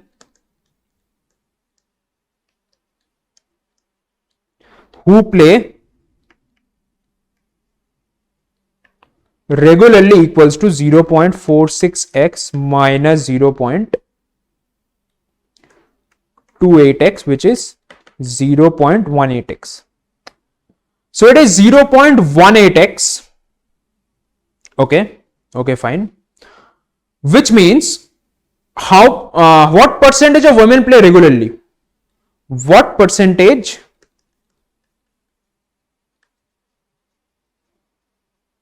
play regularly? The answer would be 0.18X divided by number of women, which is 0.6X into 100, which is 0.18 by x I can cancel by 0.6 into 100, which is 30%, right? So correct answer is option D, 30%.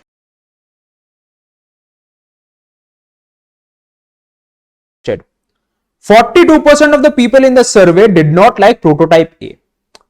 So if there are 100 people, for example, number of people not liking A is 42%, which means 42 by 100 into 100, which is 42.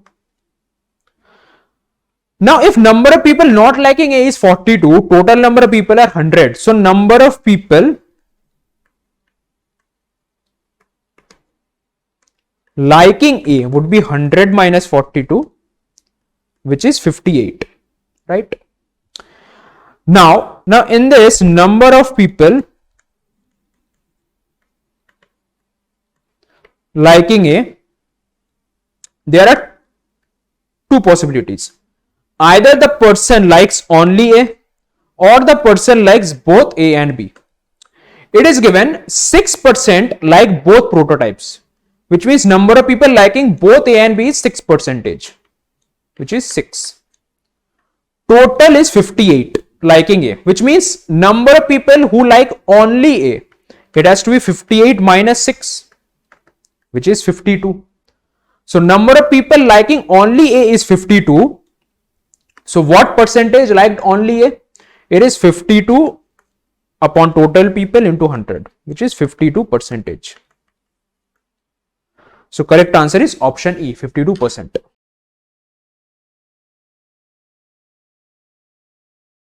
In a college, 2/3 of the students study English, 1/5 of the students study Telugu, and 1/10 of the students study both subjects. What fraction of students study at least one of the two subjects? Now 2/3 of the students study English. Let's say the fraction, let's say English be denoted by letter E. So this is being studied by 2/3 of the students. Telugu, let's say it be denoted by letter T. This is being studied by 1/5 of the student. and 1/10 of the students study both subject. Now study both subject means what? It is E intersection T. The meaning of intersection means when I am telling A intersection B means I am including both the events A and B. So both the events E and T occurring together, which means the students studying both the subjects. E intersection T, it is 1/10 of the fraction. So I have to find what fraction of the students study at least one of the two subjects. Now when I am telling at least one of the two subjects means either the students are studying only one subject, means either they are studying only E or only T, or they are studying both E and T. Two subjects. At least one means either one or both the subjects, means two subjects. Now the meaning of this is basically E union T. Union, A union B means I am including the event A or B. The occurrence of event A or B is given as A union B. So E union T means either English or Telugu or both. Anything is fine. So, and we know the relation between E union T. The value of E union T is nothing but N of E plus N of T minus N of E intersection T. Here N of E means what fraction of students are studying English. So it is 2/3. What fraction of students are studying Telugu? It is 1/5. What fraction of students are studying both English and Telugu? It is 1/10. I can take 30 as LCM. 20 plus 6 minus 3. So it is 23/30. Right? E union T is 23/30. So the correct answer is option D, 23/30.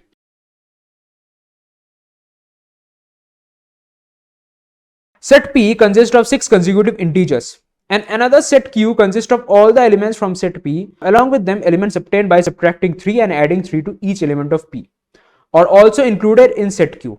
How many elements are present in Q? Now, set P is having 6 consecutive integers. So let's say the integers be A plus 1, A plus 2, A plus 3, A plus 4, A plus 5. Now what set Q is having? Set Q is having all the elements from set P, means it is having A plus 1, A plus 2, A plus 3, A plus 4, A plus 5. Also the elements obtained by subtracting 3 now and adding 3 to each element of P. Now the elements obtained by subtracting 3 from each element of P will be A. If we subtract 3 from A, it will be A minus 3. A plus 1 minus 3 is A minus 2. A plus 2 minus 3 is A minus 1. This is A plus 1, A plus 2. And by adding 3 to each element, it will become A and plus 3 will be A plus 3. A plus 1 plus 3 is A plus 4. A plus 2 plus 3 is A plus 5. A plus 3 plus 3 is A plus 6. A plus 7, A plus 8. Now we know in sets, the same elements are not, we don't take the repetition, right? If a element comes, for example, A plus 3. A plus 3 is coming here twice.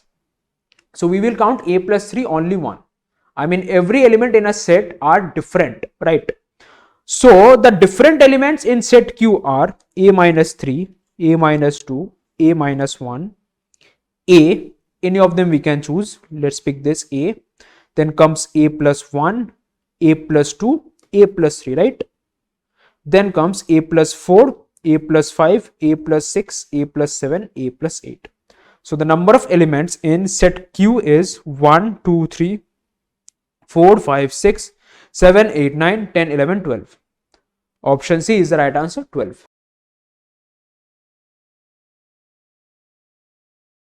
What is the highest power of 12 that can divide 100 factorial?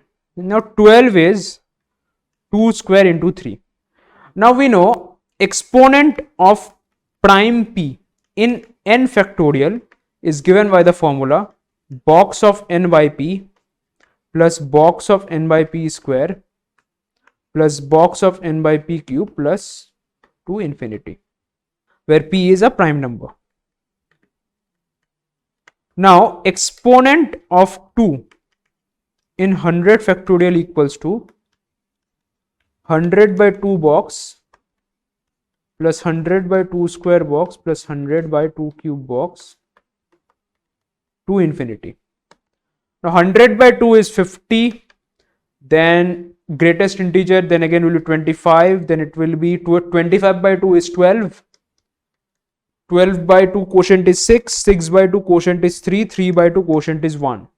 So the power of 2 in 100 factorial is 50 plus 25, 75, 75 plus 12, 87, 87 plus 6, 93, 93 plus 3, 96, 97. So exponent of 2 in 100 factorial is 97 and exponent of 3 in 100 factorial by the same way 100 by 3 plus 100 by 3 square, 100 by 3 is 33, 33 by 3 quotient is 11, 11 by 3 quotient is 3, 3 by 3 quotient is 1. So 33 plus 11, 44, 44 plus 3 is 47, 47 plus 1 is 48. So 100 factorial I can write as 2 to the power 97 into 3 to the power 48, which is 2 into 2 times 96 into 3 to the power 48, which is 2 into 2 square to the power 48 into 3 to the power 48, right? 2 to the power 96 I can write as 2 square to the power 48, which I can write as 2 into 2 square into 3 to the power 48, right? 48 as a whole I can take common. This is nothing but 12. So it is basically 2 into 12 to the power 48, right? And some other numbers are also multiplied. I mean, there can be powers of 5, 7 and all, that is also there. But I mean, essentially, since 12 has only 2 prime factors, which is 2 and 3. So we just need to calculate the power of 12 by using the powers of 2 and 3. I am getting as 48. So the highest power of 12 that can divide 100 factorial is 48, right? Because the power of 12 is 48. So the highest power can divide is 48. Anything greater than 48 can't divide 100 factorial. Option C is the right answer.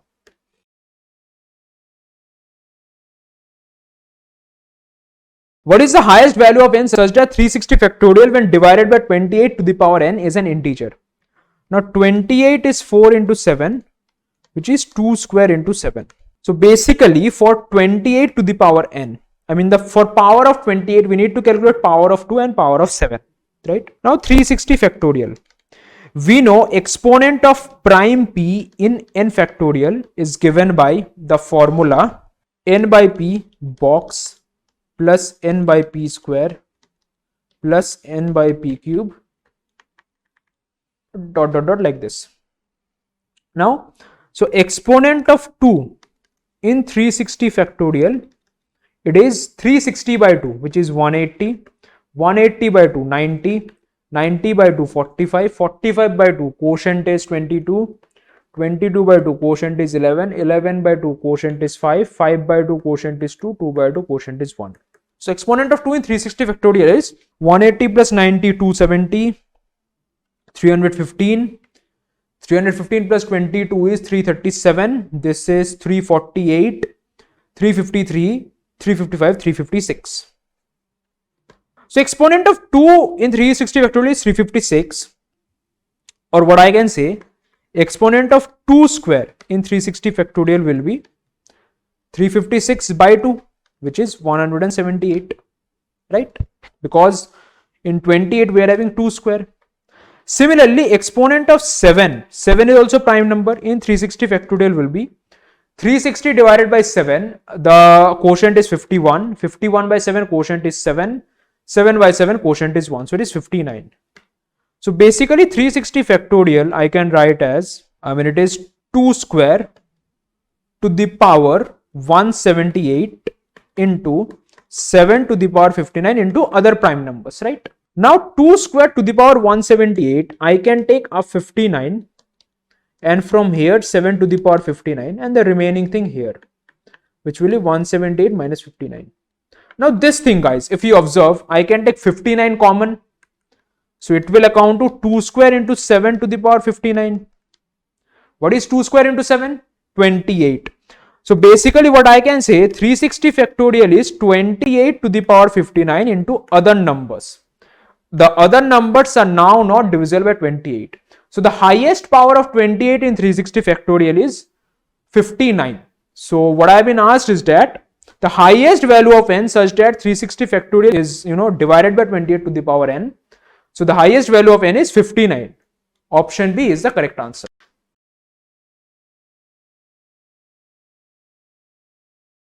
Ram and Rahim travel from Kota to Agra departing at the same time. Kota to Agra departing at the same time. So Ram is traveling at 50 km per hour. Rahim is traveling at 40 km per hour. So they are departing at the same time. Now ideally guys, if we see, Ram's speed is greater than Rahim. So if they are departing at the same time from Kota, so Ram should reach Agra, earlier than Rahim, since the speed of Ram is more. What is given is that if Ram takes a break of 1 hour, so in between what Mr. Ram is taking, he is taking a break of 1 hour, and both of them are reaching Agra at the same time. What is the distance between Kota and Agra? Now let's say the distance between Kota and Agra be d kilometers. As I have told, ki Ram should reach Agra first, since they are starting from the same point of time from Kota. So if there is no point in which both of them have stopped, right? Either Ram stopped or Rahim stopped, and both of them just moved on since they started from Kota. So Ram should reach Agra earlier because Ram's speed is more. But what Ram is doing, he has taken a break of 1 hour. Now due to this break of 1 hour, they are reaching Agra at the same time.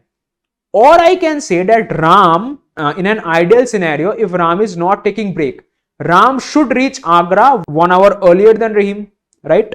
If Ram has not taken any break, so Ram should reach Agra 1 hour earlier than Rahim. Which means if d kilometer is the distance, Ram's speed is 50. So the time taken by Ram to reach Agra would have been d by 50. Time taken by Rahim to reach Agra would have been d by 40. Right? Time equal to, distance by speed. So this time difference, this is nothing but 1 hour. Right? Because Ram is taking a break of 1 hour and then only they are reaching at the same time. So if Ram has not taken break, Ram would have reached 1 hour earlier. If I've taken LCM, so D, 40, 50 LCM is 200, is 5 minus 4, or D equals to 200 kilometers. So the distance between Kota and Agra is 200 kilometers. Option B is the right answer.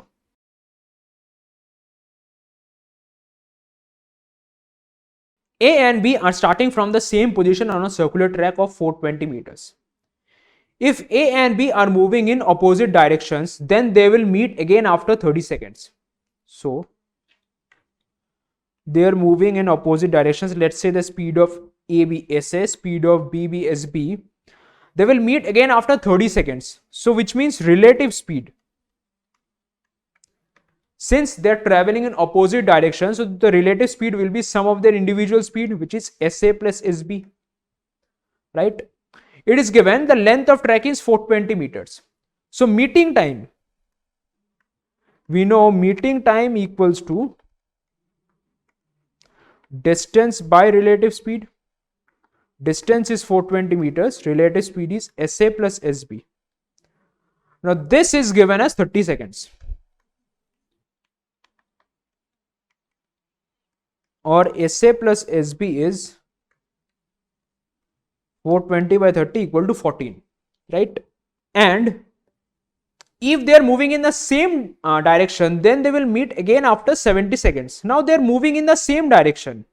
Now two cases can be possible. They are moving in the same direction. Either speed of B is more than A, or speed of A is more than B.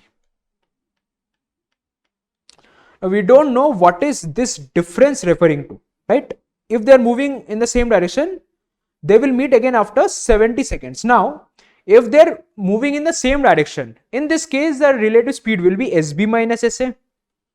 And in this case, the relative speed will be SA minus SB, right? Difference of the speeds, right? Because since they are moving in the same direction, so relative speed will be, difference of the speed. Now it is given that they will meet again after 70 seconds. So they are meeting again after 70 seconds. Which means I can say, let's take example of this case. Distance 420 divided by relative speed. This equal to time, meeting time 70, or 420 divided by SA minus SB equal to 70. So SB minus SA equal to 6, or SA minus SB equal to 6. And it is given SA plus SB is 14. Now, if SA plus SB is 14, let's solve these two equations. SA plus SB is 14. SA minus SB is 6. So I can say 2 SA equal to 20 or SA equal to 10. So SA equal to 10, which means SB equal to 4, right? I mean, this will be 10 meter per second. I think the unit is, 10 meter per second. SB equal to 4 meter per second. Or similarly, while solving this equation and this equation, I can get SB equal to 10 meter per second, SA equal to 4 meter per second. Means either speed of A is 10 meter per second or 4 meter per second. Either speed of B is 10 meter per second or 4 meter per second. We are not sure about the speed. What we are being asked is to which of the following statements is definitely true. Speed of A is 10 meter per second. It's not definitely true. It is a possible case, but it is not definite. Eliminated. Speed of B is 10 meter per second. Again, not a definite case. Eliminated.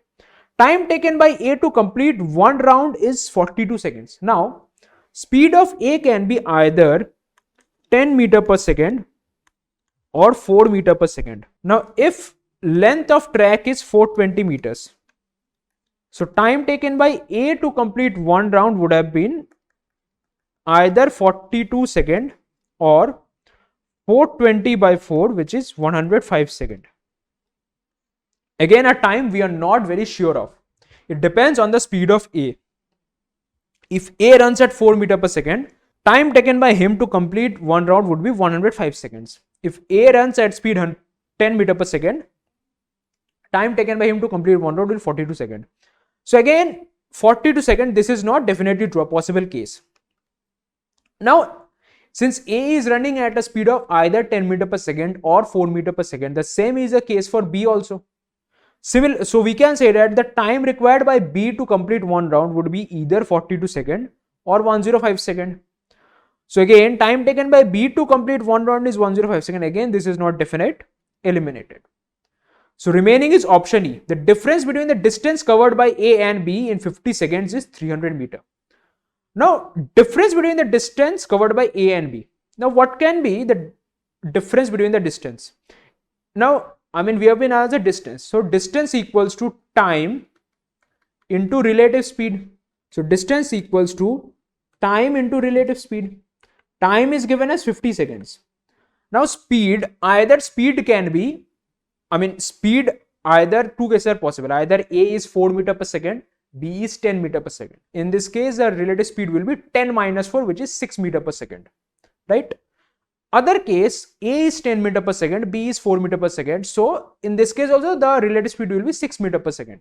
So, this time, this difference in the distance is constant in both cases. So, it is 50 into 6, which is 300 meters. So, this is constant in both cases. So, this is definitely true. So, option E is the right answer.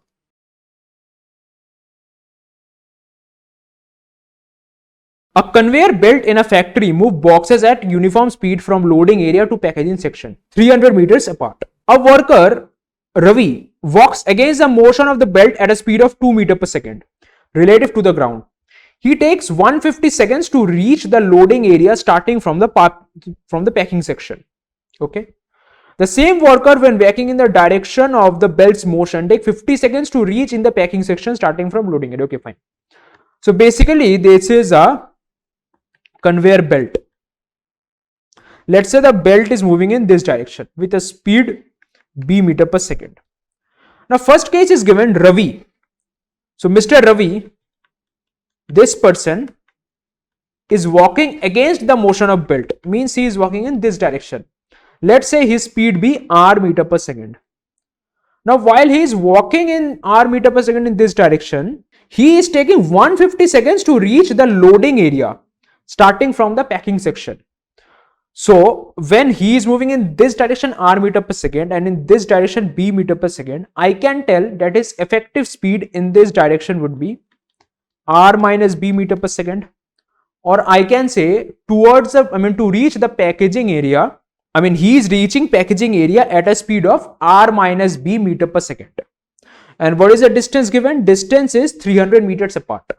So I can say time equals to distance by speed. So time is 150 second, distance is 300 meter, and speed is r minus b, or r minus b is 300 by 150, which is 2. So r minus b is 2. Okay. And also it is given that the same walker when walking in the same direction of the belt's motion.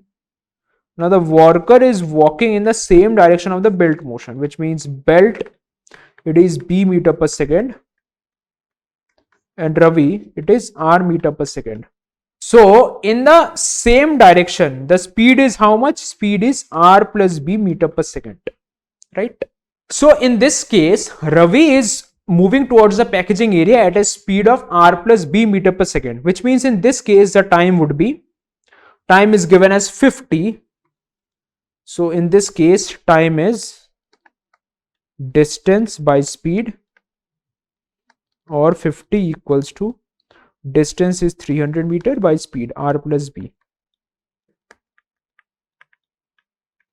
300 by 50, which is 6. So r minus b is 2, r plus b is 6. So from here, upon solving the equations, I can get 2r equals to 8 or r equals to 4 meter per second. If r equals to 4 meter per second, b equals to 2 meter per second. Now if the belt is stopped, which means now the speed of belt is 0, which means now b is 0, and Ravi walks alone at his usual speed. So now Ravi is walking alone at his usual speed, which means Ravi is walking at 4 meter per second.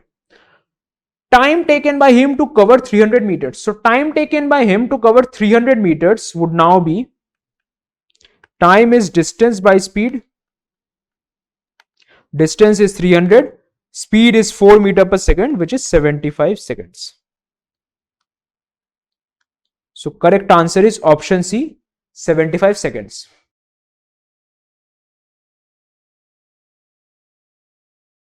In this question it is given, A alone can complete a task in 20 days, B alone can complete a task in 30 days, C alone can complete a task in 60 days.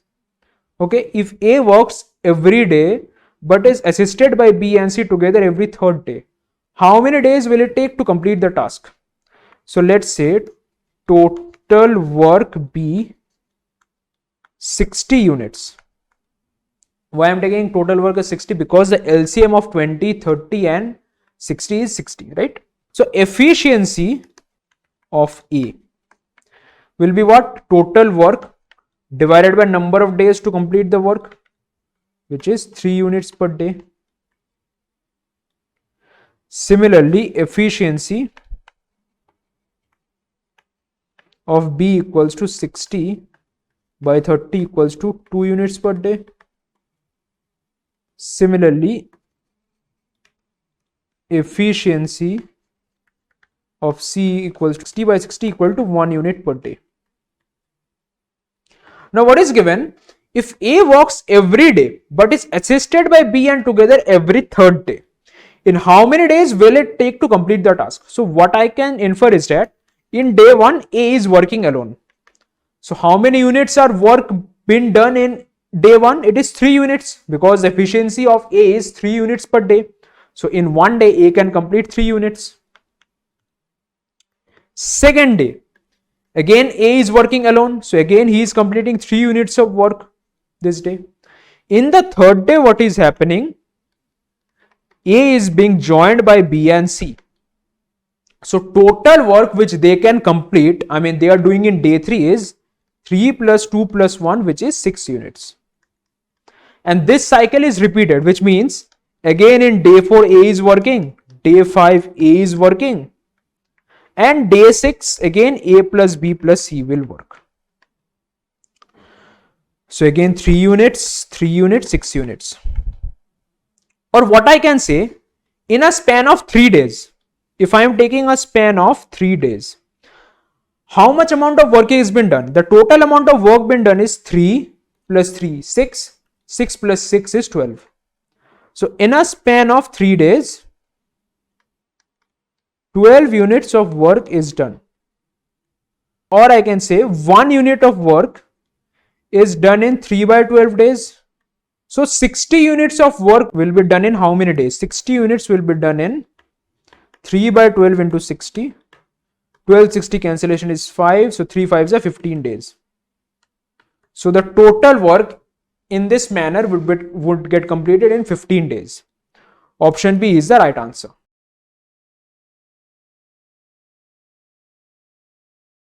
A train Tejas moving at 162 km per hour crosses another train Toronto coming from the opposite direction at 90 km per hour in 20 seconds. If Tejas takes 15 seconds to pass a pole, find the difference in the lengths of the two trains in meters. So Tejas is moving at 162 km per hour.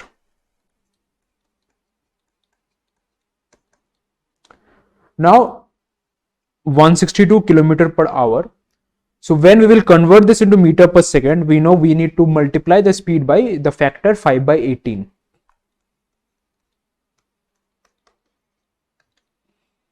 So 18 9 is 162. So 162 km per hour is basically 45 meter per second. So the speed of Tejas is basically 45 meter per second. And Duronto, the speed is 90 km per hour.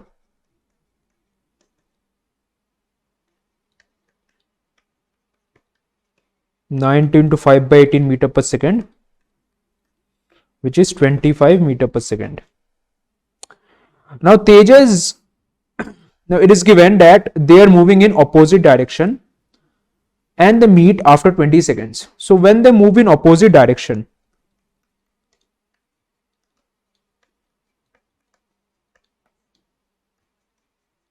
so their relative speed will be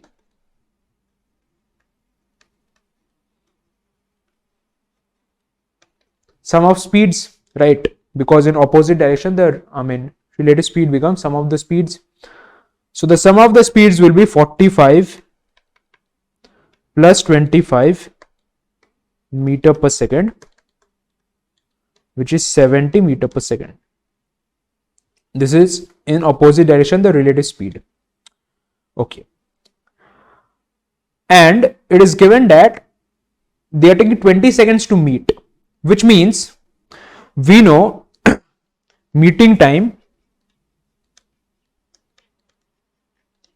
in this case it will be sum of length of trains upon relative speed.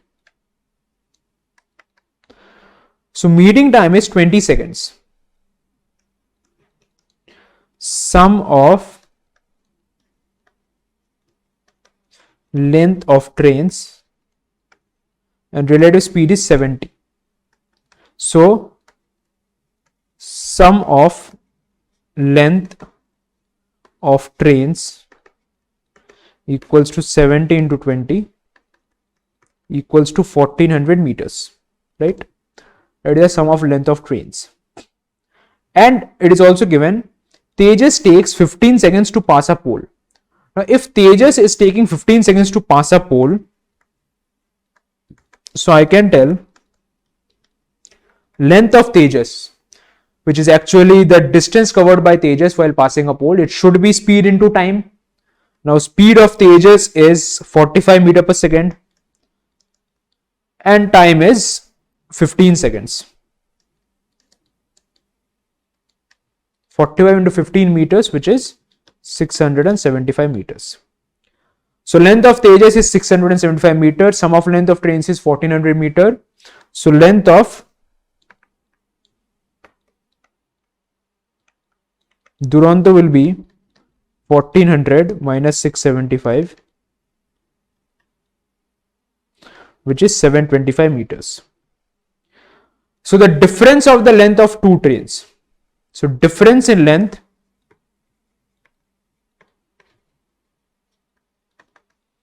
will be equal to 725 minus 675 meter, which will be equal to 50 meters. So the correct answer is option D, 50 meters.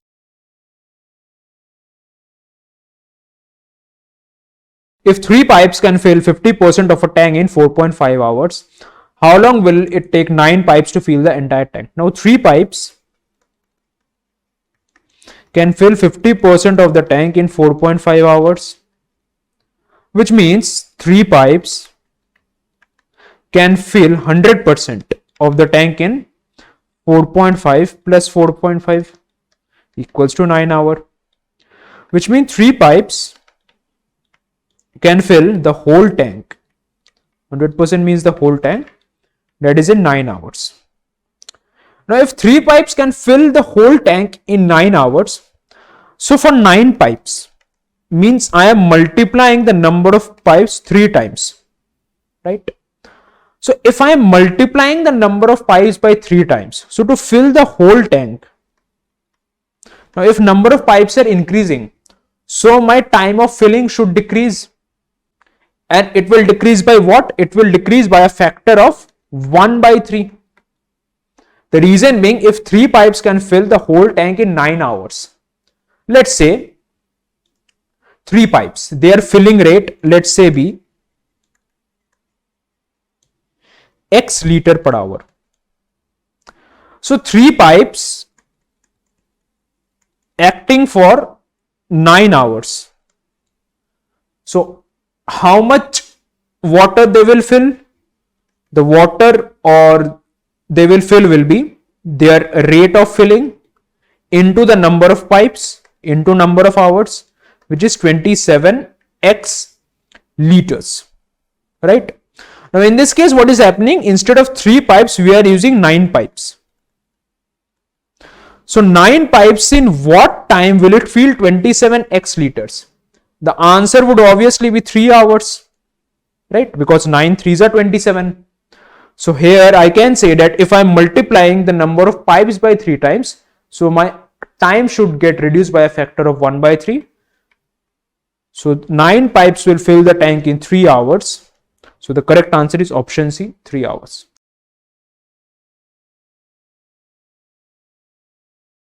A thief escapes on a bike at a speed of 40 km per hour.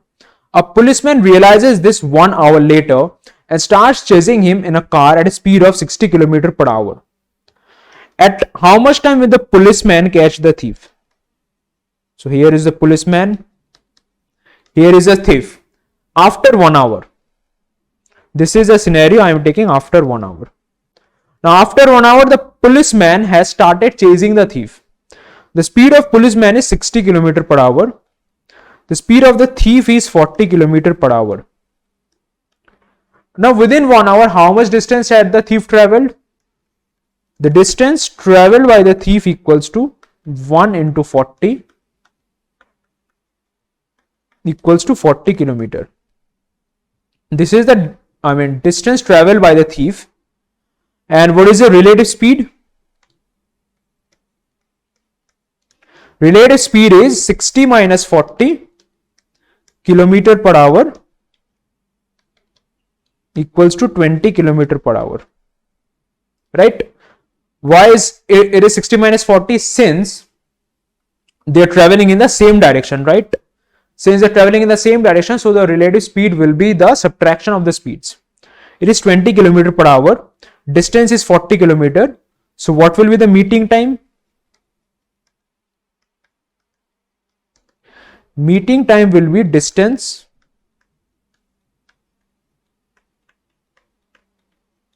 upon relative speed.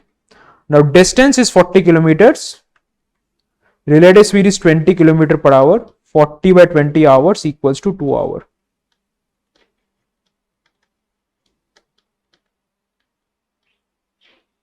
Meeting time equals to 2 hours. Option C is the correct answer. Hi guys, we have this question. It is based on rate and work. It is a fairly easy question. It says that there is a cistern called that has 500 liter of something. It can be liquid. Is connected to 3 pipes. Okay.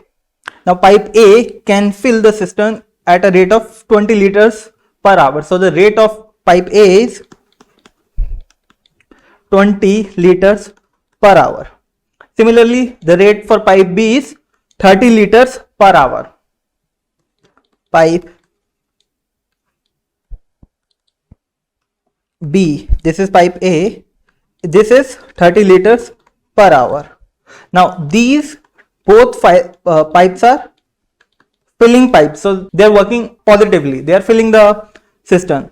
Now pipe C can empty the cistern completely in 50 hours. Now pipe C is doing negative work. Basically it is emptying the cistern and it can empty the complete cistern in 50 hours. So what will be the rate? Total capacity is 500 liters and it is emptying it in 50 hours. So it is emptying at the rate of 10 liters per hour. Okay. Now pipe A is opened at the start while pipe B is opened 5 hours later. So in first 5 hours only pipe A is working. So in first 5 hours how much liter of the cistern will pipe A fill? It is filling at the rate of 20 liter per hour. So in 5 hours it would have filled 5 into 20, that is 100 liters. Now at this point B has also joined. Now A and B are working. Pipe C is joined 3 hours after pipe B. So pipe A and B have worked for 3 hours. Now pipe A is filling at the rate of 20, pipe B is filling at the rate of 30. Total they are filling at the rate of 50 liters per hour. And 3 hours they would have filled 5 into 3, 150 liters. And then C is also joined. At this point C is also joined. Now how much a liter of cistern is left? Total is 500, 100 is filled here, 150 is filled here. So 250 has filled, now 250 is left. 250 liters have to be filled by A, B and C. Now A is filling at the rate of 20, B is filling at the rate of 30 and C is emptying. So it is reducing the it is reducing the cistern. So that effectively A, B and C are working at the rate of 40 liters per hour. At this rate, how much time it will take to fill 250 liters? It will take 250 divided by 40, which is 6.25 hours. So total time it would have taken 5 plus 3, 8 hours and 6, 14 hours. 14 hours and 25.25 minutes. 0.25 by 100 into 60. That is 1 by 4 and 15. So 14 hours and 15 minutes. It would take 14 hours and 15 minutes to fill the complete cistern.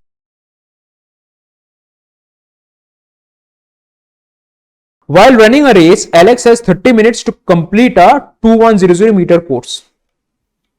So Alex is having 30 minutes to complete a 2100 meter course. Now in the first 20 minutes, he averages at a speed of 1 meter per second. So in the first 20 minutes, his speed is 1 meter per second. So distance covered by Alex in the first 20 minutes will be, now distance we know is speed into time. Speed is 1 meter per second. What is time? 20 minutes. 20 minutes means 20 into 60 seconds. So it is 1200. 20 minutes is 20 into 60 seconds. So it is this many meters. So distance covered by Alex in 20 minutes is 1200 meters. So what is the remaining distance? The remaining distance is 2100 minus 1200 equals to 900 meters. This is the remaining distance. So by what percent must he increase his average speed in order to finish the course within the remaining time? And what is the remaining time? Remaining time is out of 30 minutes, he has already, walked for, or he had already ran for 20 minutes.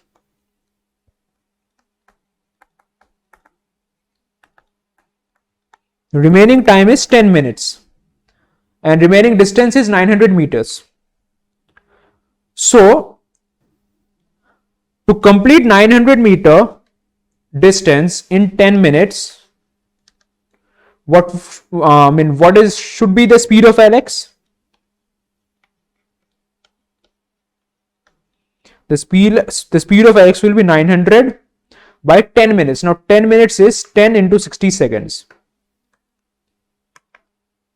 So which is 9 by 6, which is 1.5 meter per second. So by what percentage must he increase his average speed? So percentage increase.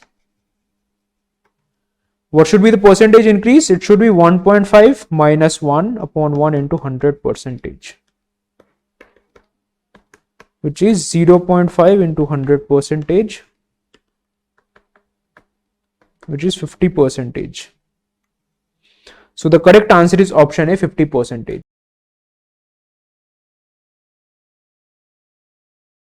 Six men and 15 women can finish a project in 6 days, with men contributing 40% of the total work. If 10 women and 10 boys can complete the same project in 10 days, in how many days can 20 boys alone complete the project? So 6 men and 15 women. Let's say efficiency of a man be m units per hour, m units per day. Efficiency of a woman be w units per day,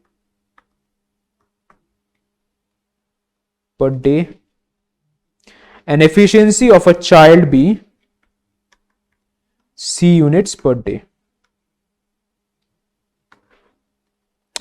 Now 6 men and 15 women, now they are working together. Now if 6 men are working together, so the combined efficiency of 6 men will be 6m.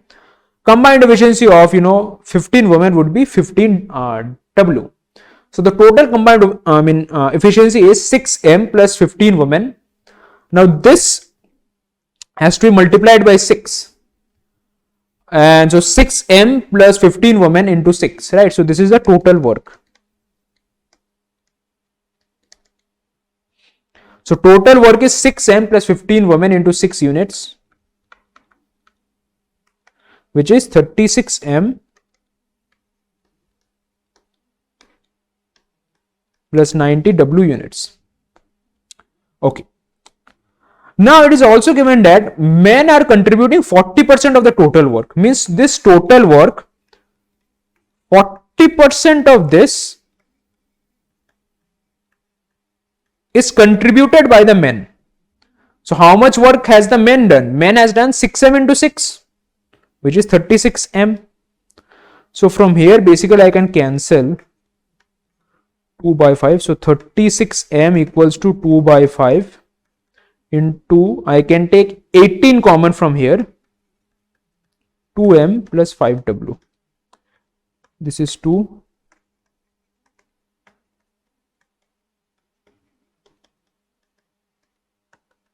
Or 10m equals to 4m plus 10w, or 6m equals to 10w, or 1m equals to 5w by 3.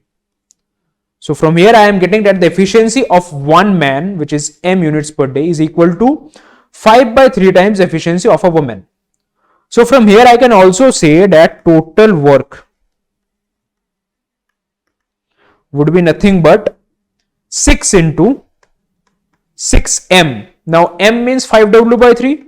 So 6 into 5 by 3w plus 15 women. 10w plus 15w.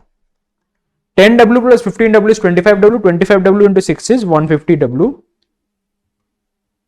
units. So the total work is 150w units, and it is given then given that 10 women and 10 boys can complete the same project in 10 days. Now 10 women and 10 boys, boys, I have taken as child, so 10 child. So again the combined efficiency will be 10W plus 10C. So they can complete the project in 10 days. So in 10 days the amount of work done will be this 10W plus 10C into 10, and this is equal to the total work, which is 150W. So from here I can infer 10 women plus 10 children equals to 15W, or 10 children equals to 15W minus 10W, which is 5W, or W equals to 2C. If W equals to 2C, so again total work I can write as 150, W is 2C equals to 300C units. So in how many days can 20 boys alone complete the work? Now if 20 boys are working together, so their rate will be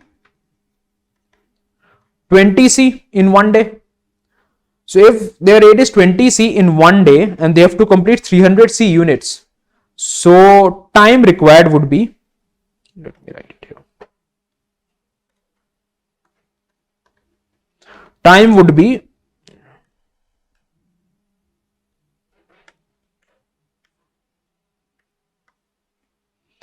time required would be 300C plus 20C equals to 15. So the correct answer is 15 days, option C. To conquer and master GMAT, you have to practice tons of questions. We have prepared hundreds of questions across 30 plus topics to help you in this journey. Just Google GMATPoint free GMAT questions to get all these resources.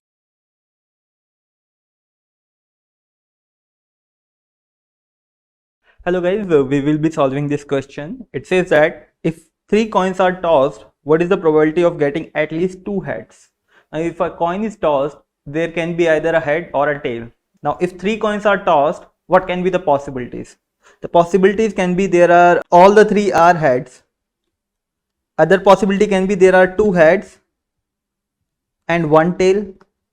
Another can be there is 1 head and 2 tail. And lastly, there can be a possibility where all the 3 coins are having tails. So these can be the 4 possible cases. Now we are asked for the probability of at least 2 heads. Now if there is at least 2 heads, it means it can be 2 heads or 3 heads. So it can be either this or this. This case is not required and this case is not required. So we will be doing this for 2 cases. First case where 2 heads and 1 tail is there. Now here we can have 2 heads and 1 tail in multiple cases. It can be head, head, tail. It can be head, tail, head, or it can be tail, head, head. There are 3 cases. Now if there are head and tail, only these 2 are the possible cases in a coin. So the probability of getting either a head or tail is equal, which is 1 by 2. All the 3 cases will be having equal probability because there are equal possibilities. Let's say the possibility of getting this case, it can be for getting head is 1 by 2, again head is 1 by 2, and the tail is 1 by 2, which is equal to 1 by 8. Similarly for the second case, getting a head is 1 by 2, getting a tail again is 1 by 2, and getting a head again 1 by 2, which is 1 by 8. Lastly, tail, head, head. Again the possibility is 1 by 2 into 1 by 2 into 1 by 2, which is again 1 by 8. So in this case, if I want 3 head and 1 tail, the probability is the sum of all these 3 options, which is equal to 3 by 8. Now there is another case where it can be at least 2 heads. It is, my bad, the ones this 3 heads, not this one. Okay, so we have done for this case. Now we will be doing for this case, 3 heads. It is only possible when all the 3 coins are having heads. The possibility of getting 1 head is 1 by 2. Again another head is 1 by 2. Again another head is 1 by 2. So the possibility is probability is 1 by 8. We are asked the total probability, so we will add up. So this plus this case, 3 by 8 plus 1 by 8. This will be equal to 4 by 8, which is equal to 1 by 2. So the answer has to be 1 by 2, which is option D.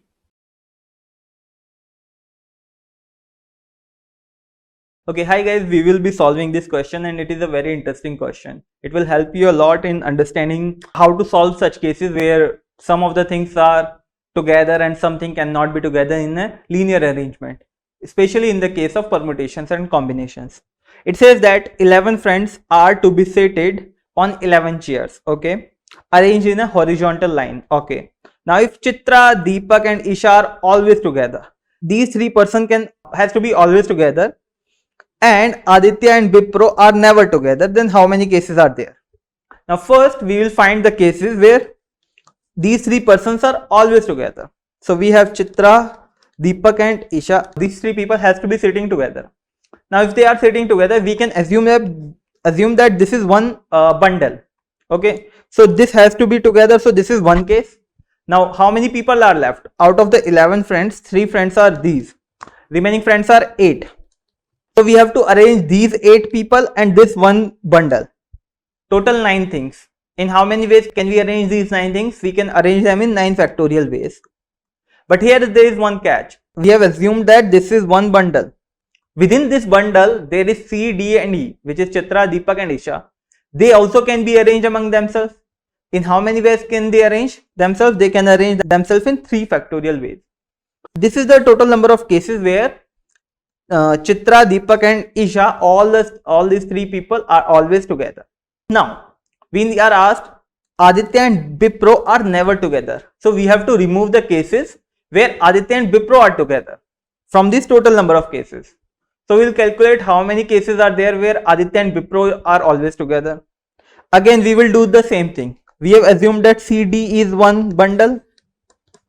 We need to find the cases where Aditya and Bipro are together. So let's assume they are also in another bundle. Now how many friends are left?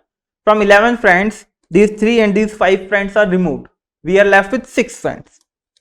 Now we have to arrange these 6 and these 2 bundles. Total 8 things. So we can arrange them in 8 factorial ways. But again, the same concept. Within these bundles, these people can also be arranged. So in this bundle, C, D and E, there are 3 people, so they can be arranged in 3 factorial ways. And in this bundle, they can be arranged in 2 factorial ways. There are 2 people.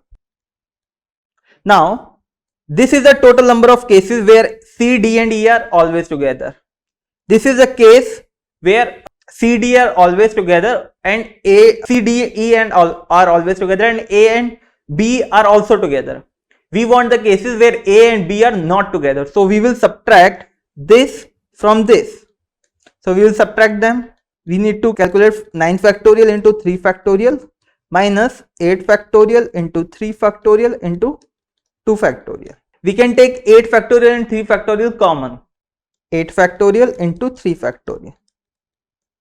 From this 3 factorial is taken common. 9 factorial is nothing but 9 into 8 factorial. We have taken common 8 factorial. So we are left with 9.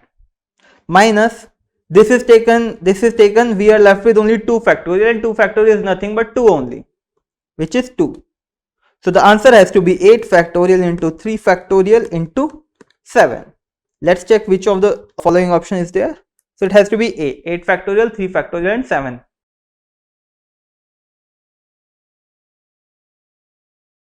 Hi guys, we have this question based on probability. It's a fairly easy and simple question. It says that a pair of die is rolled. Now what is the probability that sum of the numbers on their tops faces exceeds 10?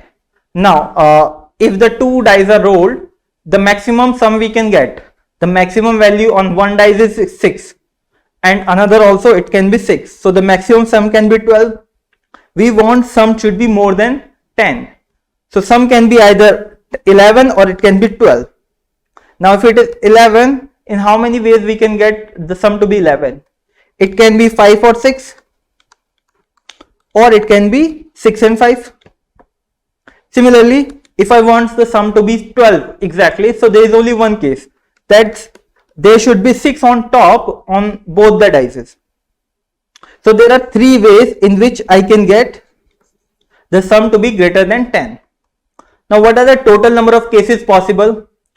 On the first die there can be 6 cases. Similarly on the second die there can be 6 cases. So therefore total number of cases are 16. So what will be the probability? Probability sum to be greater than 10. Total number of favorable cases are 3 divided by total number of overall cases are 36. If I divide, this will be 1 by 12. So the answer has to be 1 by 12, which is option E.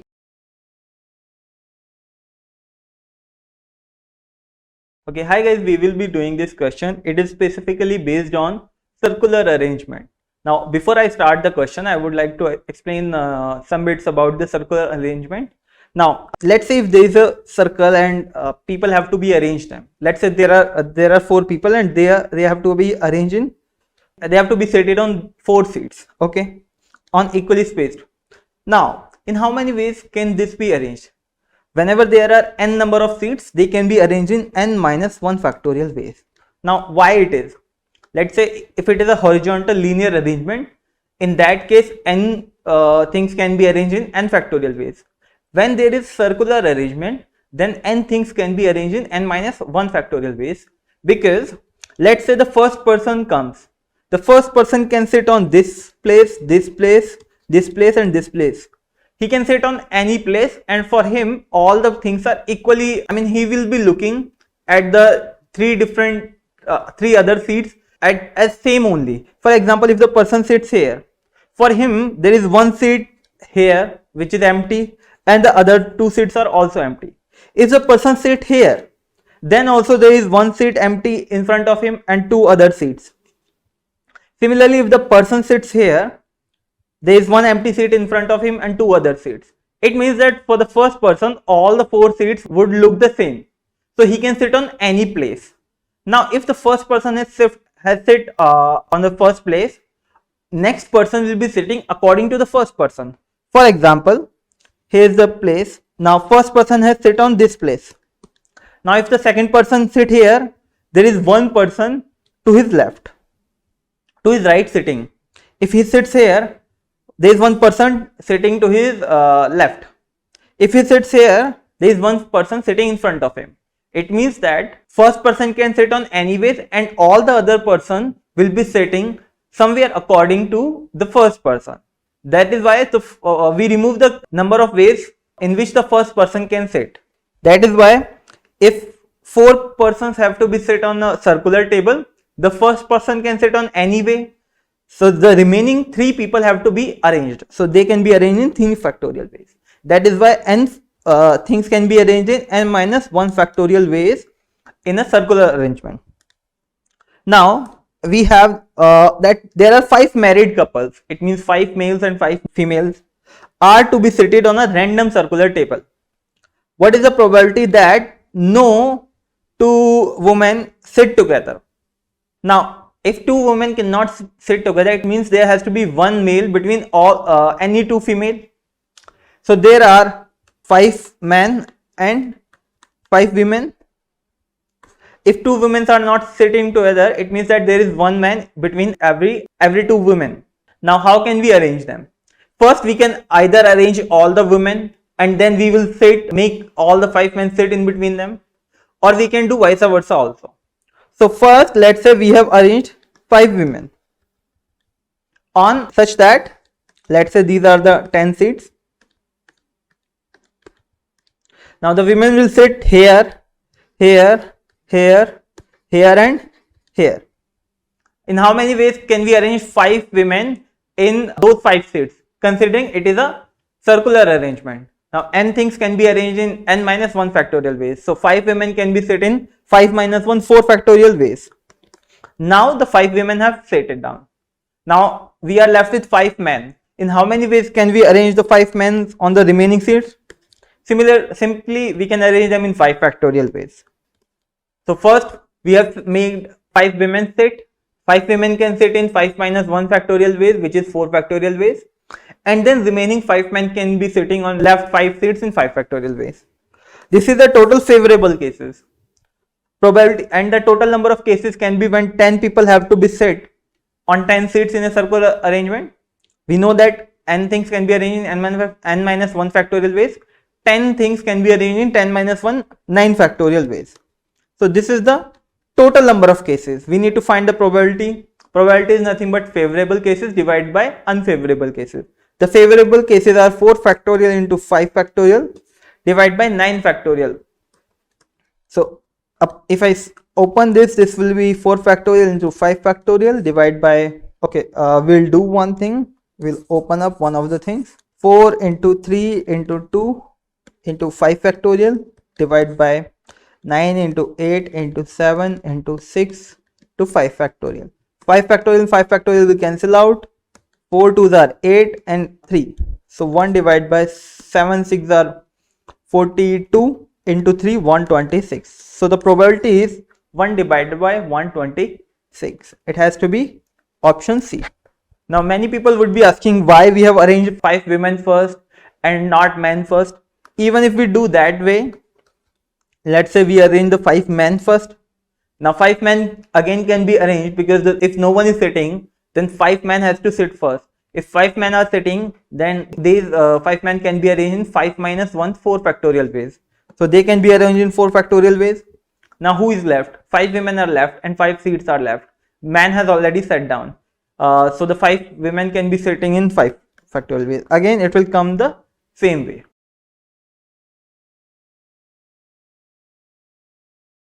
Hi guys, we have this question on the concept of probability. It says that Tushar has 58 mobile phones in his shop, of which 50 are working and 8 are damaged. So there are 50 mobile phones. Out of this, 50 are good one and 8 are not. The other 8 are damaged. Now if he randomly selects and packs 2 mobile phones, what is the probability that both the selected phones are in working condition?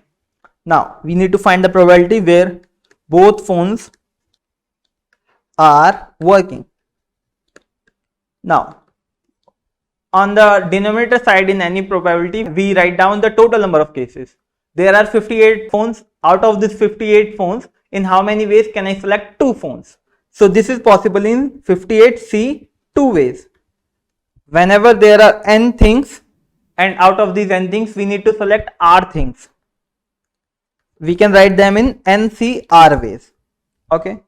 Now there are 58C2 is the total number of cases. Now we are finding the probability where the 2 phones are good one, which are in the working condition. How many phones are there in the working condition? There are 50 phones. So the 2 phones should be from these 50 phones. How many ways can I select 2 phones from these 50 phones? This is possible in 50C2 ways. Now we don't need to do much, we just need to expand this. So 50C2 is nothing but 50 into 49 divided by 2. Similarly 58C2 is nothing but 58 into 57 divided by 2. If I 2 and 2 will cancel out, 50 into 49 divided by 58 into 57. If I cancel, this will be 25 and this will be 29. 25 into 49 divided by 29 into 57. None of the other things will cancel out because there is nothing common now. So we will simply expand 25 into 49. 25 into 49. I can write this as 25 into 50 minus 1. 25 into 50 will be 125 minus 25. So this will be 1225.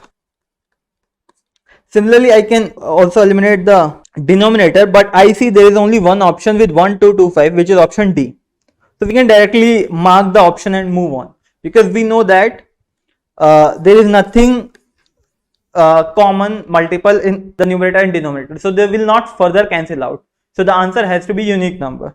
So it has to be 1225 and it cannot be cancelled further. We can use the option in such case where we don't want to solve the complete question when the multiplication is a bigger number.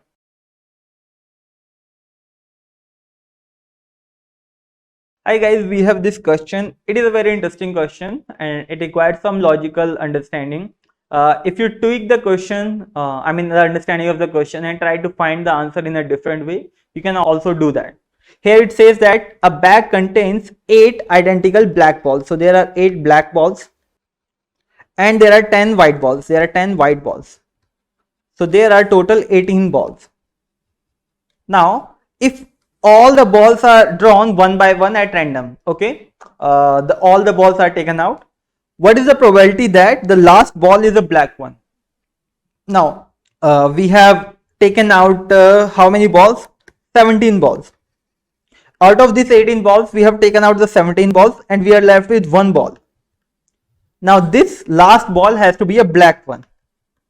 We need to find the probability that in how many cases this case is possible that the last ball is a black one. It can be a white ball also, but we need to find the probability for the black one. It means that the first 17 balls that we have taken out, in these 17 balls there has to be total 10 white balls and it has to be 7 black balls. In this way only the last ball which will be a black one. So we can find the probability that in how many cases we take out the 17 balls out of the 18 balls, in which there are 10 white balls and 7 black balls. So probability of last ball is a black ball. This is possible. First we will find the denominator. In how many ways can I take 17 balls out from 18 balls? It is possible in 18C 17 ways. Now I have to take out how many balls? I have to take out 10 white balls out of 10 balls. If there are 10 balls and I have taken out all the 10 balls, this is possible in only one way. Now, out of the 8 black balls, I have to take out 7 black balls. In how many cases this is possible? We can select the 7 balls from those 8 balls in 8C 7 ways. So we need to find the probability basically 8C7 divided by 18C17. We will solve this. 8C7 is nothing but 8C1, which is nothing but 8 only. Similarly 18C17, it is nothing but 18C1, nothing but 18 only. So if I solve, this will be 4 by 9. Hence the probability that the last ball has to be a black ball, this is possible in, the probability will be 4 by 9, which is option C.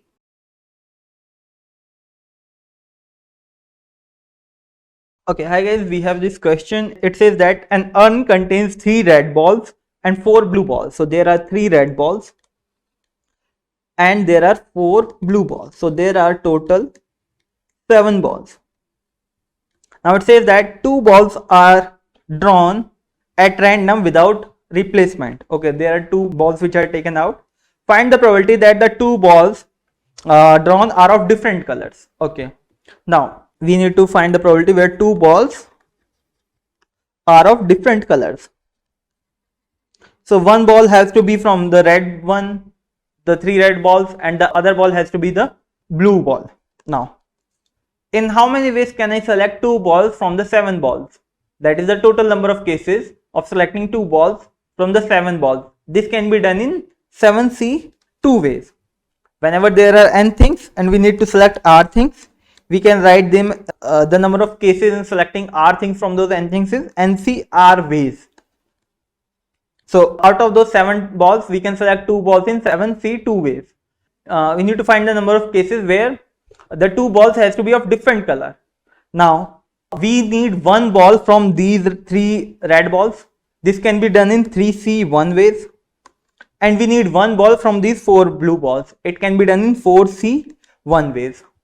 Now 3C1 is nothing but 3 only. Similarly 4C1 is nothing but 4 only. 7C2 is 7 into 6 divided by 2. If I cancel this 3 and 3, the answer has to be 4 by 7. Let's check. Okay, it has to be answer C 4 by 7.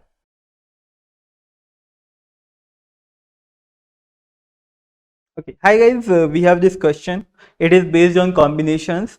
It says that a committee of 5 members is to be formed from a group of 6 men and 8 women. So there are 6 men and there are 8 women. From these we have to select 5 members. Okay. In how many ways can the committee be formed if it must contain more than more men than women. So men has to be more than women. There are 5 members. The minimum member which man has to be such that men or women is 3. So how many cases are there? Let's say there are 3 men and the remaining 2 will be women. Another case can be there are 4 men and 1 woman. Another case can be there all the 5 members of the committee are men and there are no women. So these are the 3 cases where men are more than women. Let's find out how many ways we can select that. So let's say this is case 1, this is case 2 and this is case 3. Now case 1, there are 3 men and 2 women. Now out of the 6 men, how many ways can I select 3 men? This is possible in 3 ways. And out of the 8 women, how many ways are there where we can select 2 women? This is possible in 8C 2 ways. Let's solve further. So 6C3 is 6 into 5 into 4 divided by 3 into 2, which I cancel, this will be 20. And 8C2 is 8 into 7 divided by 2, which is nothing but 28. If I solve this, I will get 280 and 280, which is nothing but 560. So there are 560 ways in which I can select 3 men and 2 women. Second case, where 4 men are there and 1 woman is there. Now out of the 6 men, how many ways are there? I can select 4 men. It is possible in 6C4 ways into, out of the 8 women, I can select 1 woman. It is possible in 8 ways. I can select 1 woman in 8 different ways. So 6C4 in how many ways? How to solve 6C4? It is nothing but 6 into 5 into divide by 2, which is nothing but 15 into 8, which is 120. Third, there are 5 men only and there is no women. So in how many ways out of the 6 men I can select 5 women? It is possible in 6 ways only, because in every case I cannot select one of the other 6 men.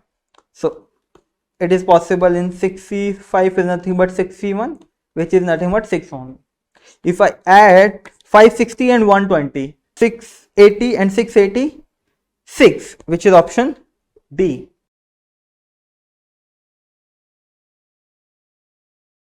Hi guys, we have this question and it is a very interesting question. It says that if all the letters of the word dance are arranged in alphabetical order, okay, what is the rank of the word dance in this dictionary order?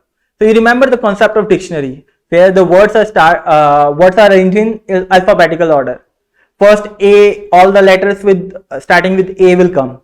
Even within that, all the letters will starting in alphabetical order will come. For example, all the letters, all the words starting with A, B, C and D are come. Within A also, they are arranged in alphabetical order. So first A and A will come, then A and B will come, then A and C will come, and after that so on. So here also we have to arrange all the letters that can be formed using the word dance, and then we have to find what will be the rank of the word dance itself. So let's check it out. If I arrange the words in an alphabetical order, what alphabets we have? A, C, D, E and N. So first all the words with A come, then all the words with C come, then all the words with D come. Here somewhere we will get the word dance. So first we will find how many words are there with A. Now there are 5 alphabets. Out of that, A is already taken. So the 4 alphabets can be arranged in how many ways? They can be arranged in 4 factorial ways, which is 24. So there are 24 letters, 24 words that can be formed starting with A. Similarly, if C is taken, then 4 alphabets are left. They can be arranged in 4 factorial ways. Again, 24. Now comes D. Now if D is taken, how many alphabets are left? We have left with A, C, E and N. Now we want the word dance. We have D, D. even when the words are starting from D, the first letter after D should be coming A, which is exactly we want. So A is already taken. Now how many, we want the word NCE. After C, after A, these three are left. Let's arrange them in alphabetical order. So first C will come, then E will come, and then N will come. The word dance, N here will come. So first C will come and E will come. How many words with C can come? We have already taken 3 words, 3 alphabets. So 2 more alphabets are left. They can be arranged in 2 ways. Similarly, we have arranged E. E, after E there are 2 alphabets. They also can be arranged in 2 ways. So after D, A, C and E are done, N will come. After N, 2 words are left. 2 alphabets are left, which is C and E. If I arrange them, the latter has to be, C has to come first and then E. So after we have arranged these 24, these 24, these 2 and these 2, we will get the word dance. So the rank of the word dance is 24 plus 24, 48, plus 2, 50 and 2, 52. So this dance word has to come at 53rd position. So it has to be answer A, 53.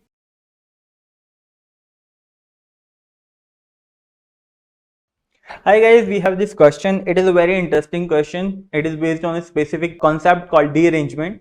I'll tell what the topic is and also I'll explain how to solve such kind of questions. First thing you need to understand that how to identify that this topic is of dearrangement. Let's understand the question first and then I'll explain. So it says that a postman has 5 distinct letters, okay, each addressed to a different house. Alright. In how many ways can the postman deliver all the letters so that no house receives its original intended letter? Basically, there are 5 letters. Each letter has to arrive at a specific house. In how many ways can the postman deliver these 5 letters so that each letter is not arriving at their actual address? They are arriving at wrong locations. This is a very specific kind of question, topic, which is dearrangement, where the things are not arrived at their destinations. For example, let's say after the school there are 10 people, 10 students who are going to their houses.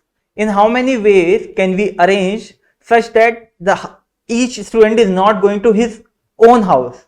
So all these 10 students must be going to the other friend's house and not their actual address. So this topic is called dearrangement, where the arrangement is not correct.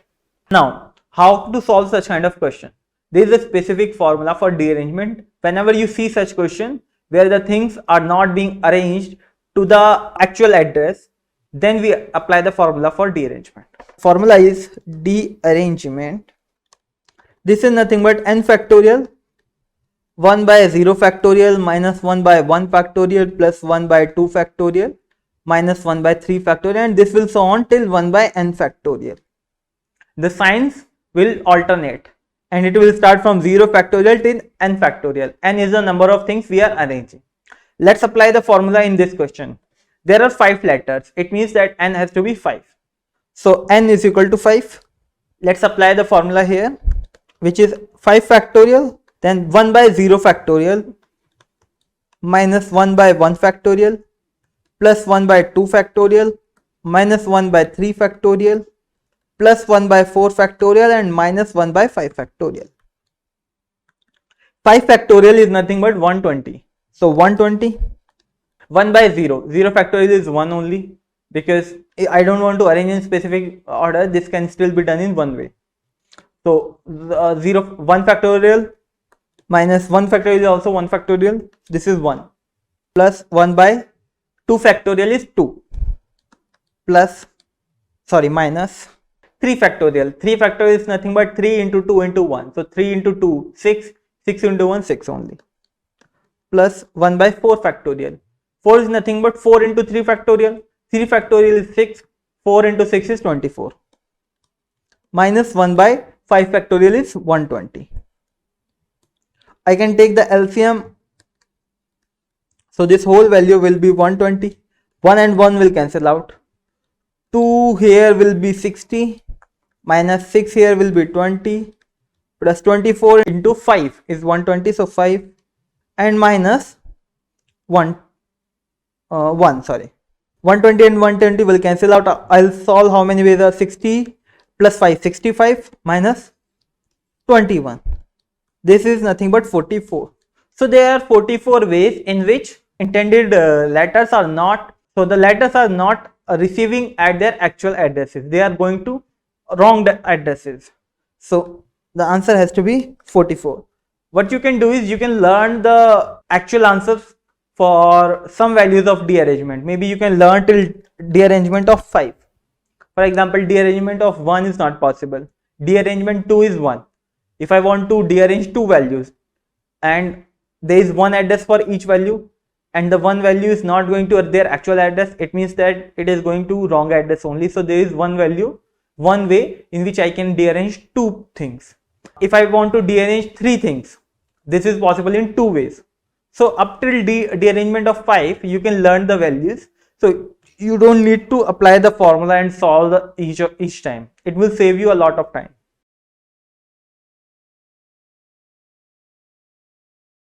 Hi guys, we have this question. It says that round table has 8 seats. In how many ways can 4 men and 4 women are seated such that no 2 women are sitting together?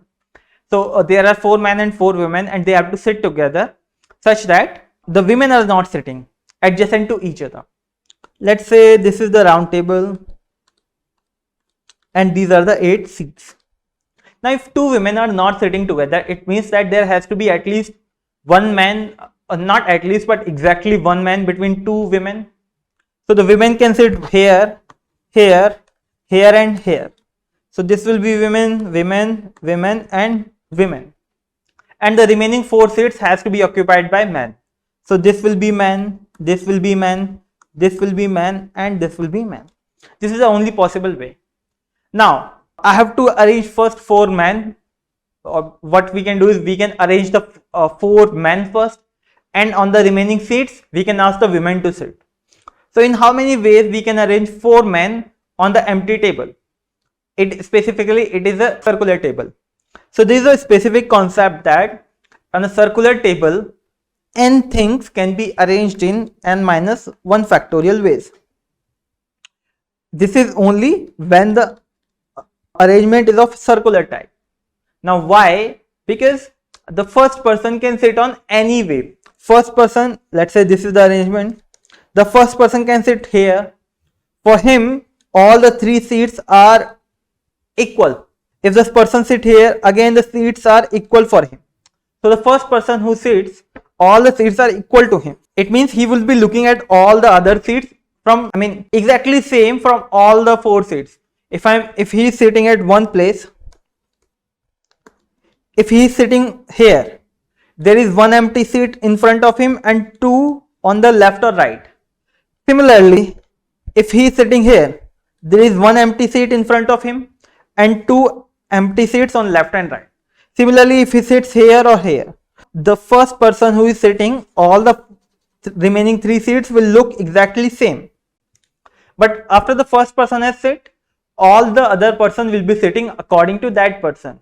If that person is on his left or right or 2 seats left, 2 seats right, so the first person can sit on any way and the other person sits according to the first person. That is why if there are n persons, they can be arranged in n minus 1 factorial ways. Now let's say first we will ask all the 4 men to sit in this arrangement. Now the 4 men can be arranged in 4 minus 1 3 factorial ways according to the concept of circular arrangement. Now the 4 men have sit down. We are left with 4 women and 4 seats. They can be arranged in 4 factorial ways. So this is the arrangement where the women are not sitting together. We can also do the vice versa. Let's say first all the 4 women are sitting. Now 4 women can sit on the 4 seats in 4 minus 1 3 factorial ways. Now 4 men are left. They can be sitting on the 4 seats in 4 factorial ways. If I solve, 3 factorial is nothing but 3 into 2 into 1 and 4 factorial is nothing but 4 into 3 into 2 into 1. This is 6 and this is 24. If I solve, this will be 144. So there are 144 ways.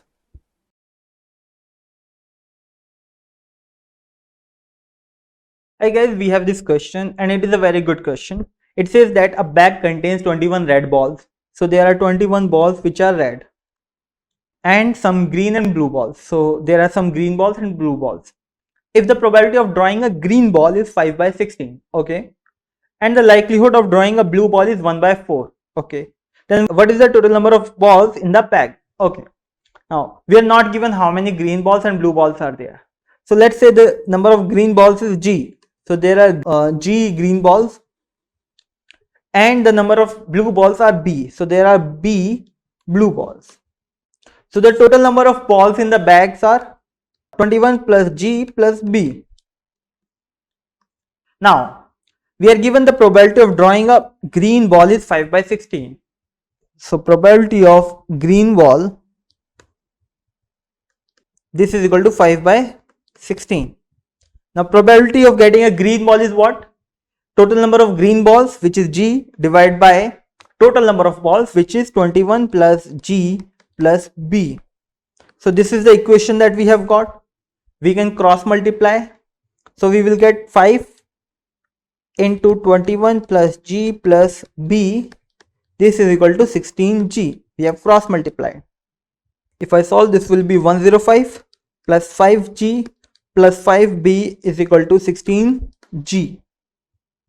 Or I can say 105 plus 5B is equal to 11G. This is one equation that we have got. Another question we are given, another probability we are given that the probability of taking out a blue ball is 1 by 4. So probability of blue ball is equal to 1 by 4.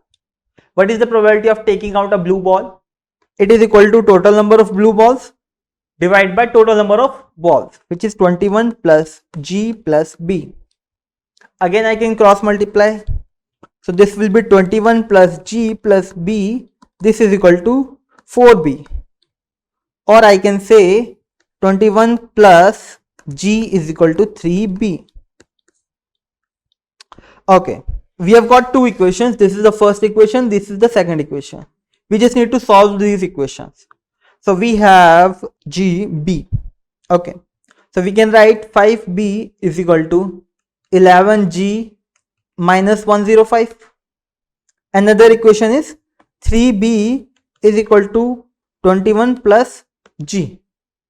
I can make the left hand side equal. 5 into 3 and 3 into 5. We can multiply this equation with 3 and this equation with 5. I will get 15B is equal to 33G minus 315. And if I multiply 5 with here, it will be 15B is equal to 10. I'll write here. So it will be 5G plus 105. The left hand sides are equal, it means the right hand side is also equal. So 3G minus 315 is equal to 5G plus 105. I can take this here, it will be 28G and 315 plus 105, which is 420. So G is nothing but 420 divided by 28. If I divide, this will be 15. So I get total number of green balls are 15. So green balls are 15. I can put green ball 15 in any equation. I can put it here. So 21 plus 15 is equal to 3B. This is nothing but 36 is equal to 3B. Or if I cancel, this will be equal to 12 is equal to B. So there are 12 blue balls. Blue balls are 12. We are asked what is the total number of balls in the bag. So 21 plus 15 plus 12. This is nothing but 4 and 8. 48, which is option A.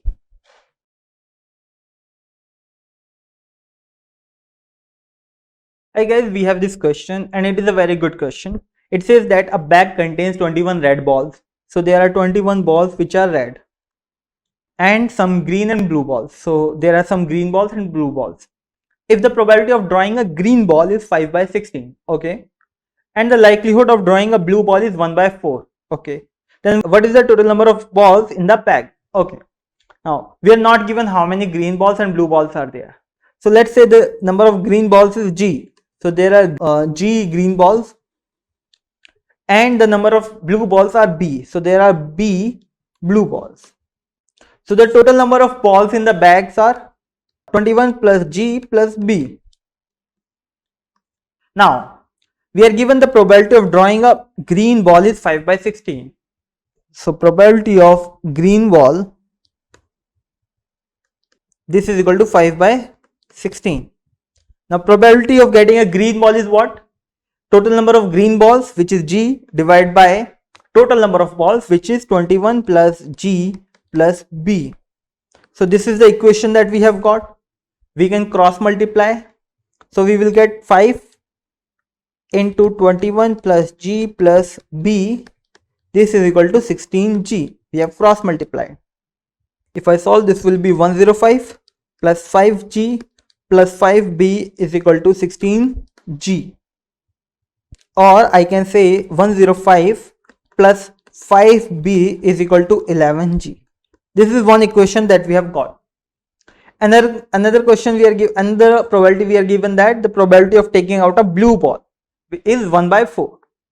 So probability of blue ball is equal to 1 by 4. What is the probability of taking out a blue ball? It is equal to total number of blue balls divided by total number of balls, which is 21 plus G plus B. Again I can cross multiply. So this will be 21 plus G plus B. This is equal to 4B.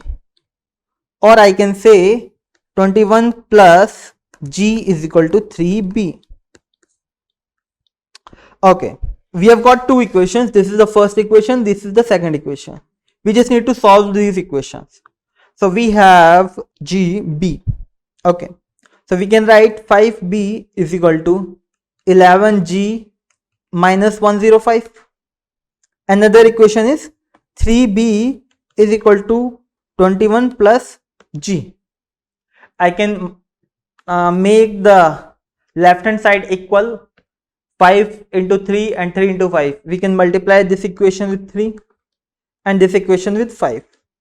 I will get 15B is equal to 33G minus 315. And if I multiply 5 with here, it will be 15B is equal to 10. I'll write here. So it will be 5G plus 105. The left hand sides are equal. It means the right hand side is also equal. So 33G minus 315 is equal to 5G plus 105. I can take this here, it will be 28G and 315 plus 105, which is 420. So G is nothing but 420 divided by 28. If I divide, this will be 15. So I get total number of green balls are 15. So green balls are 15. I can put green ball 15 in any equation. I can put it here. So 21 plus 15 is equal to 3B. This is nothing but 36 is equal to 3B. Or if I cancel, this will be equal to 12 is equal to B. So there are 12 blue balls. Blue balls are 12. We are asked what is the total number of balls in the bag. So 21 plus 15 plus 12. This is nothing but 4 and 8. 48, which is option A.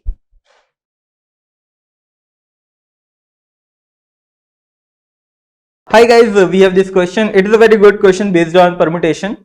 It says that in how many distinct ways can the letter of the word leader be arranged such that all the vowels are never together. Now first we will find in how many ways can we arrange the letters of this word. We have L once, we have E twice, we have A once, D once and R once. So total we have 6 alphabets. Now 6 alphabets can be arranged in 6 factorial ways.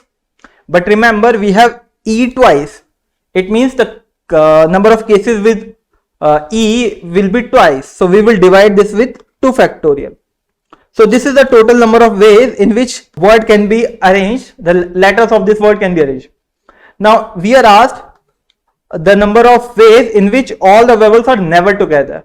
So from this total we can remove the number of ways we can arrange such that all the vowels are together.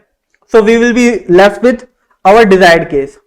Now let's find out how many cases are there in which all the vowels are together. Now what are the vowels in it? There is E, and there is A. These are the vowels, and the other letters left are L, D and R. We want all the vowels to be together. Let's assume that all the vowels are in a bundle. So we have one case here and then 3 cases here. So total we have 4 things. We can arrange 4 things in 4 factorial ways.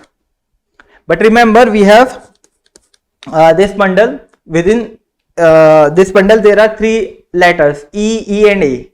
They can also be arranged among themselves. They can be arranged in 3 factorial ways, divide by 2 factorial ways. Why did we divide with 2 factorial? Because again there is E that is coming twice, so the number of cases will be twice. So this is the number of cases in which vowels are always together, and this is the total number of cases. If we subtract from the total the number of cases in which vowels are together, we will be left with the cases in which vowels are not together. So we have to do 6 factorial divided by 2 factorial minus 4 factorial into 3 factorial divided by 2 factorial. If I write this as, I can write 6 into 5 factorial divided by 2. 2 factorial is 2 only. Minus 4 factorial is 24 divide into 3 factorial. 3 factorial is 3 into 2 into 1, which is 6 divided by 2. If I solve, this will be 3 into 5 factorial is 120 minus this will be 3 and 72. This is 360 minus 72 and the answer will be 288. So there are 288 ways in which I can arrange such that vowels are not together. So the answer is C.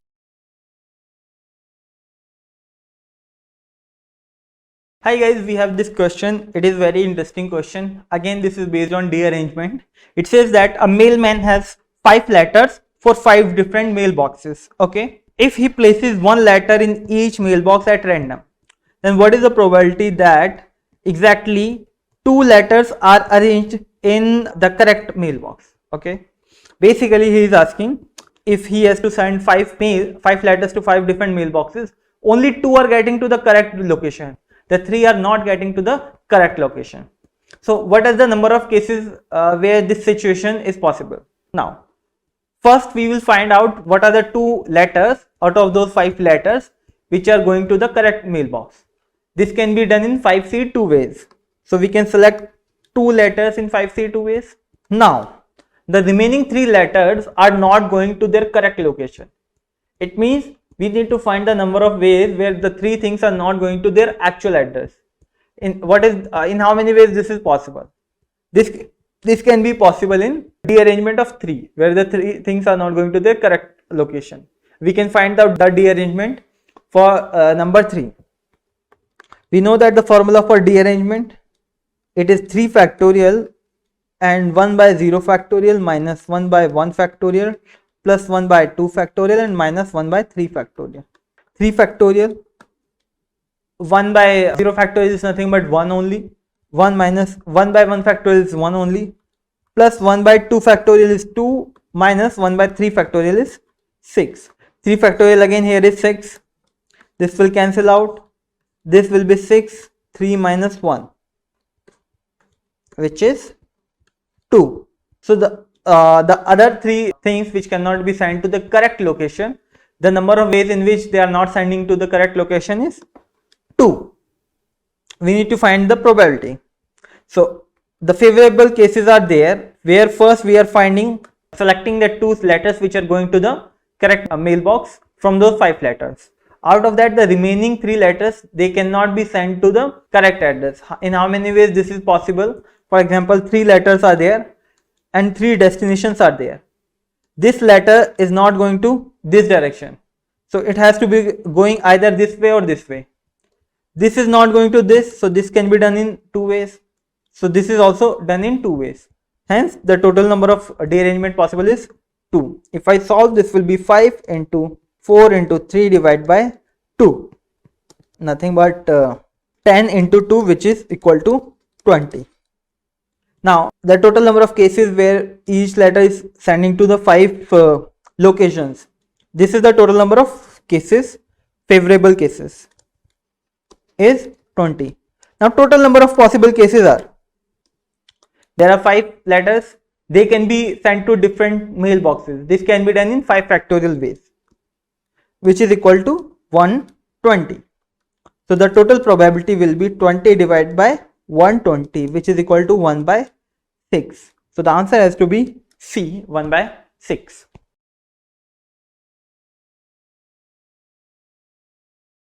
Hi guys, we have this question. It is based on permutation. It's a very interesting question. It says that in a gymnastics competition, there are 5 teams are to perform. Each team has 2 members, and when a team performs, all its members perform consecutively. So let's say there is team 1, team 2, team 3, team 4 and team 5, and team 1, both the members from team 1 will perform, then both the members of team 2 will perform, and so on. So the order of the members within each team is random. If the order of team performance is also random, the order within the team between the 2 members is random, and the team sequence, there are 5 teams, the sequence is also random. In how many distinct ways can the performance be scheduled? Now first we have, let's say, 5 teams, first, second, third, fourth and fifth. Each team has 2 members.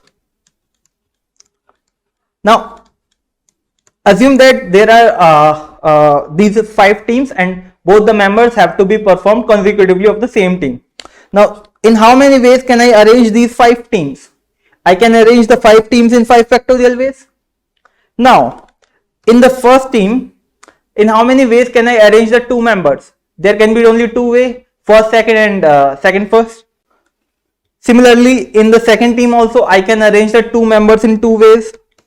Similarly, in the third team also I can arrange 2 members in 2 ways. Similarly with team 4 and team 5. So first, this is for teams and these are for number of ways in which I can arrange the 2 members of the same team for each team. So 5 factorial is nothing but 120, and 2 into 2 into 2 into 2 into 2, that is equal to 2 raised to 5, and 2 raised to 5 is 32. If I multiply 32 into 320 and 364, this will be 483 and 0, 3840. This is the number of ways in which I can arrange the performance. So answer has to be A, 3840.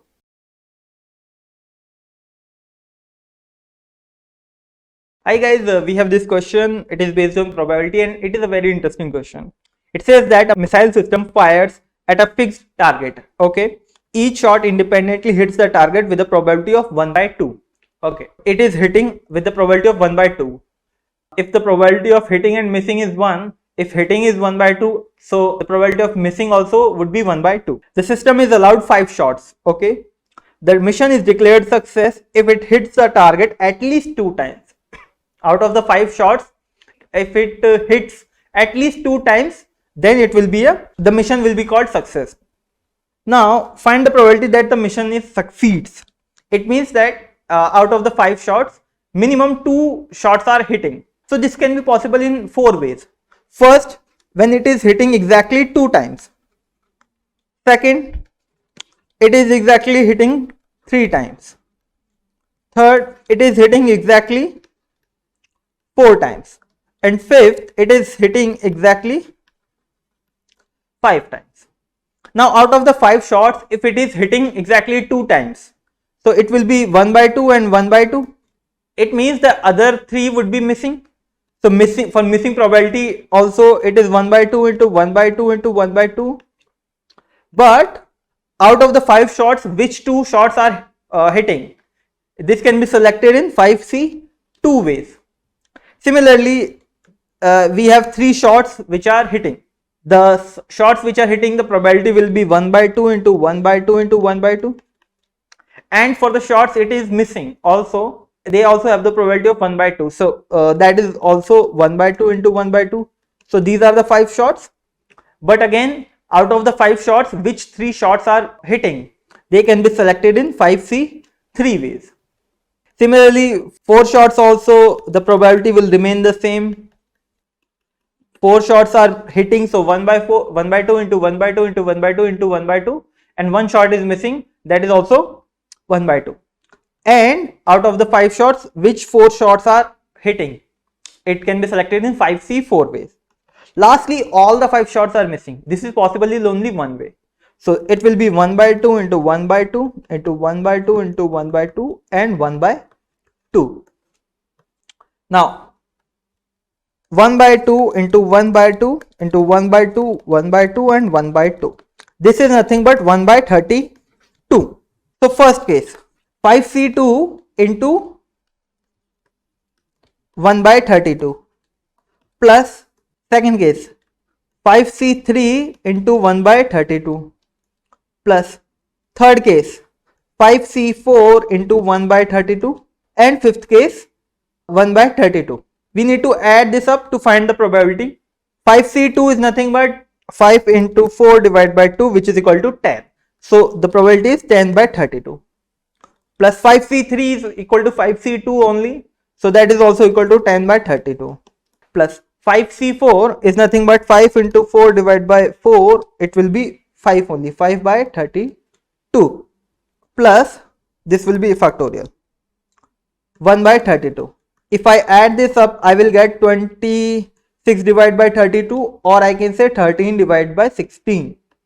If I multiply this with 100, I will get 8, 12.6. It will be 81 point something. Let me check the answer. There is only one option with 81, 81.25. So that has been the case.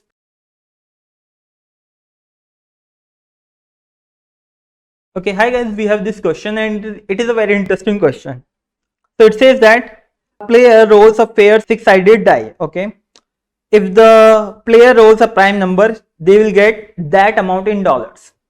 If they roll a composite number 4 or 6, they lose that amount in dollars. And if they roll a 1, nothing happens. So it's a 6-sided pair die. So it is what are the possible outcomes?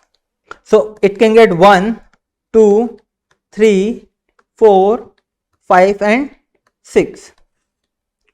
Okay, now if he gets 1, he will get nothing. If he gets 2, he will get plus $2. If he gets 3, he will get plus $3. If he gets 4, he will lose $4.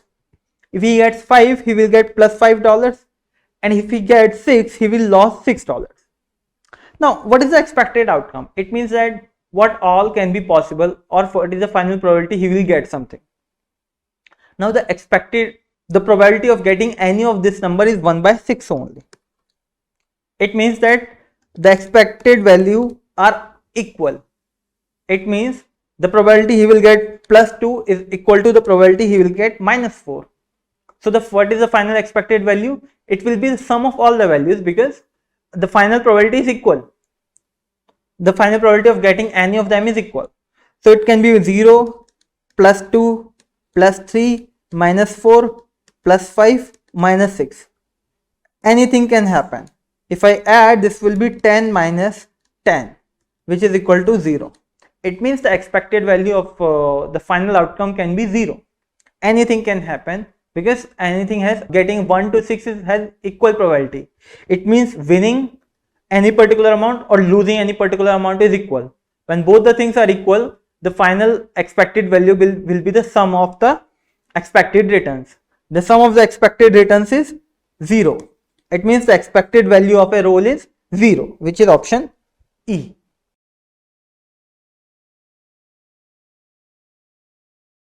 Hi guys, we have this question. It says that in how many distinct ways can 6 people be seated around a round table so that A and B are always together?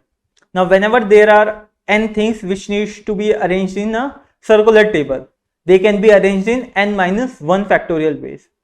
So here there are 6 people. Out of that, A and B has to be together. Now if A and B are together, how many people are left? There are 4 people left. Now assume that A and B, they are together, so this is one bundle, and the other 4 people. So we have 5 things need to be arranged.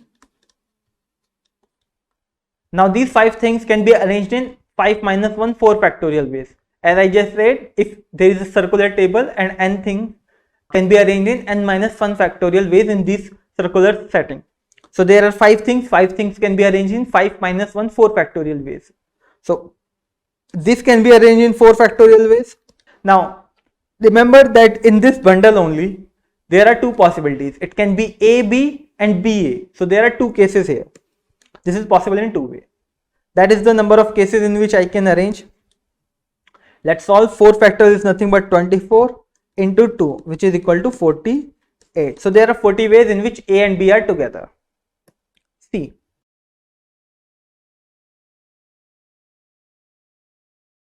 Hi guys, we have this question. It is an interesting question based on probability. It says that a god is tied with a rope of length 5 meter at one of the corner of a square grass field measuring 5 meter by 5 meter. There is a square grass field. The side is 5 meter and 5 meter. And a god is tied at one of the corner. Now if a god is tied here and the rope length is 5 meter, which is, let's say, this. So the god can graze the area into a circle because the rope will work as a radius. Hence, if the god is tied at one of the corner, what area she can eat? So she can eat this area. Now, what is the probability that the god can graze within the field? Now, what is the total area of the grass field? The side of the square grass field is 5 meter. So the area is equal to 5 into 5, that is 25 meter square. Now god can eat only this area, that is this. This will be 90 degree and this length is 5 and this is also 5. What is the area of this sector? It is 1/4 basically of the whole circle. So 1/4 into area of the circle. Area of the circle is 22 by 7, that is pi, and r square, that is radius square. Radius is 5, so 25. So this is the area of the field that god can eat, graze basically, and this is the total area. So we can find the probability 1/4 into 22 by 7 into 25 divided by 25, or we can say 22 by 25 divided by 4 into 7 divided by 25. This will cancel out and this will be 11 divided by 2, that is 11 divided by 14. We need to calculate this into percentage basically. Now 11 is slightly lower than 14. Okay, so and the half of 14 is 7. So it is definitely more than 50%. So it cannot be this, it cannot be this, it is not possible this, and clearly we can find the value. So it also cannot be determined. So the answer has to be option C.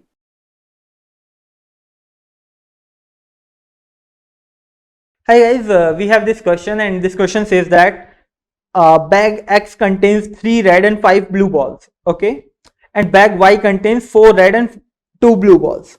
So there is bag X, it has red balls and blue balls. There are 3 red balls and 5 blue balls. And there is bag Y, which has 4 red balls and 2 blue balls. Now a ball is randomly drawn from bag 1 and placed in bag 2. So there is one ball from bag X to bag Y is put down. Then a ball is randomly taken out from bag Y. Then one ball is taken out from this. What is the probability that the one ball that is taken out, this is a red ball? Now this is a very good question. From bag 1, bag X to bag Y, there is one ball exchange. Not even exchange but placed. Now that ball can be either a red ball or a blue ball. Now let's take both the cases. Case 1, when red ball is placed. Now if the red ball is placed, how many red balls are there in the bag Y? There will be 4 plus 1, 5, and there will be 2 blue balls. So what is the probability of placing a red ball into bag Y? So there are 3 red balls and total there are 8 balls. So the probability is 3 by 8. And within this 3 by 8, what will be the probability if a red ball is taken out from bag Y? So there are 5 red balls now out of the total 7 balls. This is possible in 5 by 7 ways.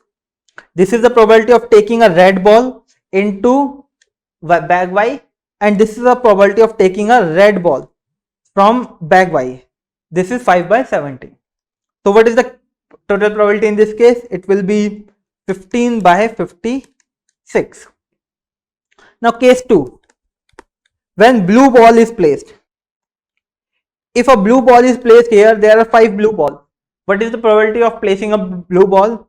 It is 5 by 8 because there are 5 blue balls and total there are 8 balls.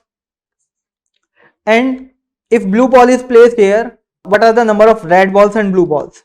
So therefore the red balls will remain the same because red ball is not added. Blue ball will add up one more, so it will be 3 blue balls. What is the probability?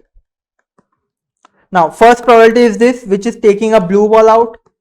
Second probability, what is the probability of getting a red ball out then? It is 4 by 7.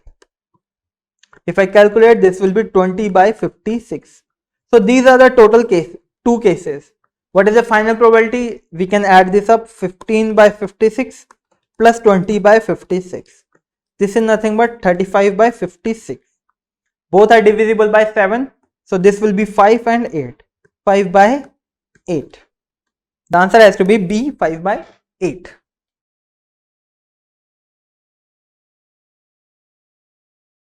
Hi guys, we have this question.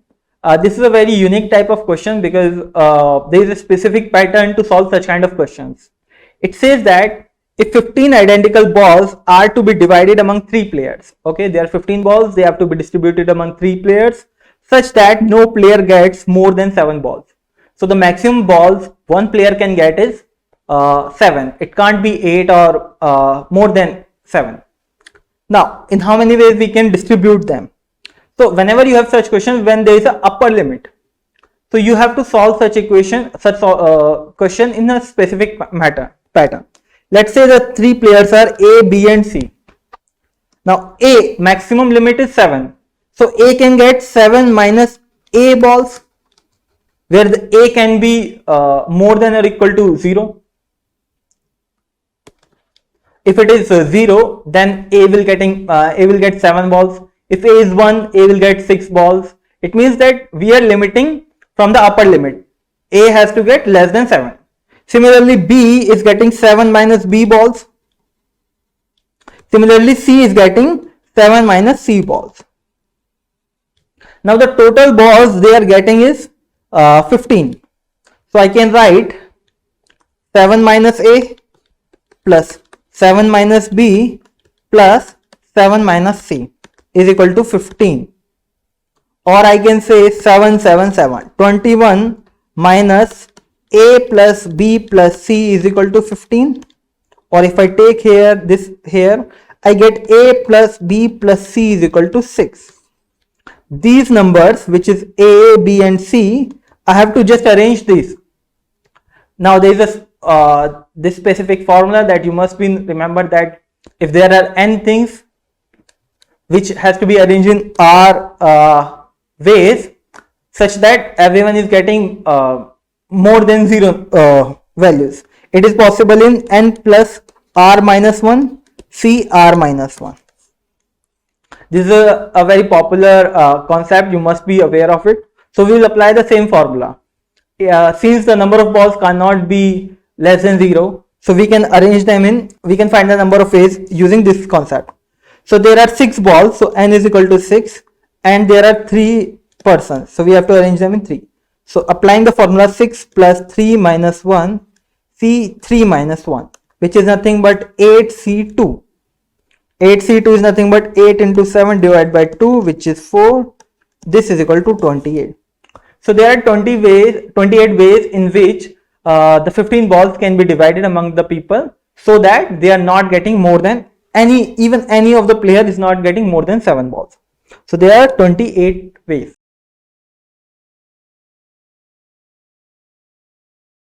Hi guys, in this question we have two fair six-sided die are rolled simultaneously. Now find the probability that the sum of the numbers obtained is a prime number. Now what can be the prime numbers? If two dice are rolled, the minimum sum can be 1 plus 1, that is 2, and the maximum sum can be 6 plus 6, that is 12.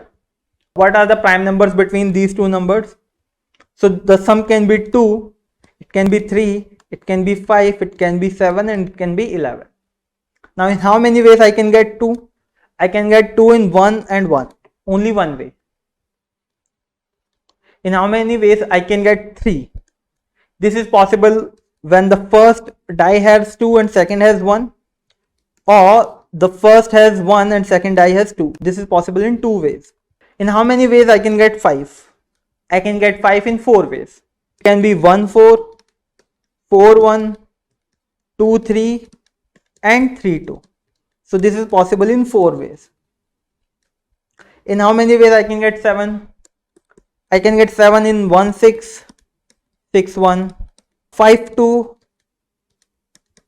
2 5, 3 4, 4 3. So there are 6 ways in which I can get 7 as the sum. Lastly, 11. Now 11 can be the sum when there is 5 6 or 6 5. There are 2 ways. So what are the total number of ways in which I can get the sum as a prime number? So there is 1 and 2, 3, 7, 13, 15. We need to find the probability. So favorable cases are total 15. And how many total cases are there? First die can have 6 numbers. The second die can also have 6 numbers. So the total sum can be, so there can be 36 ways in which I can arrange them. So total 36. What is the probability? If I divide both sides with 3, I will get 5 by 12.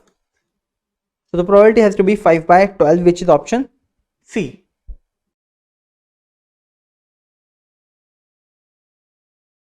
Books. 3 physics books and 3 chemistry books be arranged on a shelf with 10 slots if books of same subjects must stay together. So let's say this is one block, this is of maths, it has 4 books. There is another block which is physics and there are 3 books.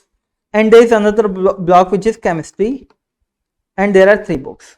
It is saying that all the books of same subject must be together.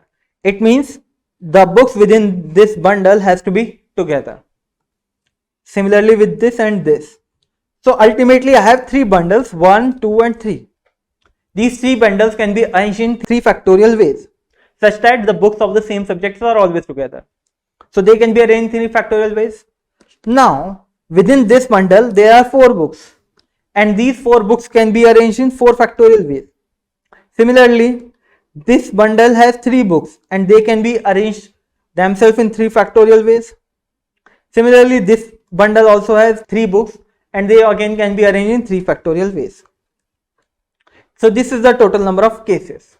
Let's solve. 3 factorial is nothing but 6. This is also 6 and this is also 6 and this is equal to 24. 4 factorial is 24. 6 into 6 into 6. This is nothing but 216 into 24.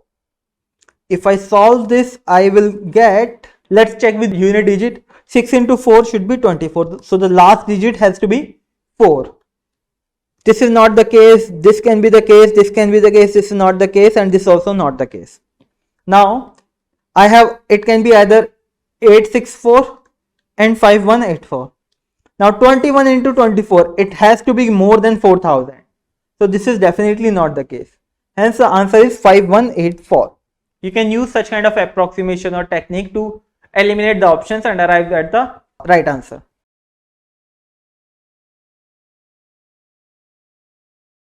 Hi guys, we have this question. It says that 2 dice of different colors, blue and green, are rolled together. It is known that the product of the 2 numbers obtained is 12. Okay. Now let's say there is a blue die and there is a green die. Now I want the product as 12. In how many ways 12 can be the product? It can be 1 by 12, 2 into 6, 3 into 4. Now this is not the case because a die has only 1 to 6 numbers, so this is not possible. So it can be either 2, 6 or 3, 4. So it can be possible that the blue die has 2 and green die has 6, or it can be also vice versa. It can be like blue die has 6 and green die has 2. Similarly, it can be possible that blue dice got 3 and the green dice got 4, or vice versa, it is 4 and it is 3. These are the 4 cases. Find the probability that exactly one of the 2 dice shows an even number. So either both the dice shows even number or only one dice shows even number. So total number of cases are 4. Out of this, how many cases are there? Is only one dice which is showing an even number. So first case, here is 2 and here is 6. This is not possible because both dice are showing even number. Similarly, this is not possible. 3 and 4. This is possible because this is even, this is odd. Similarly, this is also possible because this is even, this is odd. So out of the 4 cases, there are only 2 cases where there is exactly one die which is showing an odd number, and exactly one even number and one odd number. So this is possible in 1 by 2 ways, which is option E.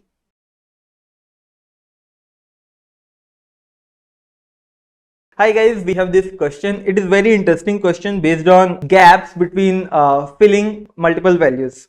What I mean with that is, for example, you have a situation where you have to arrange some people in a line such that there has to be minimum possible gap in between 2 persons. For example, there are 10 students who are standing in a line, who are standing on a chair, and it is the condition given that there has to be minimum 2 chairs in between the 2 students. So this kind of question are very popular and they can come up. So we will do this question and you can learn the approach. Now it says that a game is organized in which a player has 3 identical rings to throw at a table containing 10 distinct positions, each holding a prize. So there are 10 prizes and a person has 3 rings. He has to put the ring into the prize. The player must throw the rings in such a way that no 2 rings are adjacent positions. So the 2 rings cannot be adjacent to each other. There has to be gap of minimum 1 position. Okay. In how many ways can the player throw the 3 rings? Now, how many prizes that has? It has 10 prizes and he can put 3 rings to those prizes. So how many prizes are left? 7 prizes are left. So I have first ring, second ring and third ring. These 3 rings have some prizes. Now I am left with 7 prizes. But the condition is between these 2 rings, there should be a gap of minimum 1 prize. Okay. Now let's say the gaps. There can be possibility that the first ring, there is some gap between the first ring that is spot and the first prize. Let's say this gap is equal to A. Now there can be a gap between these 2. There has to be a gap at least of 1 prize between the 2 rings. So this gap is called B. Now again the gap between the second ring and third ring, let's say this gap is 3. And again there can be possible that there is some prizes left after the third ring. So let's say this gap is called D.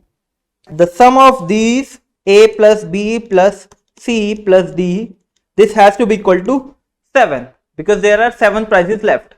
The 3 prizes are already inside these rings. So out of 10, 3 are already occupied by the rings, so 7 are left.